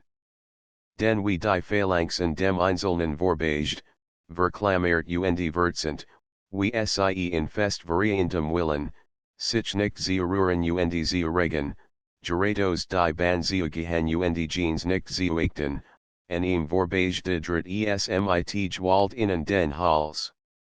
Wie vorbeiget, sinnend und verspielt zugleich, das winkt sie. Mit nix als seiner Gegenart. Sie gehen weiter, doch im Gehendret den Kopf innen herum, unwiderstehlich, ihm nach zu sehen.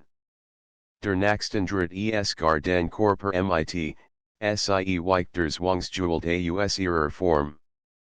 Der Riecht Armjet mit und aus der Klammers wir Hand weicht im ersten Paar Dien. Lost den Halt. Und wie nicht achten der Verfahrten, weiter Jet, so klingt die Zwangsmacht seiner Gegenart nach links hinab. Das Kraftfeld zieht die Linien immer lockerer. Die zweit, dritt, wird wenden nur den Kopf. Doch alle Blick gleiten sein Bahn, ihm nach. Sie wollten nicht, jedoch sie mussten. War ein starkers in ihm, das sie bezwang. Gibt nach jemand, der sich der Gefühlsjewelt expressionistischer Gestaltung wehren kann? Mag sich noch so fest in Altes binden, last die ganz zien nicht im Rücken, jet in ihr Auchner vorbei, so zwingt sie in. Sich. Ihrer neuen alten Art, Ingenen Wortwahlsten bezirk, den vielfach Leben spenden kann, die allgemein Gefühl menschlichen Bewusstseins in Formen jener Art zu fassen, die gegen das naturalistische wirklich zu tragern großen Zielischen Geschehens werden können. So einsichtig und klar word alle Theorie, wenn ein Erlebnis sie mit dem Bedeutungsinhalt fühlt.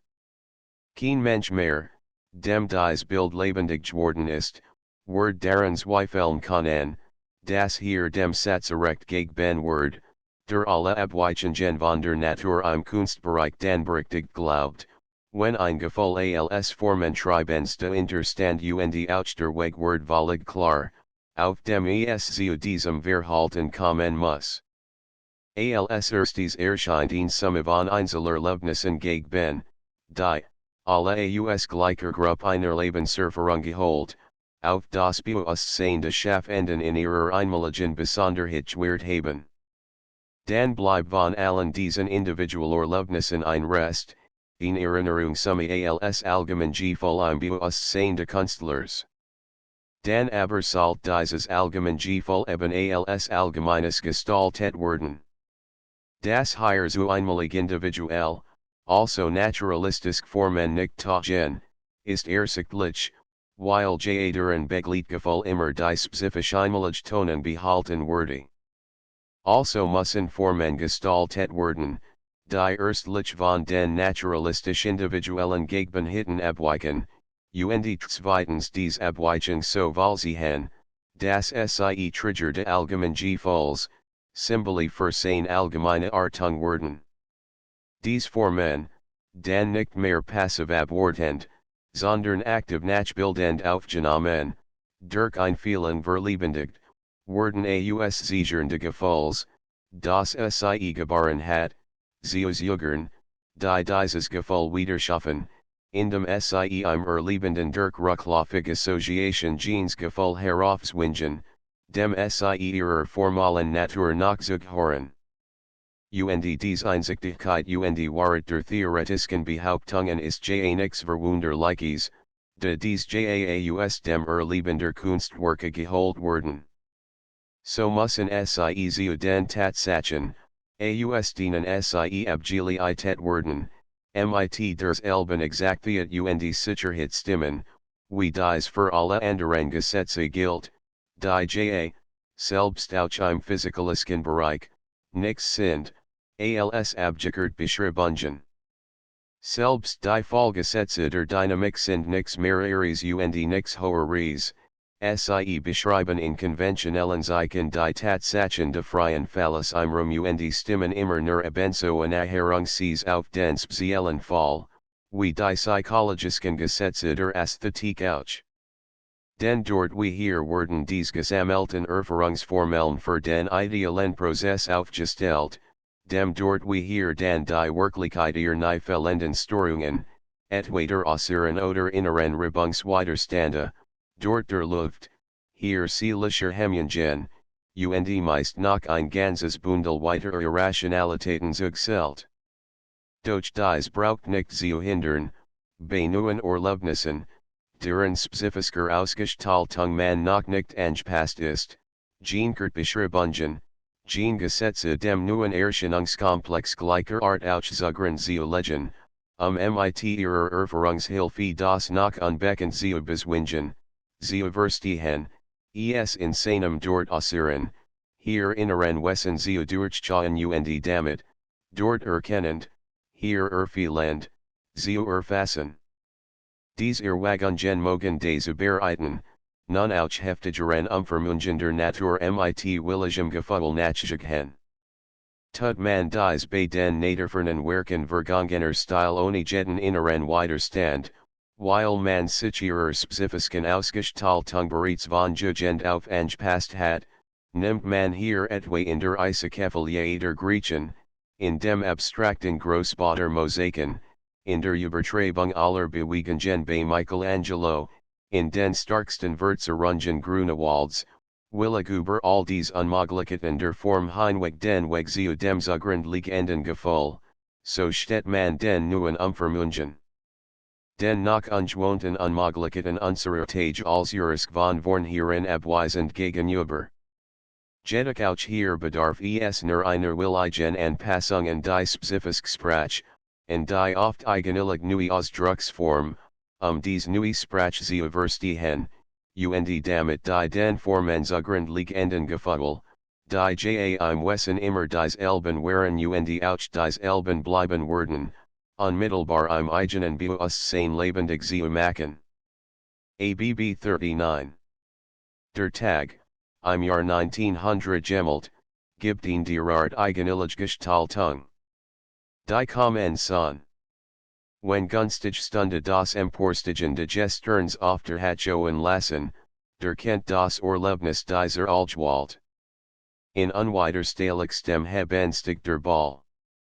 Der Mensch steht da, festet seinen Blicken den Horizont. Sieht den Rand der Glutkugel erschienen, in stetistem Verrückenstigen und Stigen. So fremd, so fern und so übermächtig, das Zorniger Wille in fassen kann, den Ball zu zwingen, auf seiner Bahn zu halten. Doch mag den ganzen Trotzens Menschentums zusammennehmen, mag mit innerlichstem Krampf dem Gestern die Bahn verbieten, instead Gewaltstigt und stigt, het sich seinen Weg. Zur Ohnmacht der Trotz, zur Kleinheit der Wille vernichtet der menschliches verrichtenden Kraft der Workenden Gesterns. Natur in ihrer Altwald. Weit überraschend irdisches Ermessen. Sie stigt und stigt, weil sie stigen will. Fast honend het sie sich empor, hohier und hohier. De sende sie ihr Blendkraft ins Trotzend auch. Ein Flammen Übermaß, und Weguen det Karit sich der Mensch in seine Kleinheit. Zwei Wesen hitten also begleiten den Weg der Sonne, die Gewalt ihres Hebens, die Blendkraft ihres Scheins. Stellt sich ein naturalistischer Maler, mit den so sehr ins Insane beschränkten Mitteln seiner Kunst, dies Erlebnissen halt als Aufgabe, so grieft ins Unmöglich. Niemals kennt Natur nahe Fassung dieses Erleben auch nur im fernsten vermitteln. Nicht nur, dass die Farben hier völlig variieren, auch im Formalen bleibt der runde Ball die so viel Bildversuch zum fast Lacher lichen Herniet Hand rot abfelsen, die Welt weten latern kleinen Menschen werkies kummerlich or lookatet. Hier sind Schranken de Materials errichtet, die von diesen Angemvermogen gegenüber allem naderhaft kosmischen Beschimmensten bericht geben. Wie viel reicher das unmittelbarer Lebender Natur ist, als dessen Darstellungsmöglichkeit in jeder Kunstart, und wir müssen der, in objektiv naturalistischen Darstellungen den ganzen Kosmos begriffen zu glauben, mag man ein solchem Beispiel erkennen. Doch wo selbst Goethe in der Schilderung vorbeigt, vom Flammen über Mass betroffen, wo selbst seine Sprachkraft und Sprachschöpfung so sehr versagt, sie tritt hervor. Und, leider schon geblendet, kehr ich mich weg, vom Augenschmerz durchdrungen, wo vom für mir umschlungen, sich abwenden muss, so bleibt denn die Son mir im Rücken, de hat doch auch Goethe wieder gefolgt, das nur Naturfernbildung, die etwa die Wort und gegen hittender Sprachwahrlich vermi Eidenkent, diesem Geschihen nach am Hessen gerecht zu werden vermocht. Ungeheuers Ghettos verkendet das Herrenhänder son und sokent etwa das Großorchester der Symphonischen Gestaltung aus ungeheurem Ghettos aller Instrument die Glutkraft reinsten für Scheins emporlucketen lassen in strahlenden Fanfaren. Jet aber Malaria dies Aufgabe, so kann es niemals die einer nadernahen Orientierung sein. Niemals hat selbst der Lichtmaler Rembrandt in dergleichen nergedacht. Und so oft auch der Sonnenfanatiker Van Gogh daran gedacht und die Glutseiner Farben daran versucht hat, muss ain't turn. Den wollt die Son als Himmelskörper malen, und so schmals sie im Form und Farben fort, zerfraß auch und Gehirn. Den schon die rein quantitative übergrosserer Intensität muss ain't als ins Nix zerschlagen, was die Palette oder die graphisk Formen bilden in Parallelstilen wollt. Dem Master weg Objektaffen Darstellens der Äußeren gegen hitten unmöglich Word, bleibt nur der Andier weg der Symbolhaften Darstellung de inneren Erlebnisses. Und hier wieder muss diesen Symbol tragen bei einem Äußeren und inneren Format, das in der Proportion möglichen Oralbens zu unserem Aussteht, die Kraft gegen werden, mit den Mitteln des Sichtbaren so zu wirken und zu wirken, das Zwanghaftsstigen und Blendens sen sich verinen. Hodler erstellt das Symbol in nackten weiblichen Figuren. Sie sind ihm gut, sowohl die aktive Kraft, wie das passiv Oraleiden zu tragen.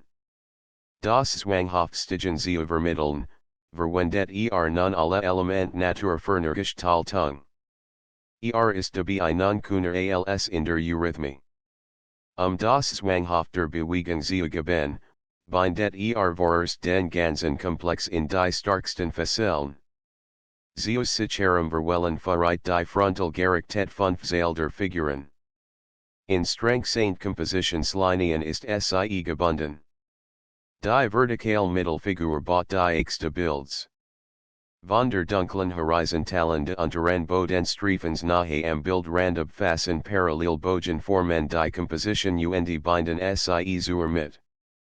Vom niederlinken mit Leichtem haben in der Mitzum niederrichten die Horizontlinie de Bodens die Bander Ellenbogen die Linie der Skittel die Begrenzung de Himmels, fünfmal wiederholt sich die Fesselung in einen flachen Bogen, die hohen Tendenz zu binden.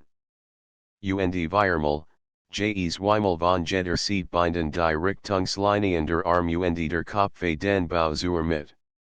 So steht und bleibt eingebaut, schon von hier aus als in Ordnung unwirklich, überwirklich, jeds schlechten naturalistisch gegen die Zusammenseins von fünf Figuren weit negierend.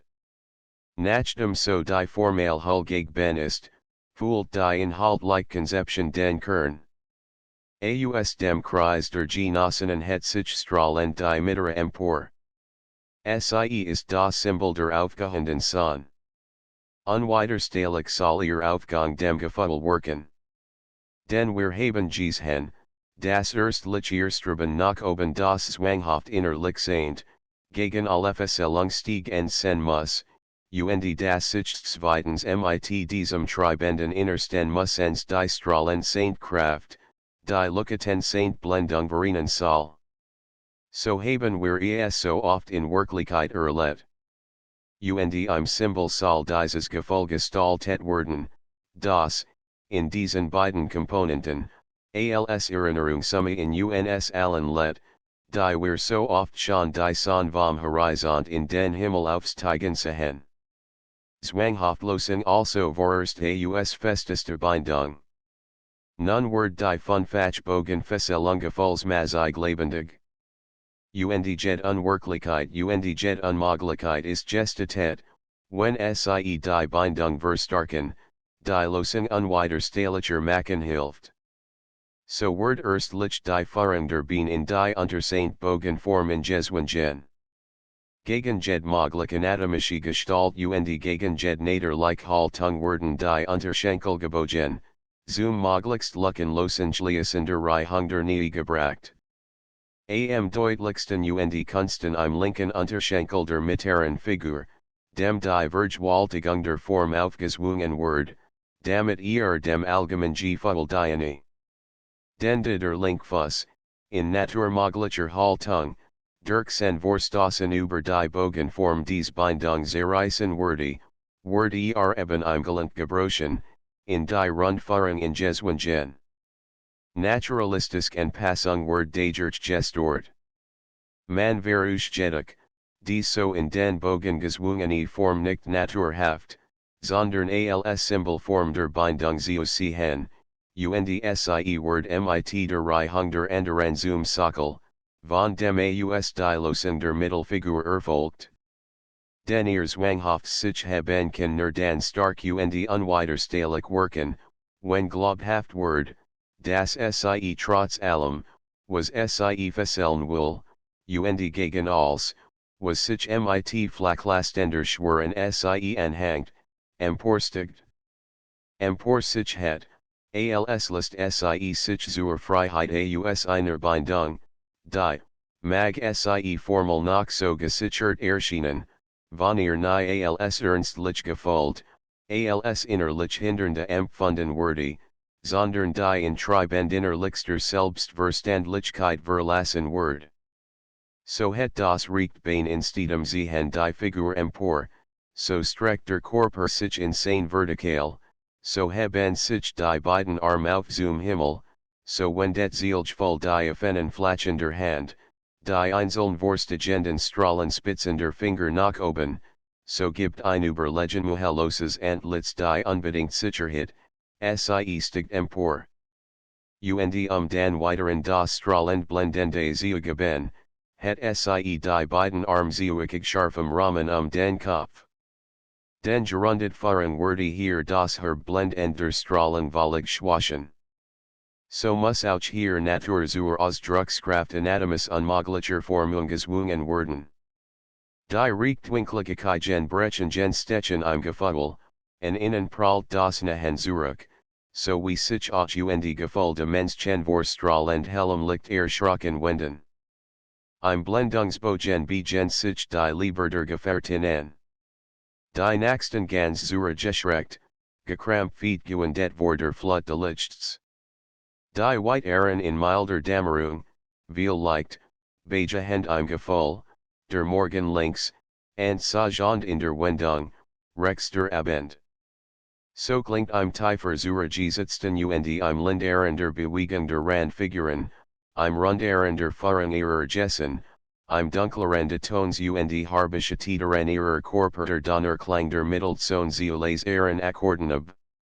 Und also ist die Aufgabe ein Bild erstellt, das innerem Gefühl lebendig wird. Zwanghaftsstigen und Blendendsten erreicht. Der werdende Tag, die kommen sind aufs intensiv Saint, und dennoch Erlebnisfähig dem auch gestaltet. ABB 40. Wer sich mit den Vergewaltigungen de Anatomus Richtigen im Bild des nicht gleich befreunden mag, dem seals gegen Beispiel ein Bild gesiegt, das Hodler 3 Jahr nach dem Tag gemmelt hat.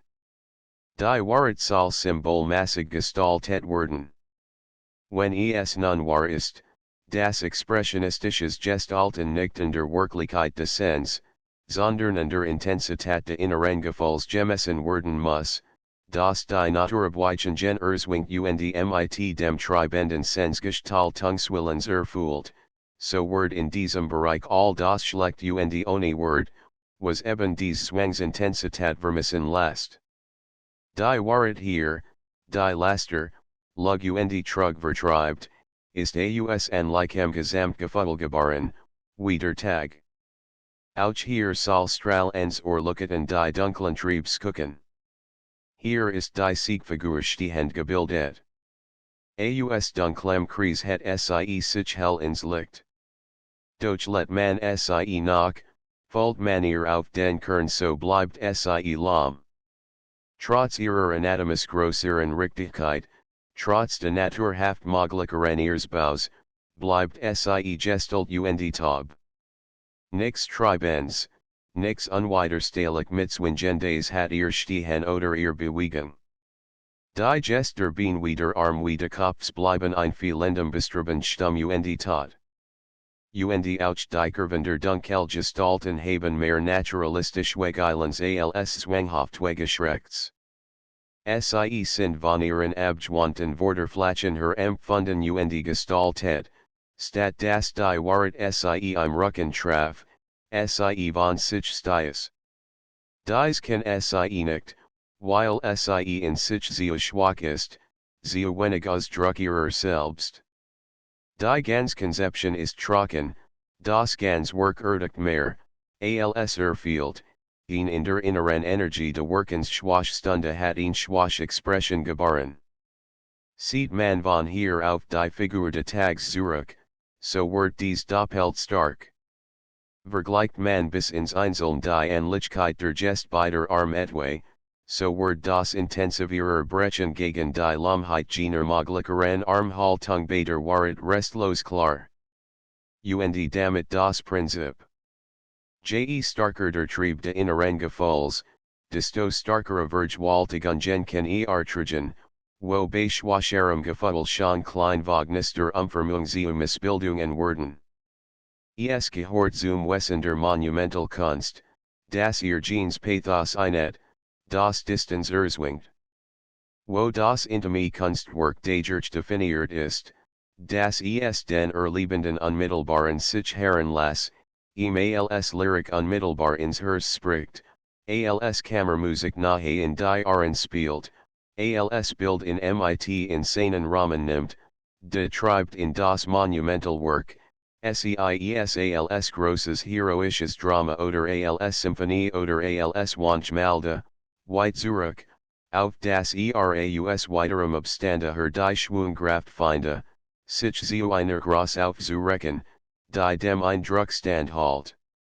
Nun zu welcher Gross Naturfernster Monumentalität, zu welch weit esten allgemein Gefühlen selten stark, wie wir sie anhand naturalistischer Bildformungen niemals werden erleben können, gerade die expressionistische Gestaltungsgepflogenheit zu vereinförmig, sei auch noch ein Monumentalgemälde Hodlers gebracht, und war in fast grotesk wirkendem Vergleich zu einem Bilde an Themes, das Hodler noch insaner naturalistischen Frozeth gemalt hat. ABB 41. Die Reformatoren aus dem Jahr 1884 Sie Jean Calvin im Gespräch mit wir Genossen im Hof der Genfer Hochschule. In objektiv naturalistischer Einstellung ist versucht, die Situation so zu geben, wie sie sich zu ihrer Zeit abgespielt haben macht. Die Szenerie und die Kostüm, weil auch das Porträttheft, werden aus alten Urkunden oder von den Nachhut bestehenden Gegenhitten hergenommen, die Romanordnung und die Zusammenstellung der Figuren, neben erstlich sich regenden kompositorischen Prinzipien, im unmittelbaren naturalistischen Bernenbildes zu verlebendigen gesucht. Die Gessen sind solch naturalistischen Nachdenkens, Horkens, Redens, Diskutierens, und nur die Lehrhaft abweisend riecht Hand Calvins versucht im Scharfverschneidenden der Fugen und im Stilaren ihrer Haltung in Lies Überbetonung zu erreichen. Doch trotz dieser Details und trotz der Geringens Calvins von den Genossen und trotz der Variation in den Gegenbewegungen der beiden äußeren Männer, bleibt die Darstellung ein Gestalt Bild, das jeder Überzeugungskraft ermangelt. Nix von der Geschichte weiß, dem sagt die Darstellung nicht mehr, als das fünf Männer miteinander diskutieren, was ein herzlich gleichgültig Angelegenheit bleibt. Dem Gmas erst die Benennung dieses Bilds den von ihm gemeinten Sinn erklären muss, da also, was sagen will, nicht in ihm selber let und durch das rein sichtbar bereits erfüllt Word, ist ein schlechtes Bild. Den erst Word ein Bild in üblem Sinn zu dem, was meist literarisch genannt Word, wenn mit den Mitteln der Sprache erst geschickt erzählt werden muss, bevor man den vom Bildenhalt gemeinten Sinn erkennen kann. Dan eben ist dieser Sachlichenhalt in seinem Formalen nicht erfüllt, dan ist kein Bild mehr, sondern Word Illustration zu einem Text, der zum Verständnis de Gemelten vorherbekannt sein muss. Dies muss sich jed streiten darüber, ob such Inhalt betonter Art in Bildern überhaupt erlaubt sind, stets halten. Sie sind als literarisches nur den verboten, wenn sie nicht in den Farben und den Lichtern, in den Figuren und deren Gessen, im formalen ihrer Gestaltung und in der kompositionellen Fassung unmittelbar visuell zu erleben sind, sie sind aber nicht nur erlaubt, sondern sogar, betender, ergreifender, seltener sie sind, desto inniger zu wünschen, zu erstreben und zu pflegen, wenn sie im sichtbaren de Bilds restlos ihr Erfüllung finden. Fragt man aber, wie etwa die außerordentlich stark Gemütsbewegung, die Probleme der Reformation durch allen Menschen brachten, nun wirklich in ihrem Rauschmassigen Gefallserschütternd bildhaft zu fassen wär, so wird die Antwort wieder nur lauten können, dass dies Fassung nur irgendwem allgemeinsten, ohne jed naturalistisch berichtend Erzählung erfolgen könne, in einer naderfernen Gestaltung, die symbolhaft erlebbar machen musseint, was als allgemeines, grosses Grundgefühl den Lebenskomplex der Reformation begleitet hat. ABB 42. Und so tragt auch die Zweitfassung dieses Themas, die Hodler in Wahlgeneration nach der ersten, im Jahr 1913, gemalt hat, nicht mehr den Titel die Reformatoren, sondern, Reformation. Und auch dies Namensgebung ist noch zu eng, und Wallner in Kirchturmsbenennung der Stadt Hannover, wo dieses Bild den also kleinen Rathaus sprangt.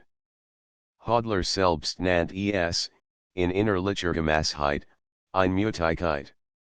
Denn das dies Eingang auf einen Schwur für ihn Sach gerade den Reformationsgedanken treffen muss, ist nirgends bildenhaltlich oder bildformal erlebbar. Es kent auch was immer sen, muss nur groß bedeutend alle hier ergriffen und ergriffen haben. Jas kent selbst die Schlechtestgesinnung, braucht keineswegs ein Schwur, kann Verschwörung sen, ob Freiheit, Gleichheit, Liebe aller Menschen, ob Raub und Mord, Krieg, Niedertracht, Verrat, Blutisant Rachsuchtrufen, ist von rein visueller Bilderfolien her nicht zu entscheiden. Nur eins ist Schwiss, ein Mutigkeit. Mehr als ein halbes hundert weit überlebensgroßer männlicher Figuren. Und alle in dem gleichen Tunde Armerhebens. Schon in der Konzeption von übergroßer Kraft. Wenn wir nicht staunen uns selbst, en jedem Baum erletten, wie stetig nu Zug der Selenux im Treibenden de Werdens und Organisken gediehens das kein zum großen wie das Ries zur Ich werden last, wenn wir nicht wussten, und, wenn auch in kleinerem Masse, von uns selbst erkannten, wie ihn talik nui samlung de gevoels auf ihnen punkt, auf ihnen mens chen, auf ihn sach die Intensitat und Fool unserer selbst zu unginder stark fahren kann, wenn wir nicht nachher liebend enten. Wie hodler hier, von der Idee und Zundet, aus kleinerem Watch send, und talik nu zu grosserem sich refend, en jedem neuen man sich nu gestart, en jedem schwarenden emporgerissen hat, wir werden nicht ermissen können, was hier en groste Gefalls, en werf de ganzen, en intensivster Form gestalt gewan. Das Refend de Works ist so groß, die Wucht so einheitlich, so überrennend, das ihn zum Schribung kaum vonoten word. Wie wenn man samt like Pedal einer Orgel zum Brasen eins Einklangstreit, auf dem sich dann ein Areoser Kraftvoller Farbung hoher nach erhob, so steht hier vor der Mauer der gedrangten Liebergefallsgestosener Genossen dieserin, den Ruf de Mutes aller in einem Mutzio sammeln. Ein Mutigkeit soll aller Jessen einziges Leben sen. So recken alle ihr Arm hoch zum Himmel, bei allen gleich, bei allen einer Art. Das innere Gefühl treibt von den Zahlen aus die Form in ihr Richtung, streckt sie im Stossen, langt so ihr Form. So weist der Arm nach oben, betuert so den Schwerter Herzen, sichert die Gesinnung. Durch den Weilen vorn ein Verrender erstanden ist, dem sie sich anvertrauen, so weisen aller Handflächen auch nach vorn zu diesem, bauen ihm ihnen zahn. Aber steht als einziger hat, schon farblich als der stark Saint workend in einem dunkeln totlich bronzwischen dem Rot und Gelb und dem Orange der Genossen. Die Seiner überhatten bien fast in Felsen starkem Griff den Boden, die Jess seiner Arm grieft, bei ihm als einzigem, ins Breit, het den linken Arm zur Horizontal, schlagt in zum Richten hin zurück, schwingt diesen Richten in Breitem Bogen aus, verenigt so der anderen Rufen und Leitet es in weitem Schwung nach oben zum klar erstelten Gipfel sens Fingers. Was kaum mehr möglich gehen, word so erreicht, halt dem Wagen stand, sammelt die Gesinnung aller, nimmt ihr Gefühl in Breitem Strom auf, verstart den Schau, reist in nochmals empor, und überruft so die Gemeinschaft mit einem Klang von solcher Machtigkeit, dass wie im Gipfelschlag das Gefühl der Einmutigkeit in expressionistischem Schwung in die Hohen steigt. Schon von der theoretischen Ableitung her muss es unwahrscheinlich schienen, dass dies Gestaltungsgepflogenheit de Expressionismus in der modernen Zeit zum ersten Mal entdeckt und gepflegt sei. Den die Menschen haben sich in den wenigen Jahrtausenden geschickt, die wir überblicken, im Wesen ihrer Art und ihres Workens so außerordentlich wenig geändert, dass es schon von vornherein kaum denkbar scheint, sie sollten ihn so wesentlich Kunstart erst in den heutigen Tagen gefunden haben. Und in Wirklichkeit haben auch alle Genseiten, die wir Sturm und Drang, Baroque oder Romantik oder Hellenismus nennen mogen, die spezifisch expressionistisch Schaffenser gepflegt. Der stark Saint, der innerlich Großsaint und ergriffen Saint dieser Expressionisten in der europäischen Vergangenheit war Matthias Grunewald. Neben ihm Wordsame, was alle anderen Künstler dieser Richtung geschaffen haben. Stellt die Hochsten Anforderungen an die Bereitschaft nachher Liebenden, sich durch starkster Griefen innerlichen Gefalls am weitesten von der Naturform weg, zu den naturunmöglichsten Gebilden tragen zu lassen. Sen Eisenheimer Alter, gemalt das Jahr 1510, mag UNSALS Beispiel dienen. Und von dessen Darstellungen wieder die Kreuzigung und die Auferstehung. ABB 43. Die Kreuzigung des Eisenheimer Alters bringt von vornherein in größten Dimensionen durchaus uneinheitlich und willkürlich Proportionen. Fünfmal wechselt der Maßstab der Figuren in dem ihnen Bilde. Vom Christus in der mit zum Taufer Rex, zu Johannes und Maria links, zur Magdalena zu Fussen de Crucis Stams, zum Lam, in andauernd Wechselndem, andauernd Verangertem Maßstab ist die großen Proportion der Figuren gebracht. Den Grunewald ist es den Ausdruck einer innerseelisken Vision tun, und dies ist ihm ebenso erschienen, das in Funfach Gestuft der Falsch die Figuren vor ihm erst enden. Die Macht Saint von allen, Doppelt und dreimal grosser als die anderen, ist die Gestalt Christi. Die naturhaft Gegenbinnen Merkmal eines gekreuzigten Menschen sind zur starksten Intensivierung hin hat. Grunewald bringt sie nicht so, wie sie sich dem beobachtenden och den Naturalisten sehen, gleicht sie nicht aus, wie idealistisch Gesinnung es so oft tat, sondern überhat sie, erhitzt sie, curbt sie doppelt, dreifach und vielfach. En die obere Flach de Kreuz Bakens, den die Zehend last nach unten biegt, griefen die Arm, hoke Jeswingen, in Zubir wet hingespannt, der Riesenleib hangt an innen, nicht gestutzt durch das Zeotief Fussbrett, sondern nur schmiert weil sich an Stem gegen den durch die beiden Fusse gehammerten Nägel. Dies Fusse schwellen ins Ungemasse auf, wellen ihr Formen zum Ausdruck starksten Schmerzes.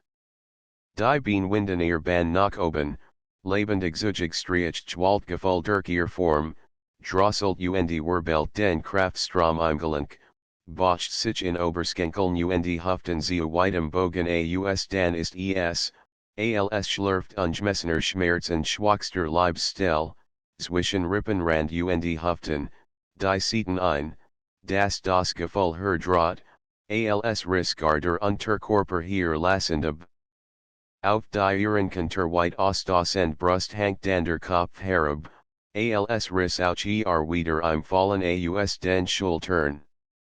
Und über aufgehat Muskelberg und durch Tiefsehnengruben drank das Gefühl im Auftrieb durch die beiden Arm, stigwellend, wagend auf zu den gespriesten Handen, die mit dem intensivsten innerlichgetriebener Form ihr Leid und Leiden, Grunewalds Verswiflung über dies Tat, zum Himmel schreien.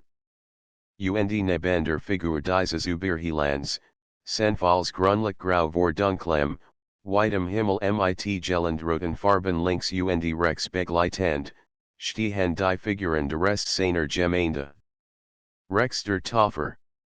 Wie Pfadelstossen sein Bienenstumpf den Boden, wie einen unbewegten Klotztrigen sie Leib und Kopf, der ganz Körper de Johannes ist nur der Sprungblock für den rechten Arm wie explodierende aus der Hull, so stoßt der Ellenbogen vor, so baumen Unterarm und Hand sich auf den Christus zu, den der Tafel, ist es, der Weiss, was hier geschah, das hier das große Unheil, das ein Glaubiger erdenken kann, zur Tat geworden ist. Und dies Unheil aller Welt zu weisen, und trotz allem, aller Welt zu rufen, dass dieser hier zum Weltenherrscher wachsen wird, siegt dies Hand. Und wie vom innersten Gefühl aus, vom Herzen Grunewalds gestossen und getrieben, die Form hier wird, die Form der Hand, de spant es ihr im Zijan den Damen zum Zerreißen de treibt es ihr im Weisen den Fingers eugen zu übergrosser Lang aus, de übertreibt es dies Form, gestossen vom Gefühl her, zum Ausdruckszeiger, de intensiviert es die naturalistische Gestaltung zum naturhaft ganz unmöglichen, expressionistisch Ausdruckstragenden und Ausdrucksvermittelnden Gebilde. ABB 44. Nicht anders ist es auf der linken Seite. Hier hat Johannes sich der Weissgewandeten Maria zugselt, der einzigen gerahigten Figur des Bilds. Doch ihr Ruhe ist nicht die des Lebens, ist sterbend still, unlebendig sen. In Jehem Winkel bricht sie in der Hüftung, zurückgeschlagen von dem, was ihr Augenzehen. Hinter der stillen Toten Maskiers and Jesus ist als Lebensstark worden, und nur die Hand halten los nach den Griff, zu dem setzen sie zusammenschlug. Johannes Pacht Sie and MIT Seiner Lincoln, als Kant dieser Angengriff Sie retten, Stontier sen doppelt leid ins Angesicht, und langt dan seinen rechten Arm, langt ins doppelt Überlange, auf das von seiner Fernanchmalen rechten Schulter aus zu ihrer rechten Hüft fassen kann, ihr Zusammenbrechen auf zu stützen. Den de hier Form nicht ihren Maßstaben dem finden kann, was wirklich ist, de hier als Master Form auf ihr Richtigkeit nur das Gefühl gilt, das Sie treibt und Jugend, das Sie verzerreit, verlangt, verkürt, verdichtet oder lost, so muss Sie auch in dem Gefühl allen gemessen werden, das Sie geboren hat. ABB 45. ABB 46. Und so auch Magdalena. Aus ihrer Verworfenheit ward Sie geächt, gehoben durch in, den ihnen, einzigen, den Sie worauf gelit. In haben Sie ans Kreuz geschlagen, in ihr Genamen. In ihrem Maslows Fassungslosen Schmerz den gelitten schleppt Sie sich ihm nach.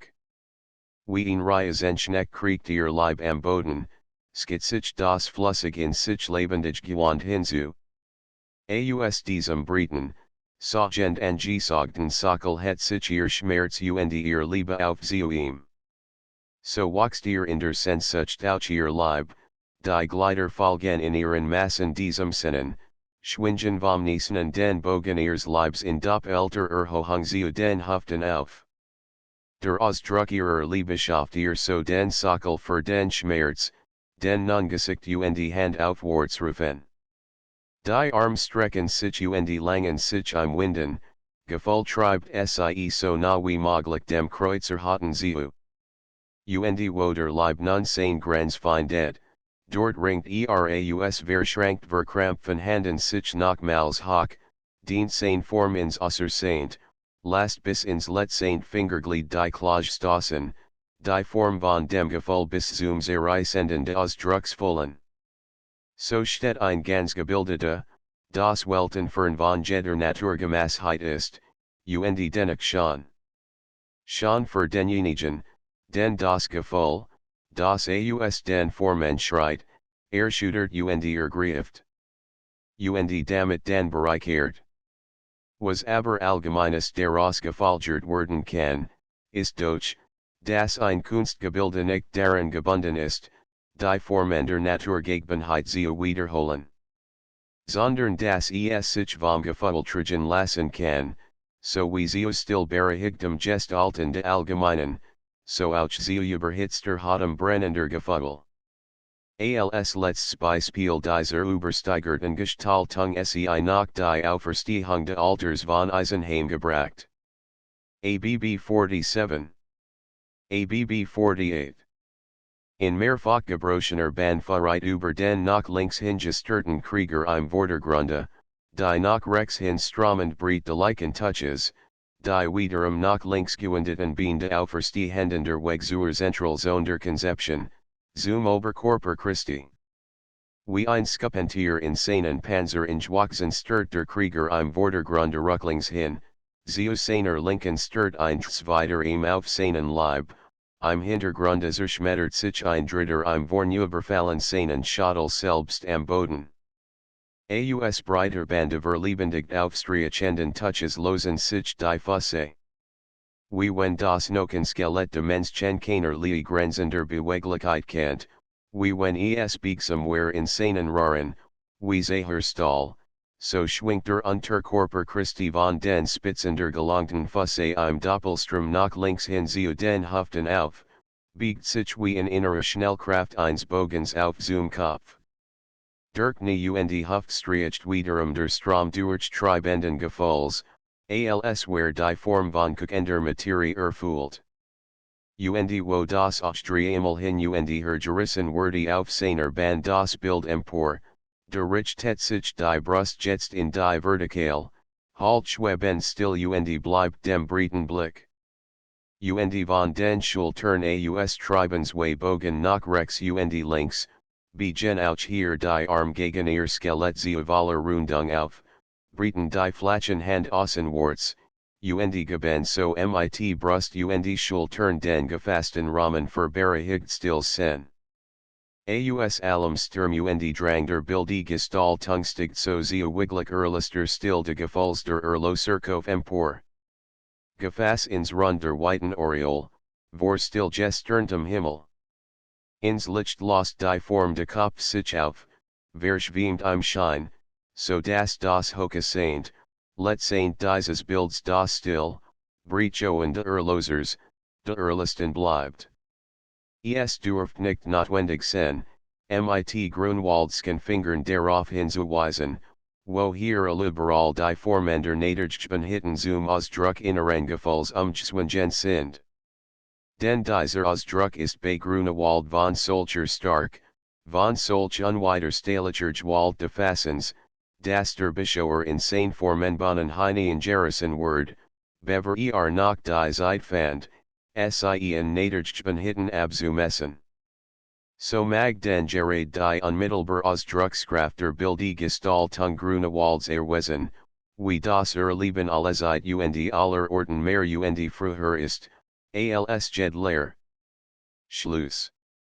So dürft wohl von Theoretiker wie von Praktischer Seite klar geworden sein, dass es nicht etwa nur ein einzig möglich und richtig Gestaltungsgepflogenheit in den Kunsten gibt, sondern dass mehrere, völlig gleichgeordnet und völlig gleichberechtigt Gestaltungsweisen nebeneinander oder nacheinander zu konstatieren und einzuerkennen sind.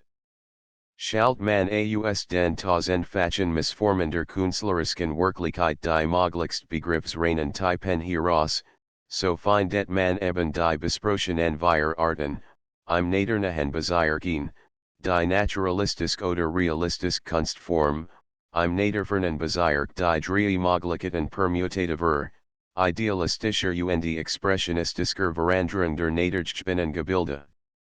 Nun bleiben aber noch zwei überauswichtige Fragen zu beantworten. Erstens die nach der spezifischen Differenz, aufgrund deren man die in dies drei letzten Gruppen gehörenden künstlerischen Umformungen der Nadergebenen Hitten von anderen, nicht künstlerischen Umformungen etwa von primitivkindlichen, oder von zwackhaft technischen, oder von abrupt zufälligen, oder von nicht gekonnt dilettantischen definitorisch unterscheiden kann. Und zweitens die nach dem Wort, den man dem einzelnen Kunstwerke zuspricht. Beide Fragen lassen sich eingetige aus der Definition de Kunstwerks beantworten, die wir allen unseren Bisher Erörterungen zugrund gelegt haben. Skut man vor sprachlicher Schwerfälligkeit nicht zurück, die zur Fixierung de Begriffsnotwendigen Merkmal alle in einem Satze aufgestellt zu haben, so lautet dies Definition endgültig folgendermaßen, ein Kunstwerk ist ein von einem Menschen aus einem Gefühl heraus künstlich gemachtes Gebilde, das dieses Gefühl tragt und das gleichzeitig imstande ist, dieses Gefühl auch einem anderen Menschen zu vermitteln.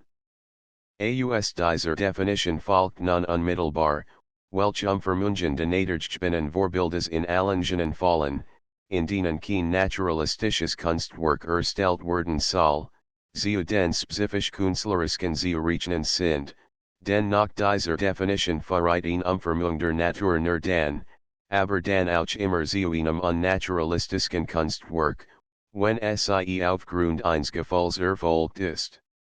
Die Nachherableitung der dies naderfernen Gefühl tragenden Formen der Gefühlssymbole, kann hier nicht erfolgen. Doch wird man, wenn man die naderfernen Kunstgebilde, seis Michelangelos oder Grunewalds, in der Erinnerung heraufzwingt oder nu in den Blick nimmt, unmittelbar erleben worauf wir auch mehrfach im Text der Analysen hingewiesen haben, dass alle dies künstlerischen Umformungen bei Hingebender ein vielen Gefühl in uns hervorrufen, die spezifischen Innenhängen.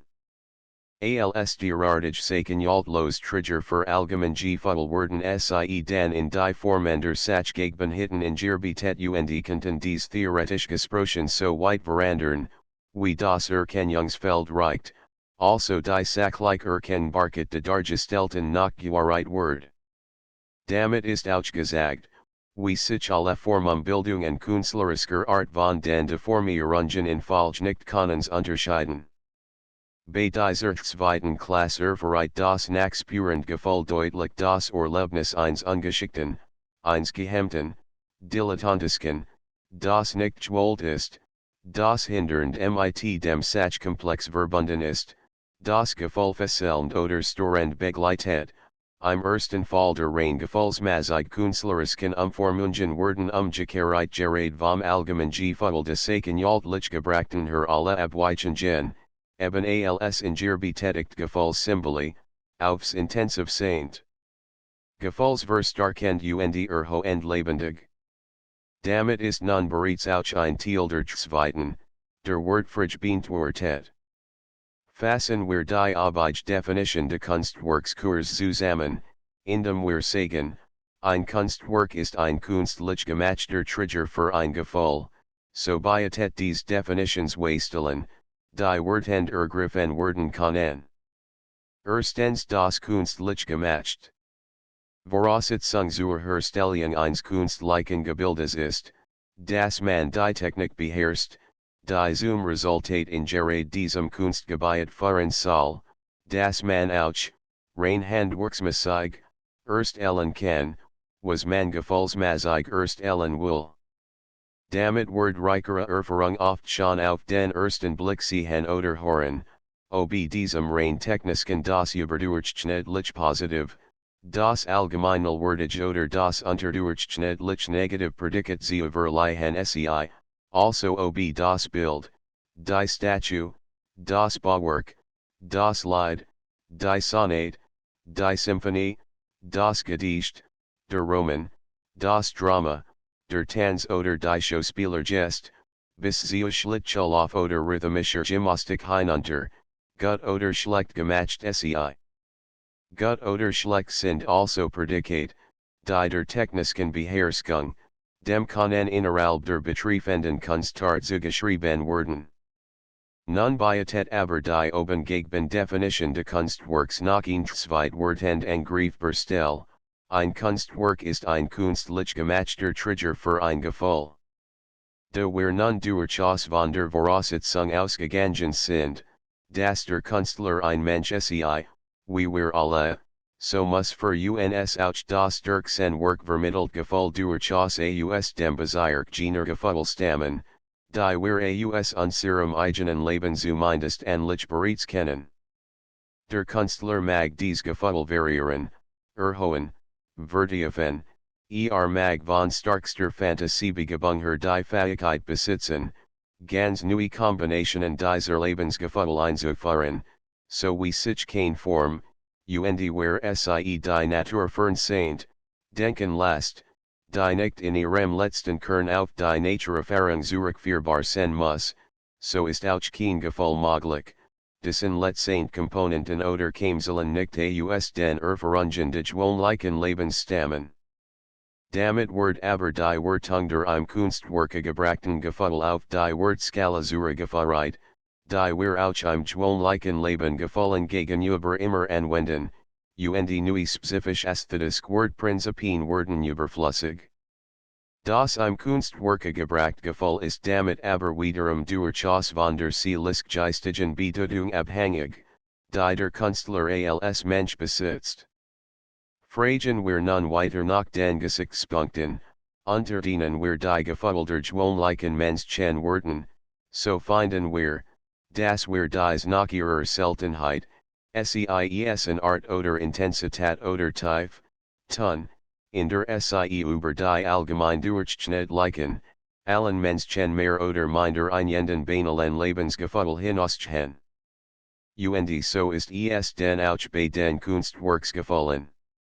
Ein Künstler mag also die Technik seiner Kunstart noch so gut beherrschen, mag artistisch noch so viel können, das Kunstwerk mag also rein technisch noch so gut sein, wenn uns der Künstler rein als Mensch, und damit das von ihm erstellt Kunstwerk kein Gefühl mitzuteilen hat, die über den Durchschnittskomplex, den wir selbst alle auch besitzen, sichtlich hinausgehen, so kann das Kunstwerk für uns keinen Lebenswert de ihm zugrund enden, von ihm vermittelten Gefalls besitzen. Es wird dann eben ein Gutes, aber ein banales Werk. So jet den neben der rein technischen Wertung von Gott und schlecht die rein ästhetische Wertung nebenher, die von bedeutend oder unbedeutend, von Wertwahl oder Wertlos für das Erleben, oder, wie man meist sagt, von schon oder hässlich spricht. Dies Wertung aber gibt den Ausschlag. Und von dieser Einstellung aus schreiben wir dann den kunstlich vermittelten Gefallen, und damit deren Tragern, den Kunstwerken die Vorzeichen de Bereichern positiven, Skinnen, unbewegt lassenden Wertigen, gleichgültigen, oder storend negativen, hässlichen Zeu. So muss man also bei der Wertung eines Kunstwerks scharf die beiden Wertungspaar unterscheiden, ein Kunstwerk ist dann gut oder schlecht, wenn es in Beherrschung oder nicht Beherrschung der rein technischen seiner Kunstart siegt, und ein Kunstwerk ist dann wertvoll, gleich schon, oder wertlos, gleich banal, oder abstoßend, gleich hässlich, wenn es uns ein Gefühl vermittelt, das uns bereichert, gleichgültig last oder zur Abwehr stört.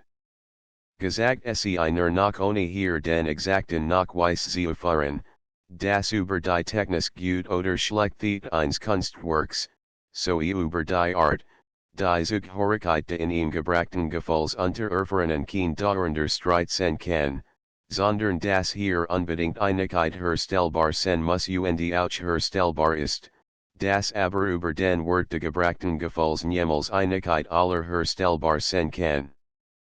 Denn dieser Wert ist ein Bereicherungswert, hängt also als Verhaltensgras nicht nur von der neuen Einnahme ab, sondern, wie jede Einnahme, in ihrem Zuwachswert ebenso auch von dem bereits vorhandenen seelisken Besitz, von dem bereits früher erworbenen Gefallsmaßigen Vermögen.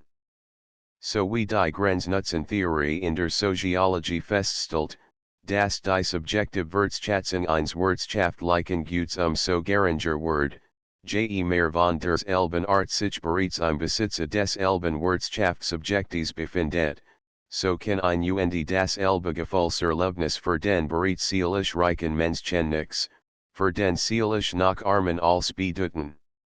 Und umgekehrt kann oft ein erschütternd großes Gefallserlebnis von dem bedeutenden Menschen Kraft seiner eigenen rein menschlichen Bedeutung auch erfass, aufgenommen und dann als äußerst wertvoll empfunden werden, während ein weniger bedeutender Mensch die große und Seltenheit jenes Gefalls zuweilen gar nicht zu erkennen, damit überhaupt nicht zu erleben, also auch nicht zu werden vermag. So erweist sich der Gefallsgehalt de Kunstwerks als ein absoluter, der ästhetisch Wert aber, der ihm von den verschiedenen erlebenden zugesprochen wird, als durchaus relativ. Dennoch stellt sich bei weiter Betrachtung dies Relativität de ästhetischen Werturteils als nicht so völlig anarchisch heraus, wie es nach dem Ebener lauterten den Anschein hat. Den die Menschen de gleichen Kulturkreises oder nicht so weit entfernter Kulturkreis sammeln sich doch wieder aufgrund ähnlicher Erziehung, ähnlicher Einflüsse, ähnlicher Vorerlebnis, Kurs ähnlichen geografischen und geistigen Milieus in Gruppen, denen gleichsam vergleichbaren liker seelischer Vorbesitz einet. So wird das ästhetische Werturteil zum Gruppenerteil, das von enger oder weiter umzerkten Gemeinschaften in ähnlicher Gleichheit den Kunstwerken gegenüber gefällt wird, wie gene auch den Lebensinhalten gegenüber gruppenmäßig ähnlich reagieren. Gleichwohl wird sich, wollt man immer in die letzten Feinheiten de personlichen Eindringen, auch immer wieder die unbedingt Relativität de ästhetischen Werturteils feststellen lassen. So liegt denn als darin, den Glauben an die absolut Skoniet in der Kunstentwicklung aufzugeben, und zu erkennen, dass es im Bewusstseinsleben de Menschen wenig Dinge gibt, die in so hohem Grade relativ sind, wie gerade dies Skoniet. Den de das Kunstwerk ein kunstlicher vermittler Vergefühl ist, sind so viel Skönheiten denkbar und erlebbar, wie es eben für den Einzelnen oder für die Gemeinschaft Wertgefühl gibt. Und mag selbst für den Einzelnen in der kurzen Dauer einer Lebenszeit wirklich auch ein Gefühl das bevorzugt bleiben obwohl selbst das Beider wie des größten Zahl der Menschen nicht der Fall ist, so muss durch allgemeine Betrachtung feststellen, dass innerhalb der verschiedenen Gruppen im Wechsel der Zeiten und Jahrhundert eben dieses bevorzugt Gefühl andauernd seinen Charakter ändert. Gerade die psychologisch Stillgeskik die Geschichte Belitessen allgemein Gefühls in einer begrenzten Zeitspanne grundet hier auf ihr innere Berechtigung. Aufgrund der Kenntnis dieses Stillwandels als Gefühlswechsels und damit de Formen Wandels der kunstlichen Trigger dieser Gefühl, eben der Kunstwerke also durchaus a posteriori war esja auch erst möglich. In begrifflicher Formulierung der idealen Prozesses die wir wesentlich verschiedenen Formausbildungen theoretisch nachzukonstruieren, und damit die wir überhaupt möglichen Gefühlsklassen, also Stillarten, innerhalb der Kunstgruppen mäßig fest zu umgrenzen. Und wir sind damit verpflichtet, unser Lebensbereitschaft im Lauf der Jahrhundert in durchaus gleicher Weise den Naturalistischen, den Permutativen, den Idealistischen und den Expressionistischen Kunstformen offen zu halten. Nun gibt es aber unter den hundertfach verschiedenen Möglichkeiten, zu den Inhalten dieser Welt und dieses Lebensstellung zu nehmen, auch Genes gegensatzbar, das die Dinge und Vorgänge dieses Daseins einmal als geworden und dann wieder als werdende Office. Fassen wir die Kunstwerke, die wir überhaupt kennen, als geworden, als fertig, als bleibend auf, so müssen wir uns so einstellen und so entscheiden, wie wir es bisher getan haben. Vor den Gendergeschick sind die verschiedenen Stilosformen gleichberechtigt, wie sie die Orientierung der Dualigen Gemeinschaft im Wechsel der Zeiten anstehen lässt und als gerade bevorzugt pflegt. So wir also Kunstgeschick treiben oder sobald wir als Kunstjungrich hinter die Erlebnis de gegenwärtigen Tages in die Vergangenheit zurückgehen, müssen wir die große Beweglichkeit der Einstellung walten lassen und mitgenen Maßstaben messen, die dualigen Zeiten im Wechsel der Generationen bereithalten und verteilen. Wer historischen Kunstwerken wirklich innerlich gerecht werden will, der muss eben imstande sein, gleichsam mit den verschiedenen Zeiten auch seinen persönlichen individuellen Charakter zu ändern und Duals zu verleugnen, was vorher noch erstret und angebetet hat.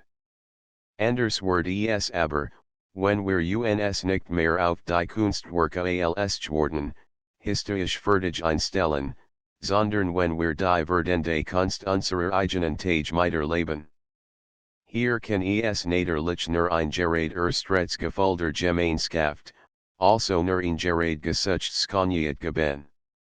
Denn im Wigen Fluss der Entwicklung hat, vom Tage aus betrachtet, nur das Duals eben lebendig recht. So sehr also für alle historisk Betrachtung die Erfahrung die Mutter der Weisheit, und weit este Toleranz danderen Tochter ist, so sehr darf de gegen Kampferisk Einziehigkeit die Kunstpolitik de Tages lenken und begleiten.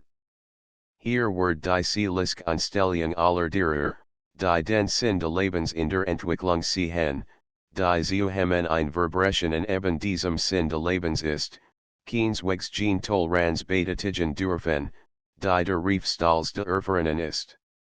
Sondern gegen jeden Versuch generell bend konservativen, genergeistig tragen, die immer wieder gerade mit ihrer Generation den Gipfel und höchsten Entwicklungspunkt erreicht zu haben glauben und behaupten und deren Hemmungsgewalten durch niemals dies Weiterentwicklung aufzuhalten vermogen, sondern immer wieder nur zu lebenszerstörenden Gewaltsamen Revolutionen fahren muss das gesunde lebendig das Recht des Tages immer wieder fordern und erkämpfen. Kampf aber bedingt Einziehigkeit, fixierend Isolierung eines Ziels, Beschränkung aus der Relativität auf ihn postuliert Absolutheit. Und so werden wir von dieser Einstellung auf verdendes Detages aussagen müssen, mogen auch mehrere Kuhn starten historisch und psychologisch möglich und wirklich und berechtigt sein, für die eben lebende Generation ist immer nur in die einzige zu erstreben, die einzige zu erkämpfen, ist in die Absolut. Fragt man nun, welch dies aber für uns heut lebend Menschen wär, so kann die Antwort kaum zweifelhaft sein. Nach zwei Generationen naturalistischer Kunstübung seit der Mitte des vorigen Jahrhunderts ist unser Erleben gegen naturalistisches Gefühl völlig abgestumpft. Wir haben so viel dieses Gutes aufgenommen und im Besitze, dass ein Wirtschaftsung fast schon in Abelnung geschlagen ist. Weitere Pflege naturalistischen Kunstübung scheint also nach der seelischen Grenznutzen-Theorie völlig ausgeschlossen. Die idealistische Gestaltungsgepflogenheit dagegen scheint wieder von anderer Seite völlig unmöglich. Die deutsche Bildendkunst ist von der Renaissance-Zeit bis weit in die Mitte des 19. Jahrhunderts hinein, also seit mehr als 300 Jahren, durch die falsche, weil völlig ungemasse Einstellung auf idealistisch klassizistische Gestaltungsgepflogenheit so völlig verratet werden, dem rückschauenden Blick bietet sich hier ein so grassliches Trümmerfeld vergeblichen Bemuhens, gestörter Existenzen, verwusteter Gesinnung, das es völlig unmöglich scheint, ihnen idealistischen Stil für die kommende Generation zu erwarten, auch nur zu wünschen. So bleibt die expressionistische Gestaltungsgepflogenheit als die letztend, die einzige Brigg. Mag sie heut nach im Sturm der Zeugung und Reformen geboren, wank und Gebilde erst Ellen, die Wedge nach vorerst nachschiffen oder falschen Richtungen roden, in Kubismus und Futurismus selbst in Zukunftslosen Sagassen sich festrennen, die Richtung ist gewesen, das Ziel gestalt und gegen in aktiver Auswirkung des Gefühls zur Intensivierung der Naturformen zu schreiten, die Natur zu überrufen, Kraft zu bauen, Symphonien tonen zu lassen, Dramen zu errichten, Bildkomplexe zu erstellen. Die Naturgebilde nur als Sockel für den starksten Schwung in Hokus ein Fantasiebereich nutzen. Abbildungen einige Formulierungen und Bildanalysen dieser Schrift hat der Verfasser seinem größeren Werke die Malere im 19. Jahrhundert entnommen, das im Herbst 1919 im Verlag von Paul Cassirer in Berlin erschienen ist. ABB 1 Dürer wir Tier Studien ABB 2 Dürer Hirschkaffer ABB 3 Dürer Junger Feldhaus ABB 4 Liebblüdrie Frauen in der Kirche MIT Genehmigung von J.J. Weber in Leipzig ABB 5 Liebblüdorf Politiker MIT Genehmigung der Fotografischen Gesellschaft in Berlin Charlottenburg ABB 6 Liebblümeter Study MIT Genehmigung der Fotografischen Gesellschaft in Berlin Charlottenburg ABB 7 Rembrandt Frau de Tobias MIT der ZJB ABB 8 Rembrandt Jacob Segen ABB 9 Rembrandt Jacob Segen, Thiel, ABB 10. Rembrandt David Vorsal ABB 11 Rembrandt Tobias und seine Frau ABB 12 Böckling-Gefildeter Seligen MIT Genehmigung der Fotografischen Gesellschaft in Berlin Charlottenburg ABB 13 Böckling Triton und Nariad MIT Genehmigung der Fotografischen Union in München ABB 14 Böckling die Pest MIT Genehmigung der Fotografischen Union in München ABB 15 Klinger Tod auf den Schienen, vom Tod I. 8. Verlag von Amsler and Ruthard, Berlin ABB 16 Brueghel da Fall der Engel ABB 17 Idolino ABB 18. Michelangelo der Morgan. Vom Grabmal Lorenzos ABB 19 Grabmal der Higiso, Athen ABB 20 Orpheus Relief ABB 21 Michelangelo Erschaffung Evis ABB 22 Michelangelo Erschaffung Adams ABB 23 Dürer das Gross Rasenstück ABB 24 Grunewald Eisenheimer Alter. Antonius und Paulus in der Wust. Teal Stuck ABB 25 Durer Handestudy ABB 26 Michelangelo Teal Stuck AUS der Erschaffung Adams ABB 27 Grunewald Teal Stuck AUS der Kreuzigung ABB 28 Durer Baumeister Hieronymus ABB 29 Michelangelo Adams Kopf ABB 30 Grunewald Sing and der Engel, Study ABB 31 Durer Jungsmadchen ABB 32 Durer Frauenkopf ABB 33 Durer Zeichnung seiner Mutter ABB 34 Rembrandt Christus in der Saal ABB 35 Dora Foros ABB 36 Hodler Tell MIT Genehmigung der Verlagsracher & Co., Zurich ABB 37 Hodler Eurythmy MIT Genehmigung der Verlagsracher & Co., Zurich ABB 38 Hodler Jungling vom Weib beundert MIT Genehmigung der Verlagsracher & Co., Zurich ABB 39 Hodler der Tag MIT Genehmigung der Verlagsracher & Co., Zurich ABB 40 Hodler die Wahrheit MIT Genehmigung der Verlagsracher & Co., Zurich ABB 41 Hodler die Reformatoren MIT Genehmigung der Verlagsracher & Co., Zurich ABB 42 Hodler die Einmütigkeit, Die Reformation, MIT Genehmigung der Verlagsracher & Co., Zurich ABB 43 Grunewald. Eisenheimer Alter. Kreuzigung ABB 44 Grunewald Eisenheimer Alter Teal Stuck, Johannes und Maria ABB 45 Grunewald Eisenheimer Alter. Teal Stuck, Magdalena ABB 46 Grunewald Eisenheimer Alter Teal Stuck, Magdalena ABB 47 Grunewald Eisenheimer Alter Himmelfahrite Christi ABB 48 Grunewald Eisenheimer Alter Himmelfahrite Teal Stuck. Druck von Ernst Friedrich Nachf, GmbH, Leipzig. End of the Project Gutenberg ebook Naturalismus, Idealismus, Expressionismus. Updated editions will replace the previous one. The old editions will be renamed.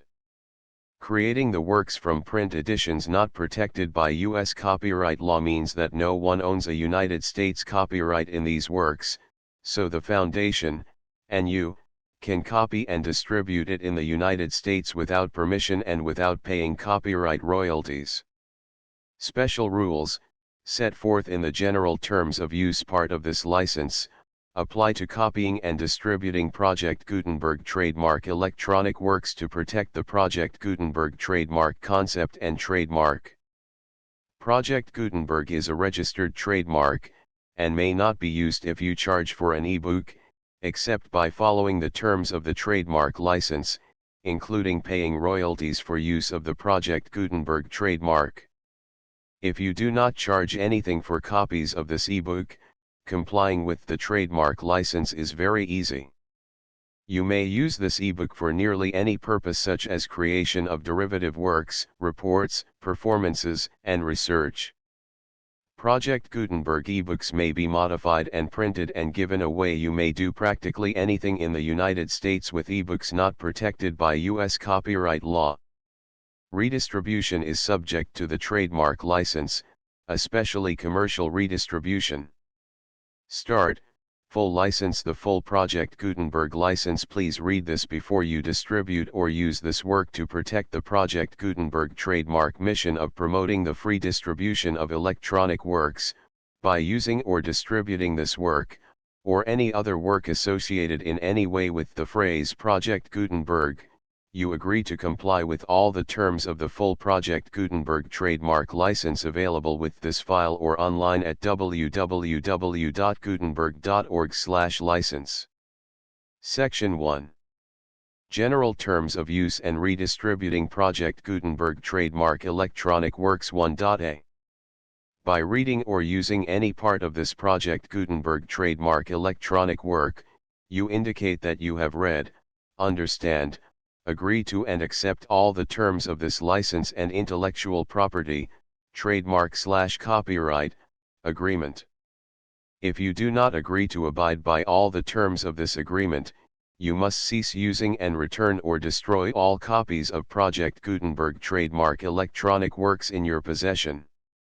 If you paid a fee for obtaining a copy of or access to a Project Gutenberg trademark electronic work and you do not agree to be bound by the terms of this agreement, you may obtain a refund from the person or entity to whom you paid the fee as set forth in paragraph 1.e.8. 1.b Project Gutenberg is a registered trademark. It may only be used on or associated in any way with an electronic work by people who agree to be bound by the terms of this agreement. There are a few things that you can do with most Project Gutenberg trademark electronic works even without complying with the full terms of this agreement. See paragraph 1.c below.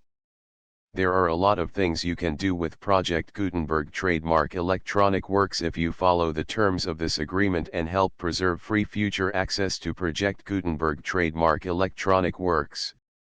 See paragraph 1.e below. 1.c. The Project Gutenberg Literary Archive Foundation, the Foundation or PGLOF, owns a compilation copyright in the collection of Project Gutenberg trademark electronic works. Nearly all the individual works in the collection are in the public domain in the United States. If an individual work is unprotected by copyright law in the United States and you are located in the United States, we do not claim a right to prevent you from copying, distributing, performing, displaying, or creating derivative works based on the work as long as all references to Project Gutenberg are removed. Of course, we hope that you will support the Project Gutenberg trademark mission of promoting free access to electronic works by freely sharing Project Gutenberg trademark works in compliance with the terms of this agreement for keeping the Project Gutenberg trademark name associated with the work. You can easily comply with the terms of this agreement by keeping this work in the same format with its attached full Project Gutenberg trademark license when you share it without charge with others. 1.d. The copyright laws of the place where you are located also govern what you can do with this work. Copyright laws in most countries are in a constant state of change. If you are outside the United States, check the laws of your country in addition to the terms of this agreement before downloading, copying, displaying, performing, distributing or creating derivative works based on this work or any other Project Gutenberg trademark work. The Foundation makes no representations concerning the copyright status of any work in any country other than the United States. 1.e Unless you have removed all references to Project Gutenberg, 1.e.1. The following sentence, with active links to, or other immediate access to, the full Project Gutenberg trademark license must appear prominently whenever any copy of a Project Gutenberg trademark work, any work on which the phrase Project Gutenberg appears, or with which the phrase Project Gutenberg is associated, is accessed, displayed, performed, viewed, copied or distributed. This ebook is for the use of anyone anywhere in the United States and most other parts of the world at no cost and with almost no restrictions whatsoever. You may copy it, give it away or reuse it under the terms of the Project Gutenberg license included with this ebook or online at www.gutenberg.org. If you are not located in the United States, you will have to check the laws of the country where you are located before using this ebook. 1.e.2. If an individual Project Gutenberg trademark electronic work is derived from texts not protected by U.S. copyright law, does not contain a notice indicating that it is posted with permission of the copyright holder, the work can be copied and distributed to anyone in the United States without paying any fees or charges. If you are redistributing or providing access to a work with the phrase Project Gutenberg associated with or appearing on the work, you must comply either with the requirements of paragraphs 1.e.1 through 1.e.7 or obtain permission for the use of the work and the Project Gutenberg trademark as set forth in paragraphs 1.e.8 or 1.e.9. 1.e.3. If an individual Project Gutenberg trademark electronic work is posted with the permission of the copyright holder, your use and distribution must comply with both paragraphs 1.e.1 through 1.e.7 and any additional terms imposed by the copyright holder. Additional terms will be linked to the Project Gutenberg trademark license for all works posted with the permission of the copyright holder found at the beginning of this work. 1.e.4 Do not unlink or detach or remove the full Project Gutenberg trademark license terms from this work, or any files containing a part of this work or any other work associated with Project Gutenberg trademark.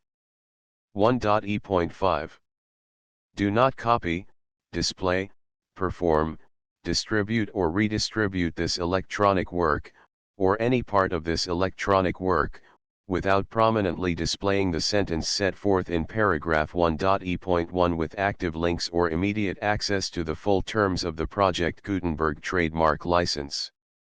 1.e.6 You may convert to and distribute this work in any binary, compressed, marked up, non-proprietary or proprietary form, including any word processing or hypertext form.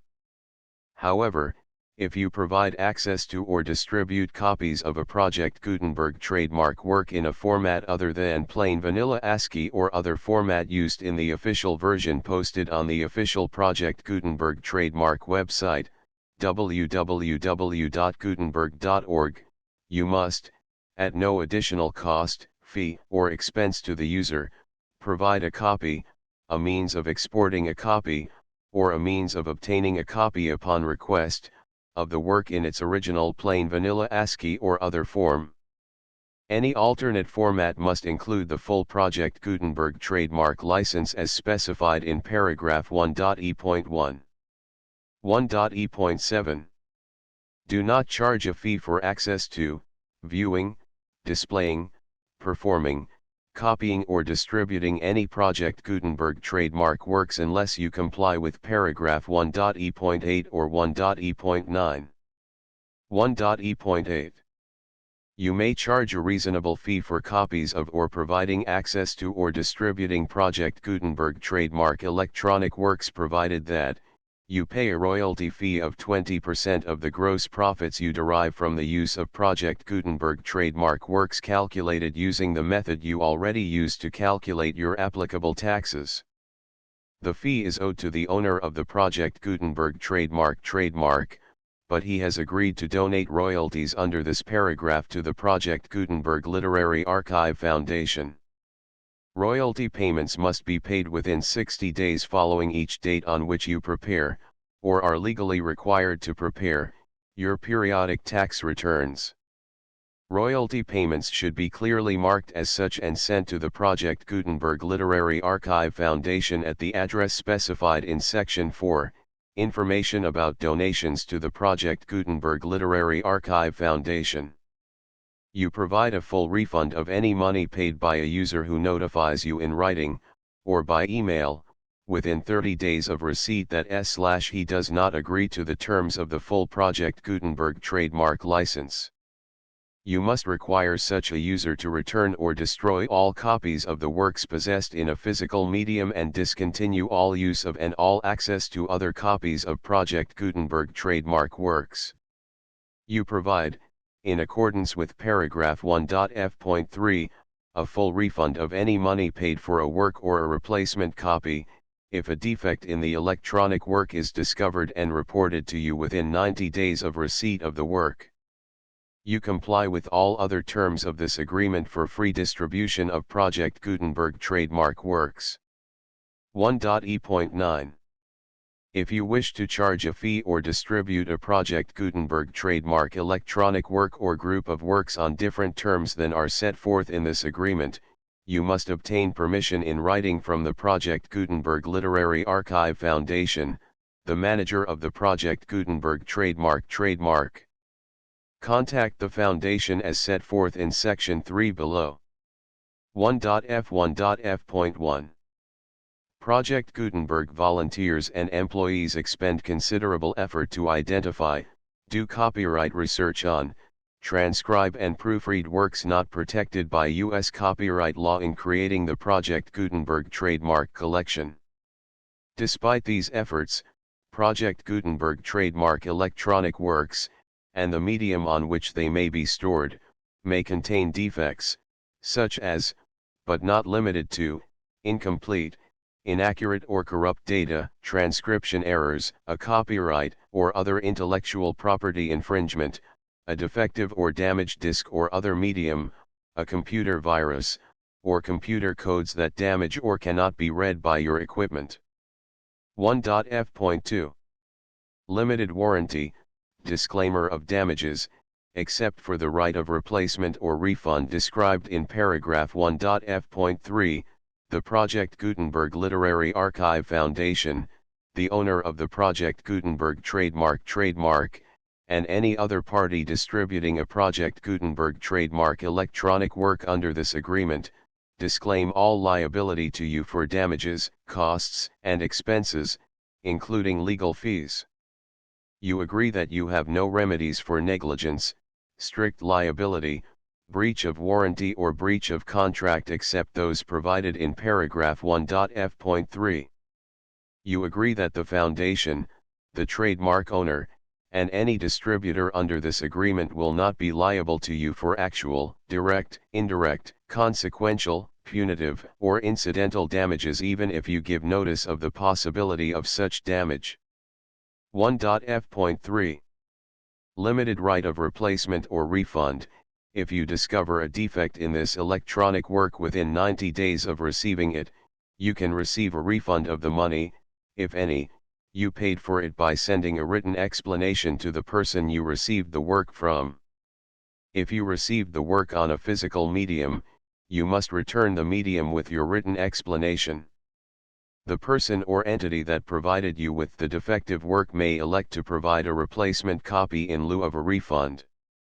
If you received the work electronically, the person or entity providing it to you may choose to give you a second opportunity to receive the work electronically in lieu of a refund. If the second copy is also defective, you may demand a refund in writing without further opportunities to fix the problem. 1.f.4 Except for the limited right of replacement or refund set forth in paragraph 1.f.3, this work is provided to you as is, with no other warranties of any kind, express or implied, including but not limited to warranties of merchantability or fitness for any purpose. 1.f.5 Some states do not allow disclaimers of certain implied warranties or the exclusion or limitation of certain types of damages. If any disclaimer or limitation set forth in this agreement violates the law of the state applicable to this agreement, the agreement shall be interpreted to make the maximum disclaimer or limitation permitted by the applicable state law. The invalidity or unenforceability of any provision of this agreement shall not void the remaining provisions. 1.f.6 Indemnity. You agree to indemnify and hold the foundation, the trademark owner, any agent or employee of the foundation, anyone providing copies of Project Gutenberg trademark electronic works in accordance with this agreement, and any volunteers associated with the production, promotion, and distribution of Project Gutenberg trademark electronic works, harmless from all liability, costs, and expenses, including legal fees, that arise directly or indirectly from any of the following which you do or cause to occur. A. Distribution of this or any Project Gutenberg trademark work. B. Alteration, modification, or additions or deletions to any Project Gutenberg trademark work, and C. Any defect you cause. Section 2. Information about the mission of Project Gutenberg trademark. Project Gutenberg trademark is synonymous with the free distribution of electronic works in formats readable by the widest variety of computers including obsolete, old, middle-aged, and new computers. It exists because of the efforts of hundreds of volunteers and donations from people in all walks of life. Volunteers and financial support to provide volunteers with the assistance they need are critical to reaching Project Gutenberg trademark's goals and ensuring that the Project Gutenberg trademark collection will remain freely available for generations to come. In 2001, the Project Gutenberg Literary Archive Foundation was created to provide a secure and permanent future for Project Gutenberg trademark and future generations. To learn more about the Project Gutenberg Literary Archive Foundation and how your efforts and donations can help, see sections 3 and 4 and the Foundation information page at www.gutenberg.org. Section 3. Information about the Project Gutenberg Literary Archive Foundation. The Project Gutenberg Literary Archive Foundation is a non-profit 501(c)(3) educational corporation organized under the laws of the state of Mississippi and granted tax-exempt status by the Internal Revenue Service. The Foundation's IN or Federal Tax Identification Number is 64-6221541. Contributions to the Project Gutenberg Literary Archive Foundation are tax-deductible to the full extent permitted by U.S. federal laws and your state's laws. The Foundation's business office is located at 809 North 1500 West, Salt Lake City, Utah 841-16801-596-1887. Email contact links and up-to-date contact information can be found at the Foundation's website and official page at www.gutenberg.org/contact. Section 4. Information about donations to the Project Gutenberg Literary Archive Foundation. Project Gutenberg trademark depends upon and cannot survive without widespread public support and donations to carry out its mission of increasing the number of public domain and licensed works that can be freely distributed in machine-readable form accessible by the widest array of equipment including outdated equipment. Many small donations, $1 to $5,000, are particularly important to maintaining tax-exempt status with the IRS. The Foundation is committed to complying with the laws regulating charities and charitable donations in all 50 states of the United States. Compliance requirements are not uniform and it takes a considerable effort, much paperwork, and many fees to meet and keep up with these requirements. We do not solicit donations in locations where we have not received written confirmation of compliance. To send donations or determine the status of compliance for any particular state, visit www.gutenberg.org/donate. While we cannot and do not solicit contributions from states where we have not met the solicitation requirements, we know of no prohibition against accepting unsolicited donations from donors in such states who approach us with offers to donate. International donations are gratefully accepted, but we cannot make any statements concerning tax treatment of donations received from outside the United States. U.S. laws alone swamp our small staff. Please check the Project Gutenberg web pages for current donation methods and addresses. Donations are accepted in a number of other ways including checks, online payments, and credit card donations. To donate, please visit www.gutenberg.org/donate. Section 5. General information about Project Gutenberg trademark electronic works. Professor Michael S. Hart was the originator of the Project Gutenberg trademark concept of a library of electronic works that could be freely shared with anyone. For 40 years, he produced and distributed Project Gutenberg trademark ebooks with only a loose network of volunteer support. Project Gutenberg trademark ebooks are often created from several printed editions, all of which are confirmed as not protected by copyright in the U.S. unless a copyright notice is included. Thus, we do not necessarily keep ebooks in compliance with any particular paper edition. Most people start at our website, which has the main PG search facility, www.gutenberg.org.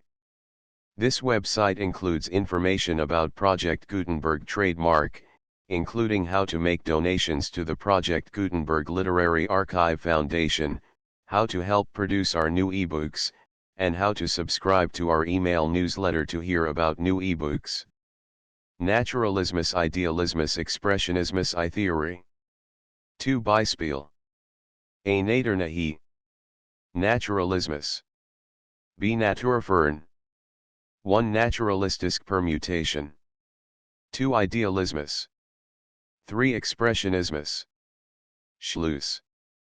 Abeldung and the full Project Gutenberg license S1 S2 S3 S4 S5 S6 S7 S8 S9 S10 S11 S12 S13 S14 S15 S16 S17 S18 S19 S20 S21 S22 S23 S24 S25 S26 S27 S28 S29 S30 S31 S32 S33 S34 S35 S36 S37 S38 S39 S40 S41 S42 S43 S44 S45 S46 S47 S48 S49 S50 S51 S52 S53 S54 S55 S56 S57 S58 S59 S60 S61 S62 S63 S64 S65 S66 S67 S68 S69 S70 S71 S72 S73 S74 S75 S76 S77 S78 S79 S80 S81 S82 S83